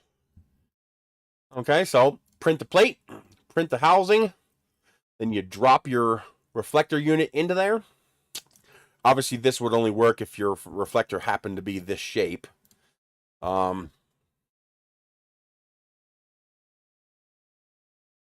Mildly heated fireplace.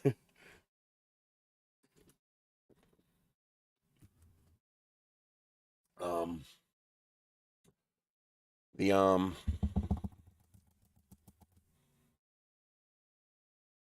what else? Now, if you can't model your reflector, that's okay. Take your reflector. Let's say this is the flashlight reflector. Okay. We know how tall this is. Okay, that's pretty easy to figure out. So if I put this here and I put a block here and I shift that block down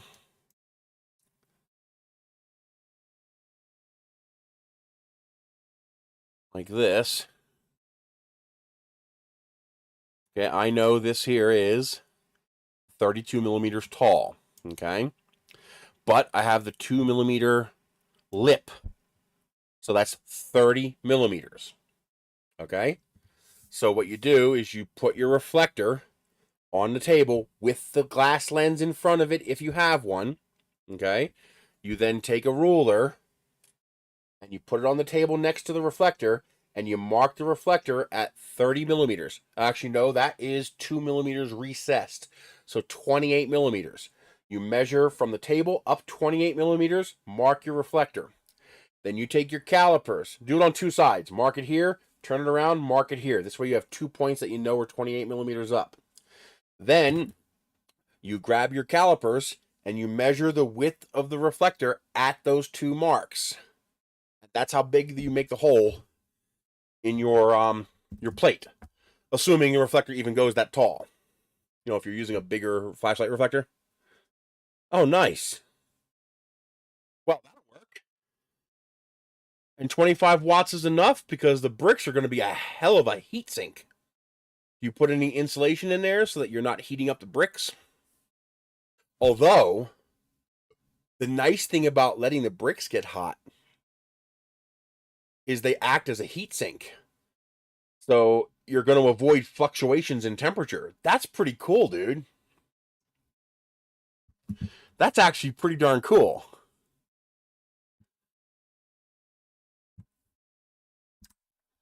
So if your reflector does not go as tall as this is, then the easiest thing to do would be to make this depression shorter.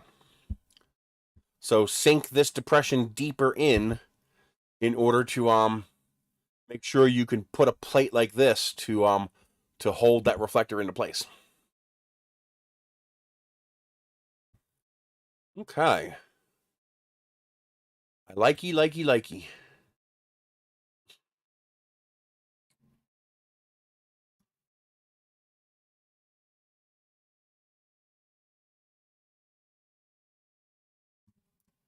So then this would screw into there, and that would hold the reflector in. Yeah, you would need to, because you got to heat up all that thermal mass.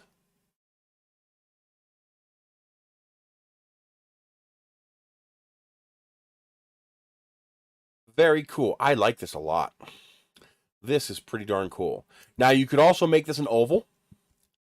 So you could make this initial plug here an oval, which might be easier to print.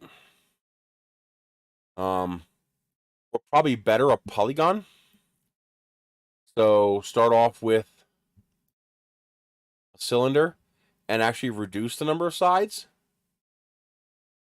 So here we are at 12 sides. We could make this as big as we needed it to be, to act as the plate in here. So make that as wide as we need it. There we go. So maybe a little more than 12 sides. Maybe 13. I like 15. 15 looks pretty good to me. That's simple to print, but that's uneven though. So we're gonna go 16. That way it's 8 on each side. But you can do a shape like that.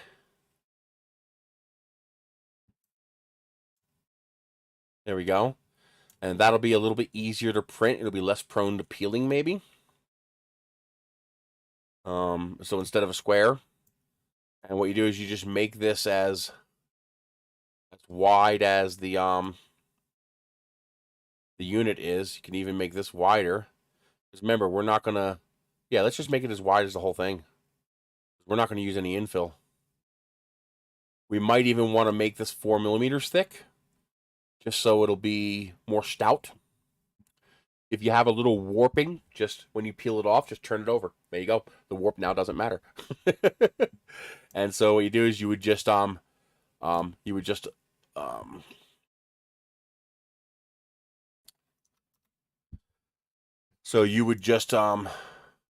and this could also be held down with 2 screws instead of 4. That's another advantage. And you would simply adjust your centerpiece here for whatever size reflector unit that you want to put in there. And then you would this way you wouldn't have to keep changing the screw hole positions and all that stuff. You know, you would just, all you'd have to change is this. In fact, you know what? We're going to do this because this will greatly reduce how much plastic this needs.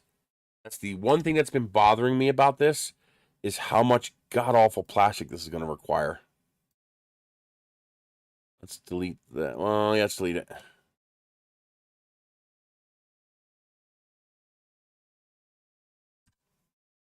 Okay. Yeah, so we might as well make it more sides just because it'll look better. I think 24 is fine. Let's get it scaled right. Let's make it nice and thick so we can see what we're doing. I'm liking that. That is plenty of wall thickness. Yeah, I'm liking that just fine. I mean, ideally, we would make the imprint the same size as this. Yeah, let's do that. What am I thinking? Let's go for maximal material reduction. Yeah. I bet you if we do that, we don't need this anymore. Well, we're going to keep that for now. There it is. That's what I wanted. So, Control D, hide it.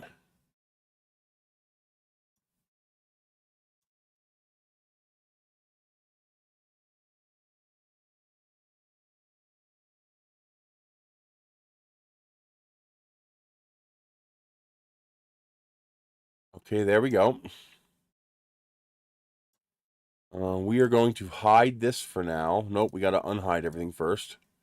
And then we're going to hide that. So now what we're going to do is we're going to shrink this.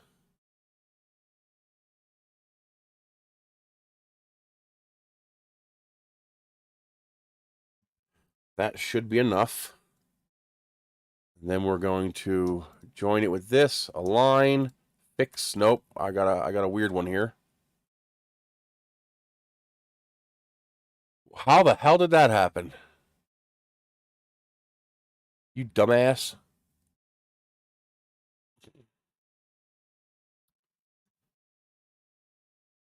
This, and it got joined with the big one, which you should not have done. There we go. So now we take this and this. It did not select this and this. We align, we fix this in place, and we do this. And that should give us enough of a border. Is that an acceptable border? Yes, I think it is. And then we sync this little bad boy. How far do we want to go down? Let's go down. That's 0. Let's make this 20. And we'll go down 19.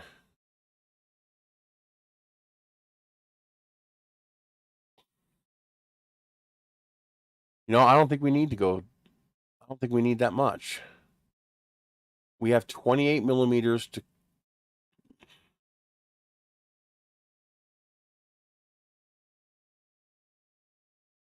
This is fine.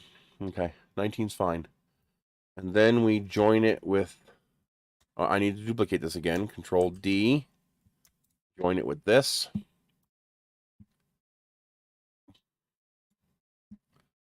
Let's bring this. That's not what I wanted. Why can't you behave? Or I bite you. 4. Make it a solid. Make it peach.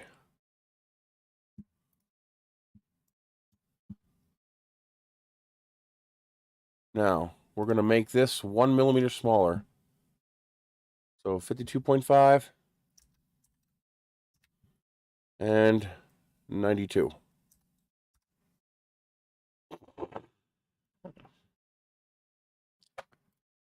I should be able to just center all these. Just make that a little bit smaller. Make this 52. Make this 91.5. Let's center all of this. First show everything. Then center everything. I can make this a universal head right now. So let's hide this.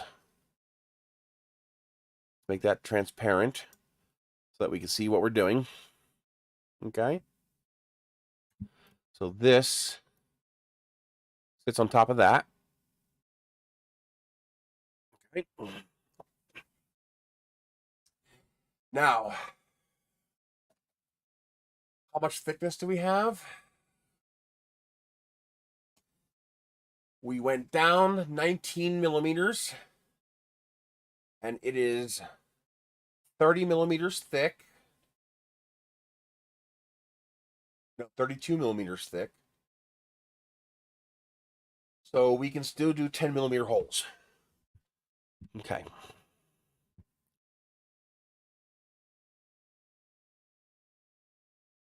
Hide this for now. Yeah, we can still do 10 millimeter holes. Nope, we don't want that. We want to create a platform here. Now we want to drop this 2 by 2.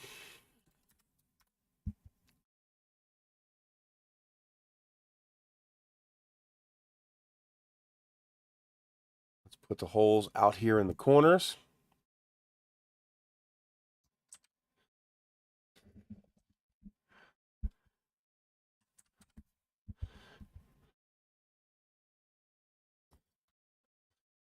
Join them together.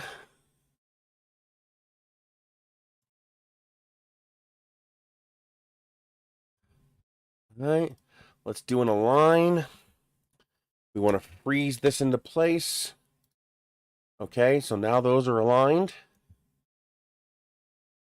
Control D.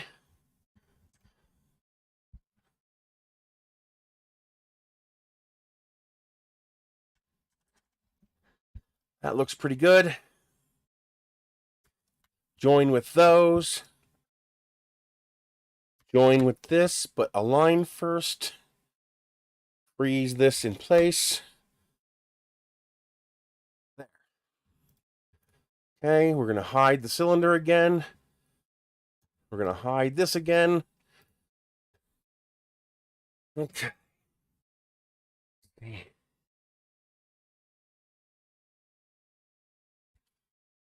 I gotta go pee. I'll be right back.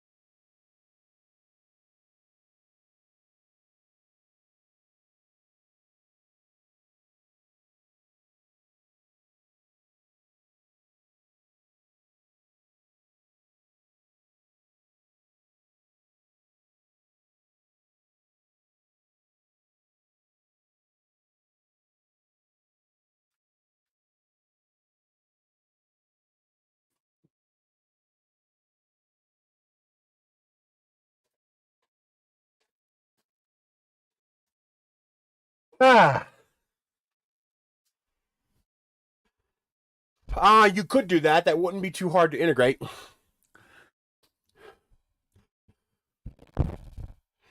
Let's see how many true geeks are out there. When I was sitting on the toilet, I could hear Vega. Let's see who figures that out.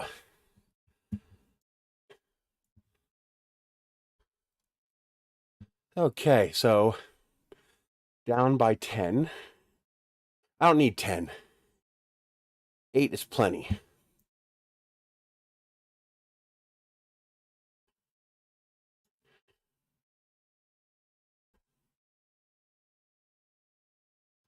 How far in am I? Yeah, plenty. Okay. Now, remember,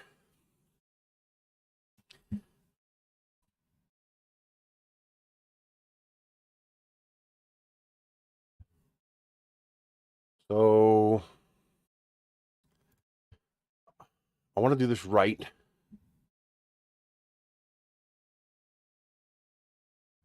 So Control D, select this, join. That takes care of the holes inside of that. Now, I want to make these holes bigger. But I need to make them bigger without moving them. So disjoin, disjoin, disjoin. Now, if I grab any of these points, it's going to move in the direction of the point. But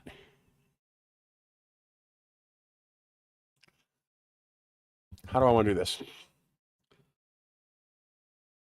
The best way to do it would be to stretch it vertically. So if I grab this here, and I hold down the Shift key,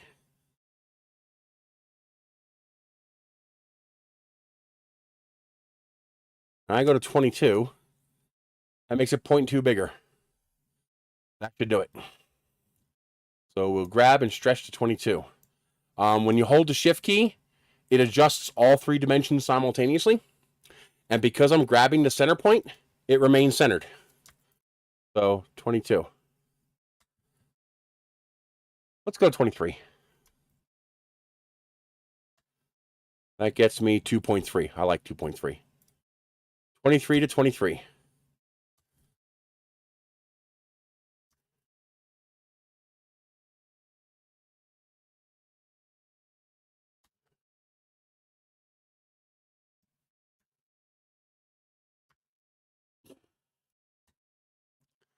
$2.3. All looks good. Now I'm going to rejoin these 4 together.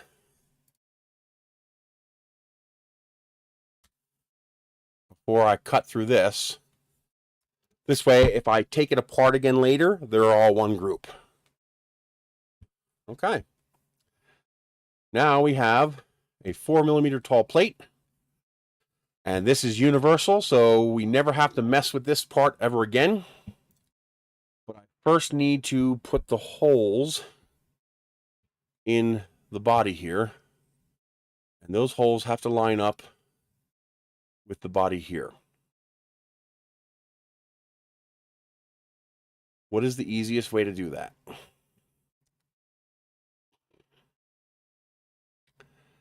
Okay.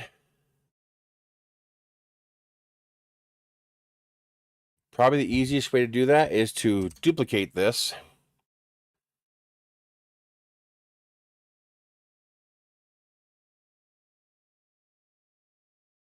Rotate it 180 degrees. Let's make the, what the hell? Where's the parts? Oh. Where's the parts list at? Is it this? Oh, what did I just do? No, I don't want to do that. Where is my parts? Oh, it's hidden. There we go. So, we're going to make this the shelf. And we're going to raise this up to 0.5.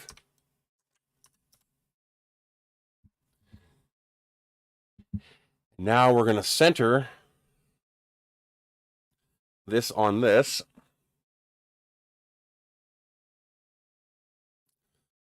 So we take this and this, line it up, fix this in place, move you here, move you here.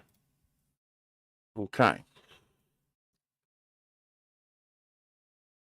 Now I should be able to just slam a hole straight through it.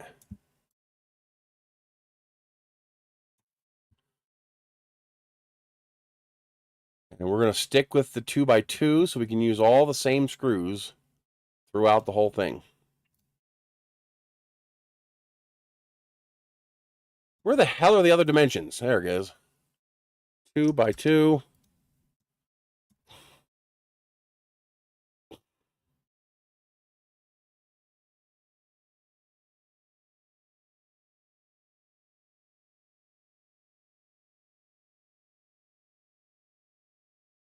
Okay.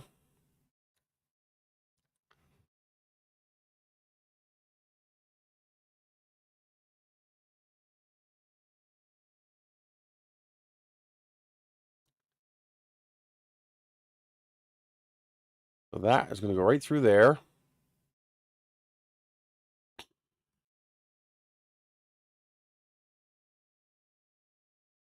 Okay, we are through.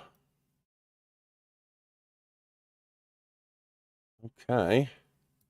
So this one's going to go this way. Now I need to Control D this. I need to increase the size of this until it's 2.3. 2.08. 2.1.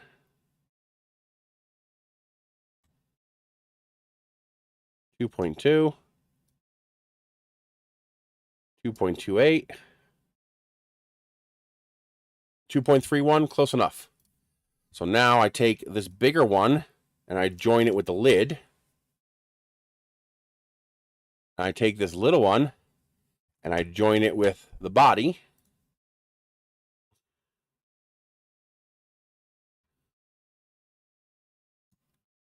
There we go. Now both parts have holes that will always line up. Nope, wrong way. This way.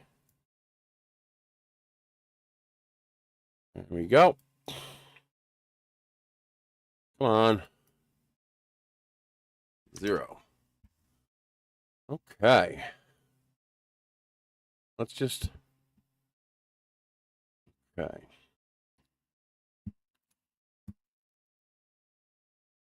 All right. So now let's take this, Control D it. This is my universal lid now. Let's move this over. Come on. Really? You couldn't figure out that I wanted you to select everything? Why aren't you selecting everything? What's your malfunction? What's your fucking malfunction? Why the hell won't it pick it all? It won't pick this freaking piece. It won't let me move this piece at all. What the hell?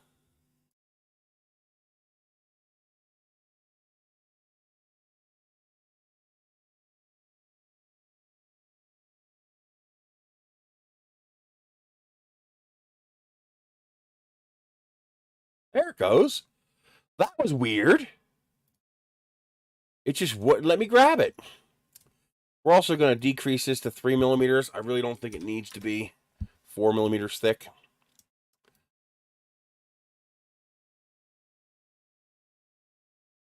Okay, so there is... I'm leaving it transparent so we can see it. But this is the lid, the capture. This is the head. The screw holes are already there. So all you have to do is put in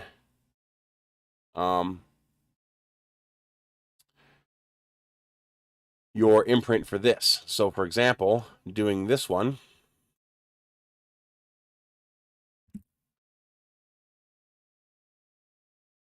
we're missing a piece. Oh, I must have deleted it. So that's when you make your lip and your cylinder for whatever size piece you're doing. So that's going to be these two pieces, like that. We're just going to do the cylinder again like we did before. So that's going to be up 2 millimeters. Or did I do it 4? I think I did 3.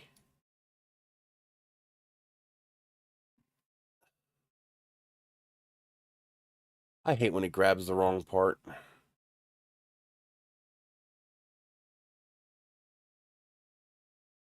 No, it is 2 millimeters. Okay.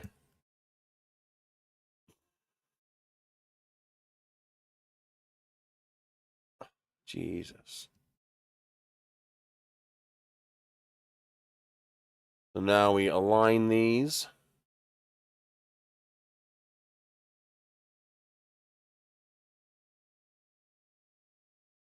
Center, center.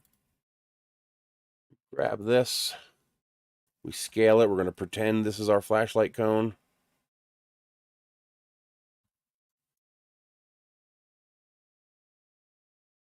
Okay. So again, our cone is going to require 2. Control D. No, we don't. We only need 1. Because we already have the hole for the base. So now we're going to make a hole in this. Now, because I modeled it, all I got to do is lift this up a tiny bit. There you go. That'll make that hole just a hair bigger.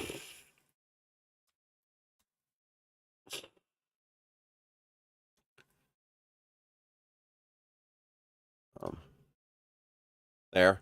So now I have my, I'm going to make it transparent again so it's easy to see. But now I have the plate. That's too thick again. 3. So now I have my security plate. I stick the reflector unit in here, and then this drops down on top of the reflector unit. Like that. And then you put your 4 screws in. And so what you would do is you would make a cylinder, the diameter of your reflector, and then you'd make another cylinder 2 millimeters smaller than the diameter of your reflector. So you end up with that stepped cylinder. So you're creating a lip. And you would put that whole lip into this part here. Then you would take this part and you would measure up from the bottom. So how far up are we again here? We do this, then we do this, then we do this. We are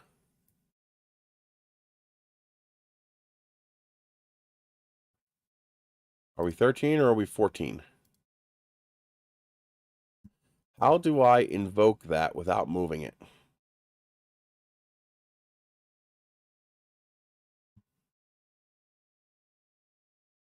I think it moved it.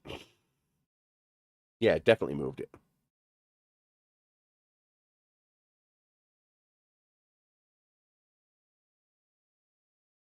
Well, the other way to do it is to invert the box through the floor, put the floor down, put another box through the first box, invert that box, join them together, and there. Now we have the exact height, 13.2 millimeters, so 13 millimeters.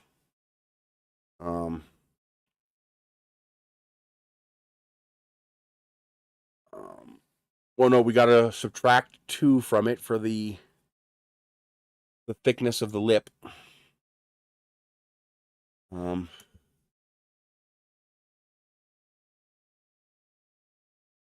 So 11.2 millimeters or 11 millimeters.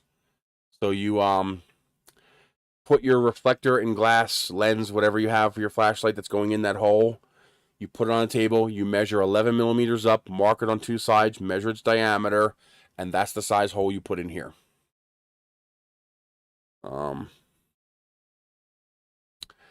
And then this will become a custom plate to hold whatever reflector you're designing in place. If you're going to, like, for example, I'm probably going to grab 2 of those dollar store flashlights just to play with. So I'll put 2 holes in here for 2 reflectors, and then this will have 2 holes for both reflectors. And again, you just put it in, put the 4 screws in, you're done. It should be that simple.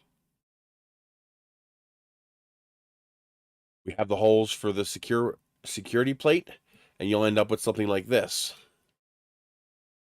You'll have your cylinder. You'll have a lip so that the reflector doesn't fall all the way through. And then you'll have your pressure plate to hold it in place. Print this with no top or bottom layers. Just print it with perimeters and infill. And that should be more than enough to guarantee that you don't have that problem. Now, there is an interesting trick you can use to make printing screw holes a little easier. I know this works in Simplify 3D. Not 100% sure if it'll work in Cura. You might have to do, or Prusa Slicer, you might have to change how you do the modeling a little bit. But there's an interesting trick you can do. Like, some people have problems with island screw holes, and there is a way around that. Here's what you do. We take a square like this, and we shrink that square until it is 0.01 millimeters thick. So basically nothing. And we take that and we put it right here. Right there. We slice it right through the bottle, right through the screw hole, just like that. Okay? Control D. Put one through this hole as well. Doesn't have to be exactly centered, just has to be somewhat close. All right, that looks fine to me. This is my little vase mode trick. Control D. I did not ask you to do that. Why did you do that?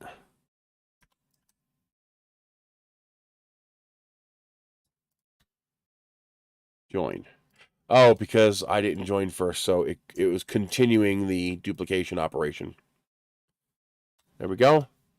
We just got to make sure it's somewhere in the middle there. We take this and this and this and join them together. Now, those little slits, what that's going to do is that's going to make the entire perimeter of the model, including the screw holes, one single perimeter. So now, instead of printing perimeter, perimeter, perimeter, and then coming inside and going screw hole, screw hole, screw hole, screw hole, screw hole, screw hole, and hoping it sticks, now it's going to do perimeter, screw hole, perimeter, screw hole, perimeter, screw hole, perimeter, screw hole, all in one operation. The difference that makes is dramatic. In fact, it's so dramatic, even if the screw holes don't exactly fit right, they don't exactly stick right, it'll build on top of itself because there's no islands. You're eliminating the island by doing that. So I'll show you what that does. Export. Epic Kirkin. Let's see. Excuse me.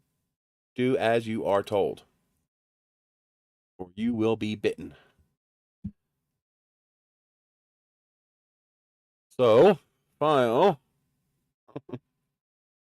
Import models. Downloads. Epic Gherkin. So now we're going to add a process. We're going to use... actually, this will work fine. This is 0.4. I made this profile so it'll work fine. Let's make sure we don't have layers. Nope. Okay. This should be 50. This... Why is this all... That was all messed up.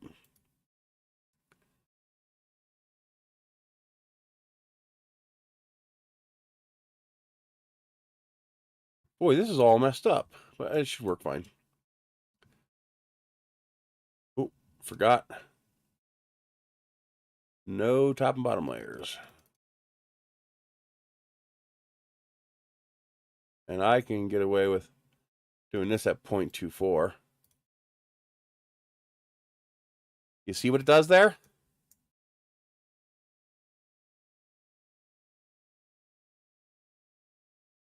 Come on, I want you to get out of the way. Thank you. Just get the hell out of my way. There it goes. So you see what that does? See how you have your perimeter and it includes the screw hole as part of the perimeter? This will be solid. There's no gap here. It's 0.01 millimeters.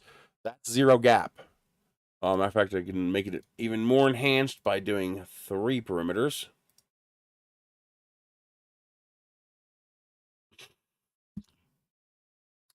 But you can see how that makes the screw holes part of the perimeter. So instead of printing the perimeter and then skipping over to here and printing the screw hole, which is where it's always going to mess up and screw things up, instead we're including the screw holes as part of the perimeter. And the difference is dramatic. Now what we're going to do is change the infill because we don't need anywhere near that much infill. We are going to use full honeycomb. And we're going to do, let's try 15%, see what that looks like. Oh, that's plenty. I might want a little more. Just for strength. There we go. Maybe a little more, but I think that'll be strong enough. Especially at 3 millimeters thick. I mean, all it's doing is holding a reflector in place. But there you go. Now it looks pretty. And it has the screw holes as part of the perimeter. And that's going to make life so much easier.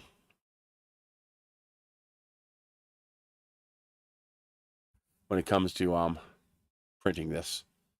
So yeah, that's going to print nice. That's actually going to print really nice. I like that.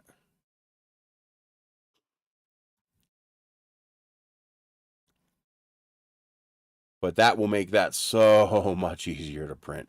Oh man, will that make it easier to print. And you can actually do the same thing with the, we don't have to. It's not going all the way through, so we don't have to. But for example, even though you shouldn't have a problem with this because it's pretty solid, you can do the same thing for these holes here. You can make them part of the first layer. So the way you would do that, put that back down there.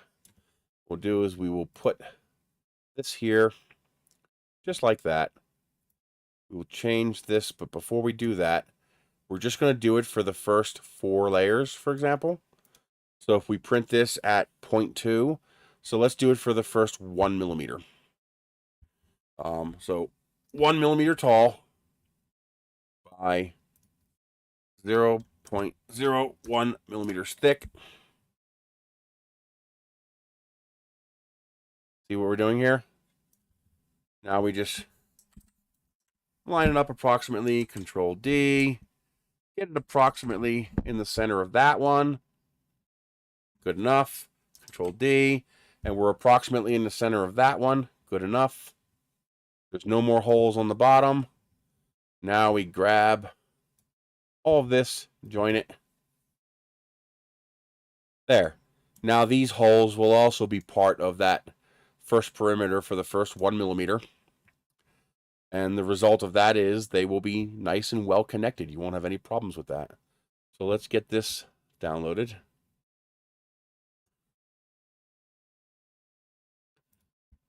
So, and flashlight body.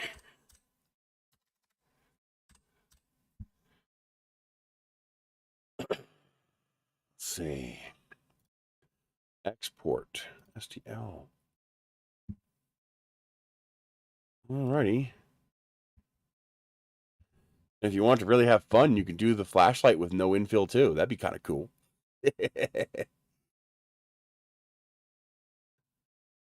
Let's see. Import model.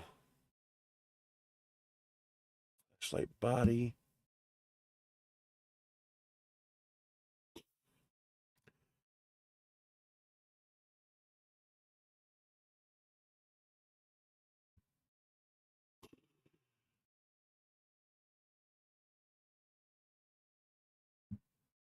.24.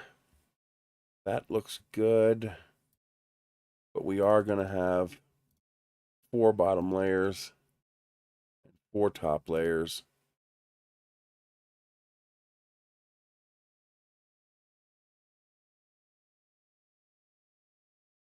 Uh, 20. Let's just stick with grid. And it doesn't need to be ridiculously strong. So rectilinear. And at 10%. Reduce the print time. Although, never mind. TPU prefers full grid. TPU can sometimes get pissy when you try to bridge. And we got angles, so we're going to take the longer time to print it at 0.2. Make it nice and clean.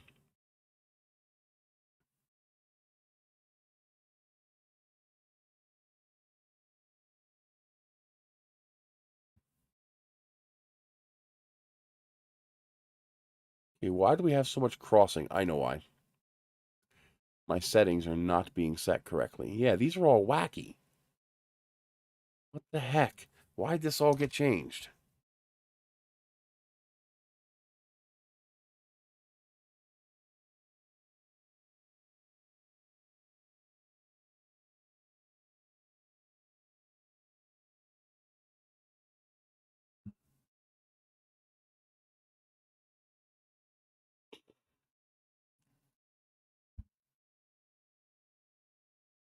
Much better. Not perfect, but that'll work.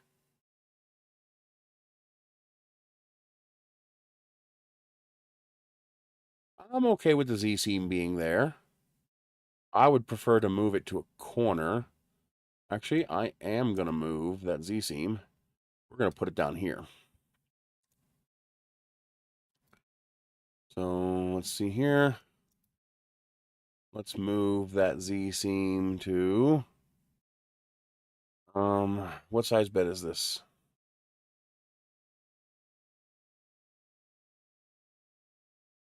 This is a... It should be a 220. Wow, this all got changed. I gotta go through that whole thing. So X will be 220 and Y will be 110.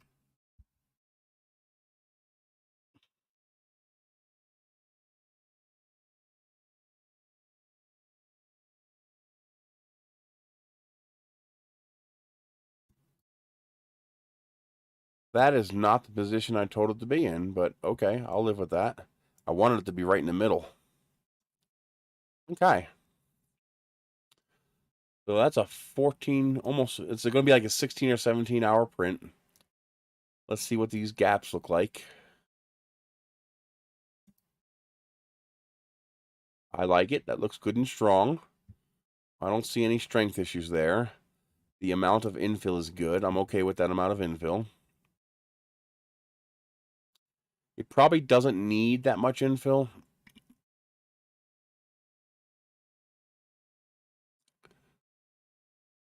As you can see, my first layer is down here. Same thing. Why do I have solid top layer? Oh, that's beginning layers. Duh. Layers. Oh.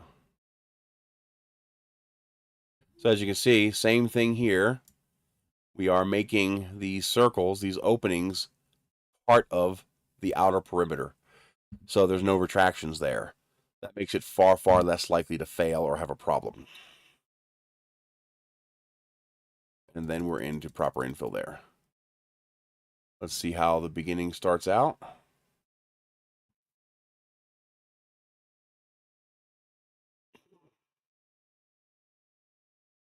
Okay, yep, I can live with that. That looks like it'll form. I don't like the way it's doing it, but it'll work.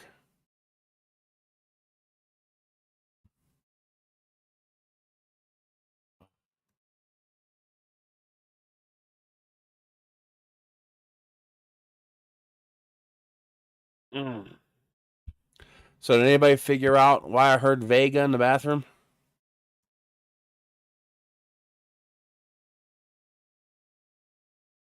This is where the wires will come in from the charging circuit to the power distribution tunnels, the rails.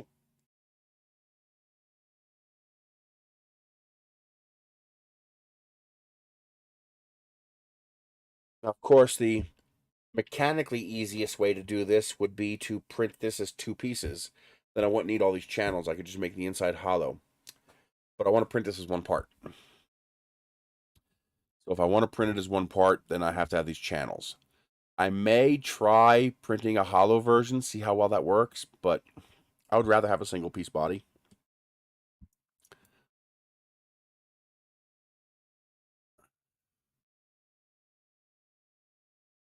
Here's the bottom of the battery channel. That's where the batteries will go.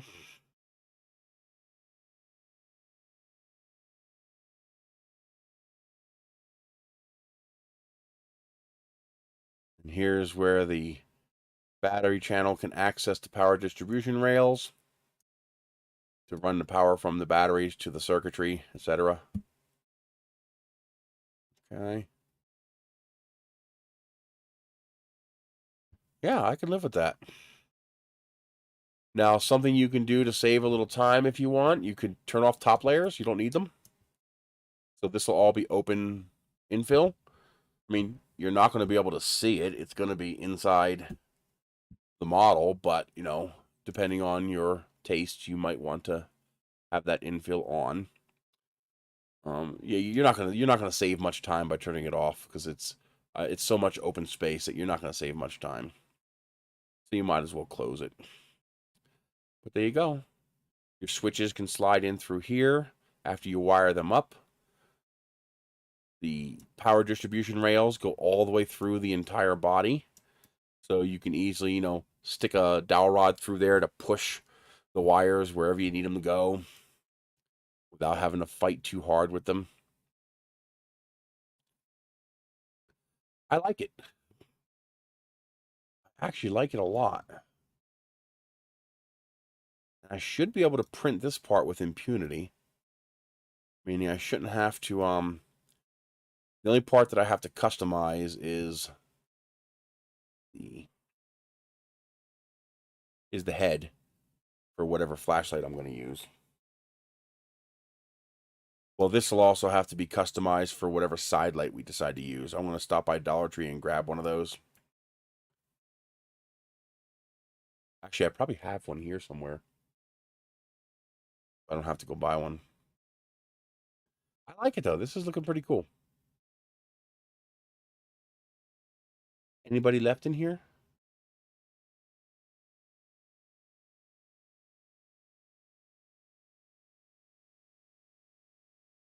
Hello? Critters.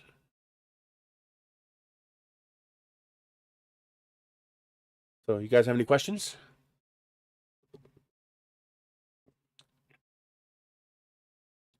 Anything you want me to show you in more detail?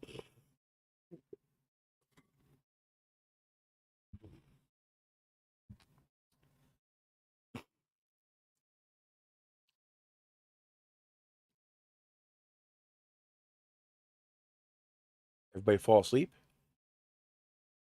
I assume I'm being heard.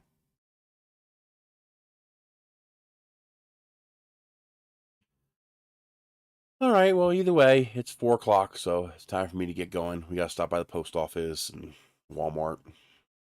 My Walmart order should be ready. Yes. I've been testing Walmart. I want to make smaller orders. So when I want salad, I can just order, you know, tomatoes, cucumbers, lettuce, stuff like that. And They usually have a $35 minimum, but I noticed they don't always enforce that.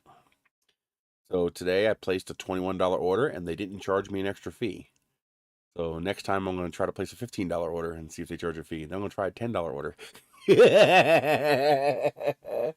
See how far I can push it before they say, okay, we're going to charge you a fee. I love the fact that I can order a pen from Walmart for $2 and do a curbside pickup. And that's no problem.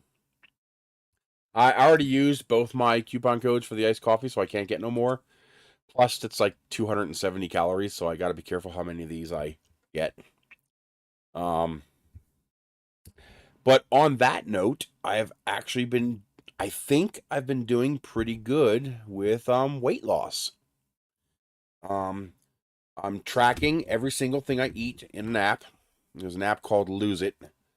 They're not as nasty as Fitness Pal has gotten. But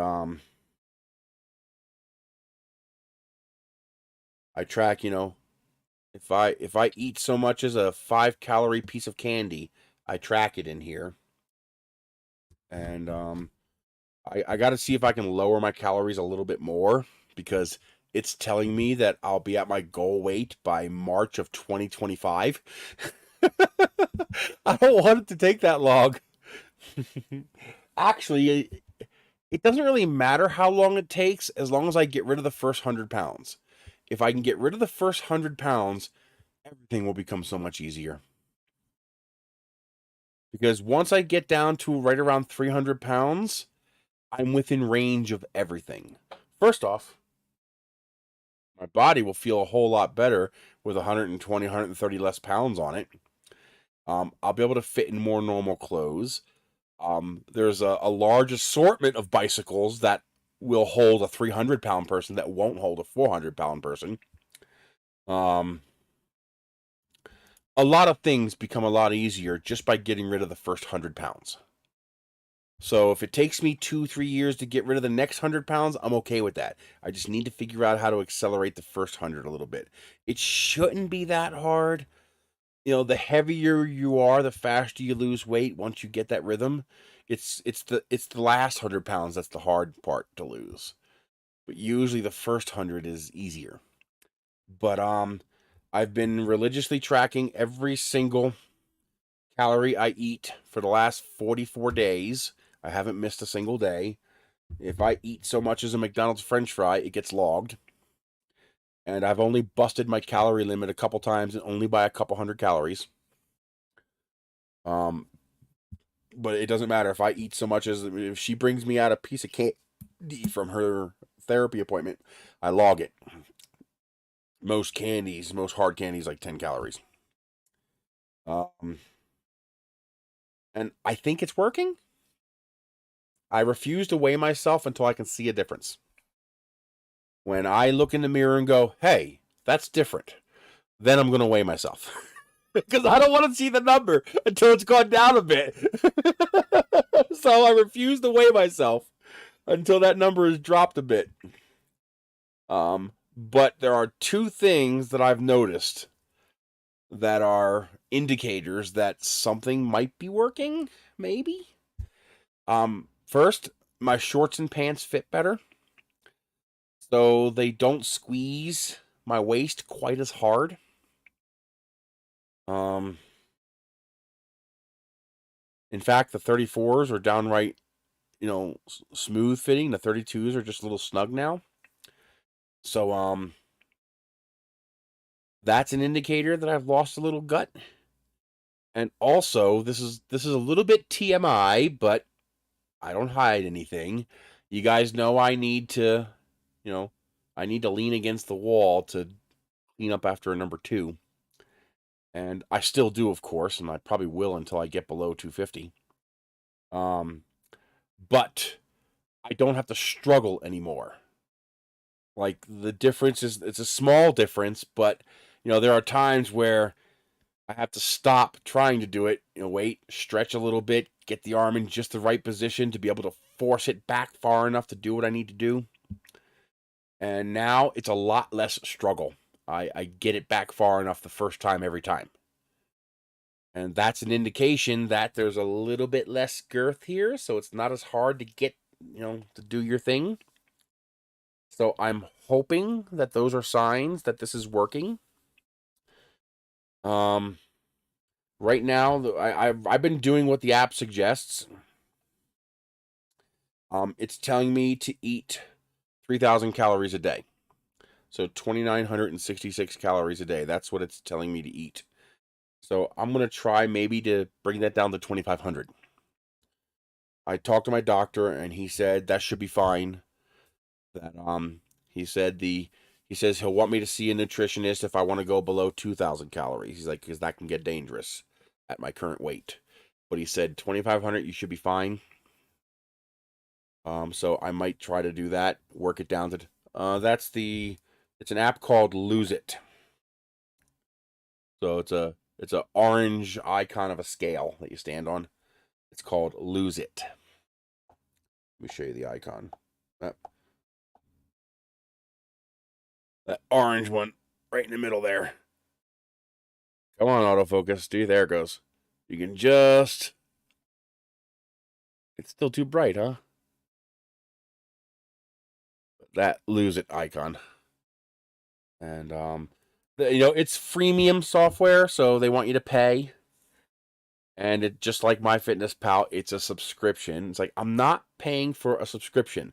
I was like, if you want me to pay a one-time fee and I'm good forever, fine. Even if it's a high fee, like $50, okay? If the app helps me to lose weight, I don't care, all right? But I'm not paying a subscription. I don't care how cheap it is. I'm not paying a subscription. I don't rent software. I just don't. I refuse to rent software. The only exception I would make to renting software is if the software is normally so expensive that I could never afford to pay for it. So, for example, if I learn how to do SolidWorks, I might pay the $50 a year for access to SolidWorks, because that's like an $8,000 software package. At $50 a year, I'm never going to pay $8,000 for my entire life. So that would be the only time I would make an exception, where a piece of software is so advanced, so expensive that I could never afford it otherwise. I would make an exception for that. But otherwise, I don't rent software. Now, the problem, however, is something called... I haven't talked to the doctor yet because I'm hoping it just goes away. If it doesn't go away, I'm going to call the doctor and make an appointment, because the appointment's going to be a month from now, 2 months from now. Something called sciatica. There's like a nerve or something that runs down the back of my leg, and I don't know what the hell happened to it, but I can't even sit in this chair. I have to stand straight up or lay down. I can't sit and I can't lean over. The pain is so ungodly. It is so absolutely ridiculous, and it's an escalating pain. So it's not like it just hurts. It's like it starts hurting, and then it's more and more and more and more and more. And it keeps hurting until you are forced to move to alleviate it. Like, you don't have a choice. You move to stop it, because it just hurts too much, and it's going to keep getting worse. And it makes it makes different parts of only my right leg, it makes different parts of my leg numb. So like the heel of my foot is numb, and then sometimes the toes will be numb, sometimes not. Sometimes the thigh will be numb, sometimes not. And Tylenol works. I took Tylenol. If I take 2 in the morning and 2 at night, the pain is gone, but the numbness is still there. And so when I looked up, pain down the back of the leg and numbness, every result comes up with sciatica, whatever the hell that is. Apparently it's some primary nerve that goes up and down your legs. I'm hoping it's something I just pinched and it takes a long time to heal, because, I don't know how long I can keep taking Tylenol before the Tylenol hurts me. I'm taking a low dose. I'm only taking, once every 12 hours, 2 in the morning, 2 at night. But I don't know if that's dangerous to do long term. Like, can I take Tylenol every night for a month, for a year? I don't know. I have no idea. I know that's dangerous to do with Advil, but I don't know how dangerous Tylenol is. Acetaminophen. So I'm going to give it one more week. It's been 2 weeks. It's gotten better, but it doesn't go away. If I stop taking the Tylenol, the pain comes back. So if it doesn't go away after another week, I'm going to call the doctor and see if there's anything I can do about it. From what I understand, there's not much you can do about it. But oh, I restocked on shoes. I wasted $50 ordering these bulk Skechers shoes that are like Crocs, and they're too tight. I can't wear them. I even got size 13. The shoe bottom part fits, but the top part squeezes the top of my the top of my foot too much. It makes my feet numb and squeezes them so tight. And so I can't wear those. So I'm hoping I can't return them either. It was a clearance. I got them for $8 a pair. So I'm hoping I can sell them locally to somebody with slightly smaller feet. But I did manage to get 3 pairs of regular Crocs at like $11 a pair, and Amazon just put the Bistro Crocs that I wear, the ones with the plastic insert on the bottom, so they last a hell of a lot longer. They last about 6 months instead of 2. It was a maximum of 3 pair, and then I realized I could just open up my Amazon account on my other phone, and I was able to order another 3 pair. So today, when I go to the post office, I got 6 pair waiting for me. So that should be enough pairs of shoes to last me 4 years. Well, if once I start increasing my exercise, then I'm going to wear them out faster. So it just depends, but I should get at least 2 or 3 years out of the shoes that I have now. So, yay! I'm super excited about that. And anything else? I don't think so. Make sure, if you don't already, that you sign up for Ibotta and Fetch. We are moving into fall Thanksgiving season, so you're going to start seeing deals. No guarantee they'll do it again this year, but for the last 3 or 4 years they've done it. Ibotta usually has a free Thanksgiving dinner. So that's usually, you can get a bag of steamable corn. Like last year, it was a box of stuffing, a can of mushroom soup, the dried onions, French style dried onions or whatever it is, a can of cranberry sauce, a bag of instant mashed potatoes, and turkey. And it's all free. So you buy it and you get 100% refund back. So basically, entire turkey dinner for free. Well, we have 3 separate accounts, me, Michelle, and my pop's old phone. So we have the 3 separate accounts, so we stock up on turkey. I love turkey. And something else interesting, I'm finding I can get some halfway decent cookbooks off of eBay really cheap. Like, I'm talking like $3 or $4 shipped. And I'm finding out the hard way that not all cookbooks are the same. Some of them really, really suck. So the best one I've got so far is this one here. It's an old one from 1996 called Easy Home Cooking Slow Cooker Recipes. But the only cookbooks I consider valid are cookbooks that do this. So that is where they dedicate 2 pages to every single recipe, and every single recipe has 1 page for the recipe and 1 page for a picture of that recipe. That's the only cookbooks I want. So if you guys have any cookbooks at home that are like that, where every single recipe has a page for the recipe and a page with a picture of that recipe, and they do that for every single recipe, email me the information about the cookbook, either the ISBN number on the back or the full name, enough information that I can look it up on eBay and find it. Because if they're more than a few years old, they're usually dirt cheap. Cookbooks just don't retain any value. The problem is, like 99.9% of all the eBay listings only show the cover. It's like, I need to see the inside. Like, I got these dedicated cookbooks for my Ninja Foodie appliances. Like, I have the pressure pot air cooker unit, so I got a cookbook just for that. And I also have the big flat Foodie searing air fryer oven. We use those almost daily. You know, we use them several times a week each. And so I got dedicated cookbooks for each of those. They were like $3.86, $4.10. So I went kind of crazy and I bought a few cookbooks. They suck. It's a goddamn phone book. Literally, it's a phone book. Same paper and all. Not a single picture in the entire goddamn book. And most of them aren't even what I would call recipes. Most of them are, entrees. So, how to, it's not a whole meal. It's just, how to make this type of chicken. And then 15 different versions of that. What a waste of money. Oh my God. Even at $4, it's a waste of money. If I can make my $4 back selling them locally, I'll be happy. What a waste. But, because, I guess it depends on how you cook.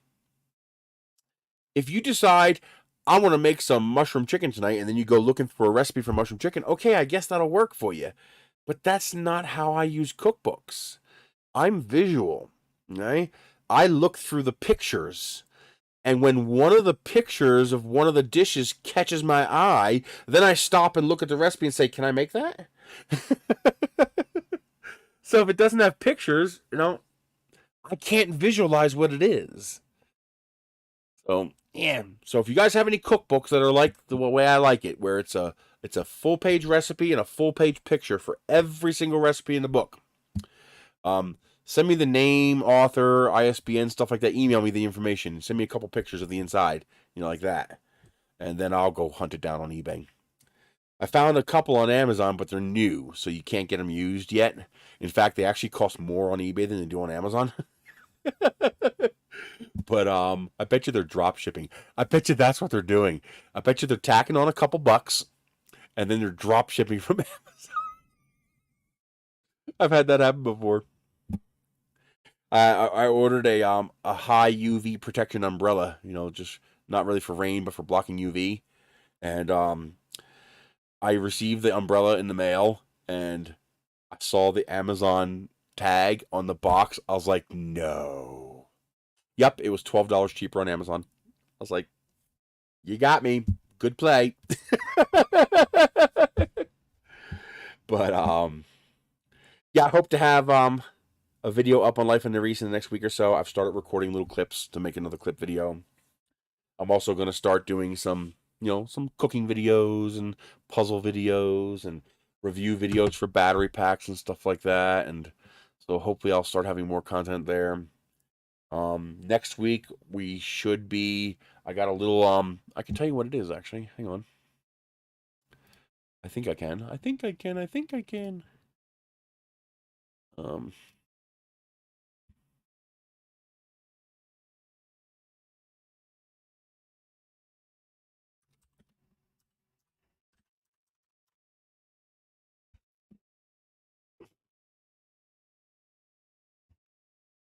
Let's see if I can find it. It should be in here. There's the UV box. Resin. There it is. Voxelab Arius. So, next week, if things go correctly, we will be looking at that printer there. Relatively small. It's an 8-inch print volume. What is that in millimeter? What is that, 200? Or is that 180? I think it's 200.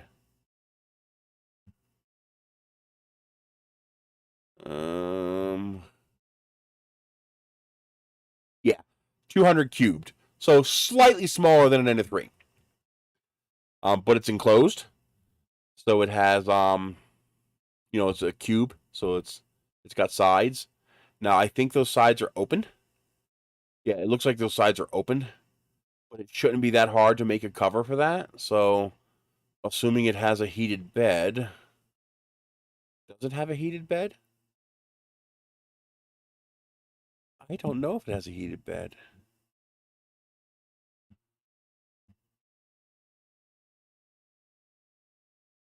Says it supports PLA, ABS, and TPU, which means it should have a heated bed.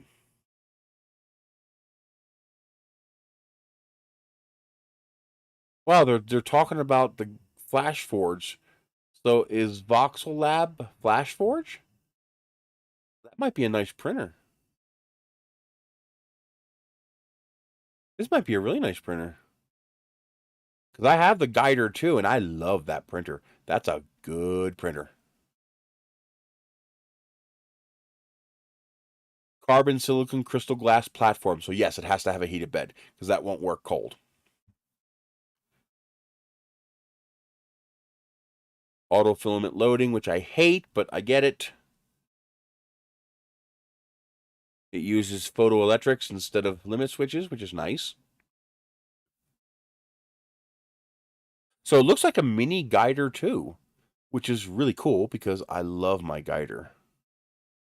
So making an enclosure for this should not be that difficult.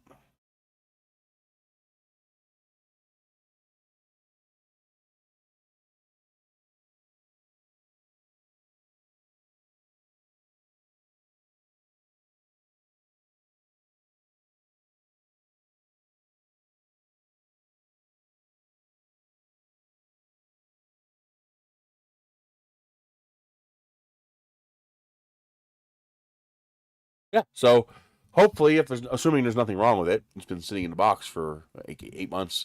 When did I get it?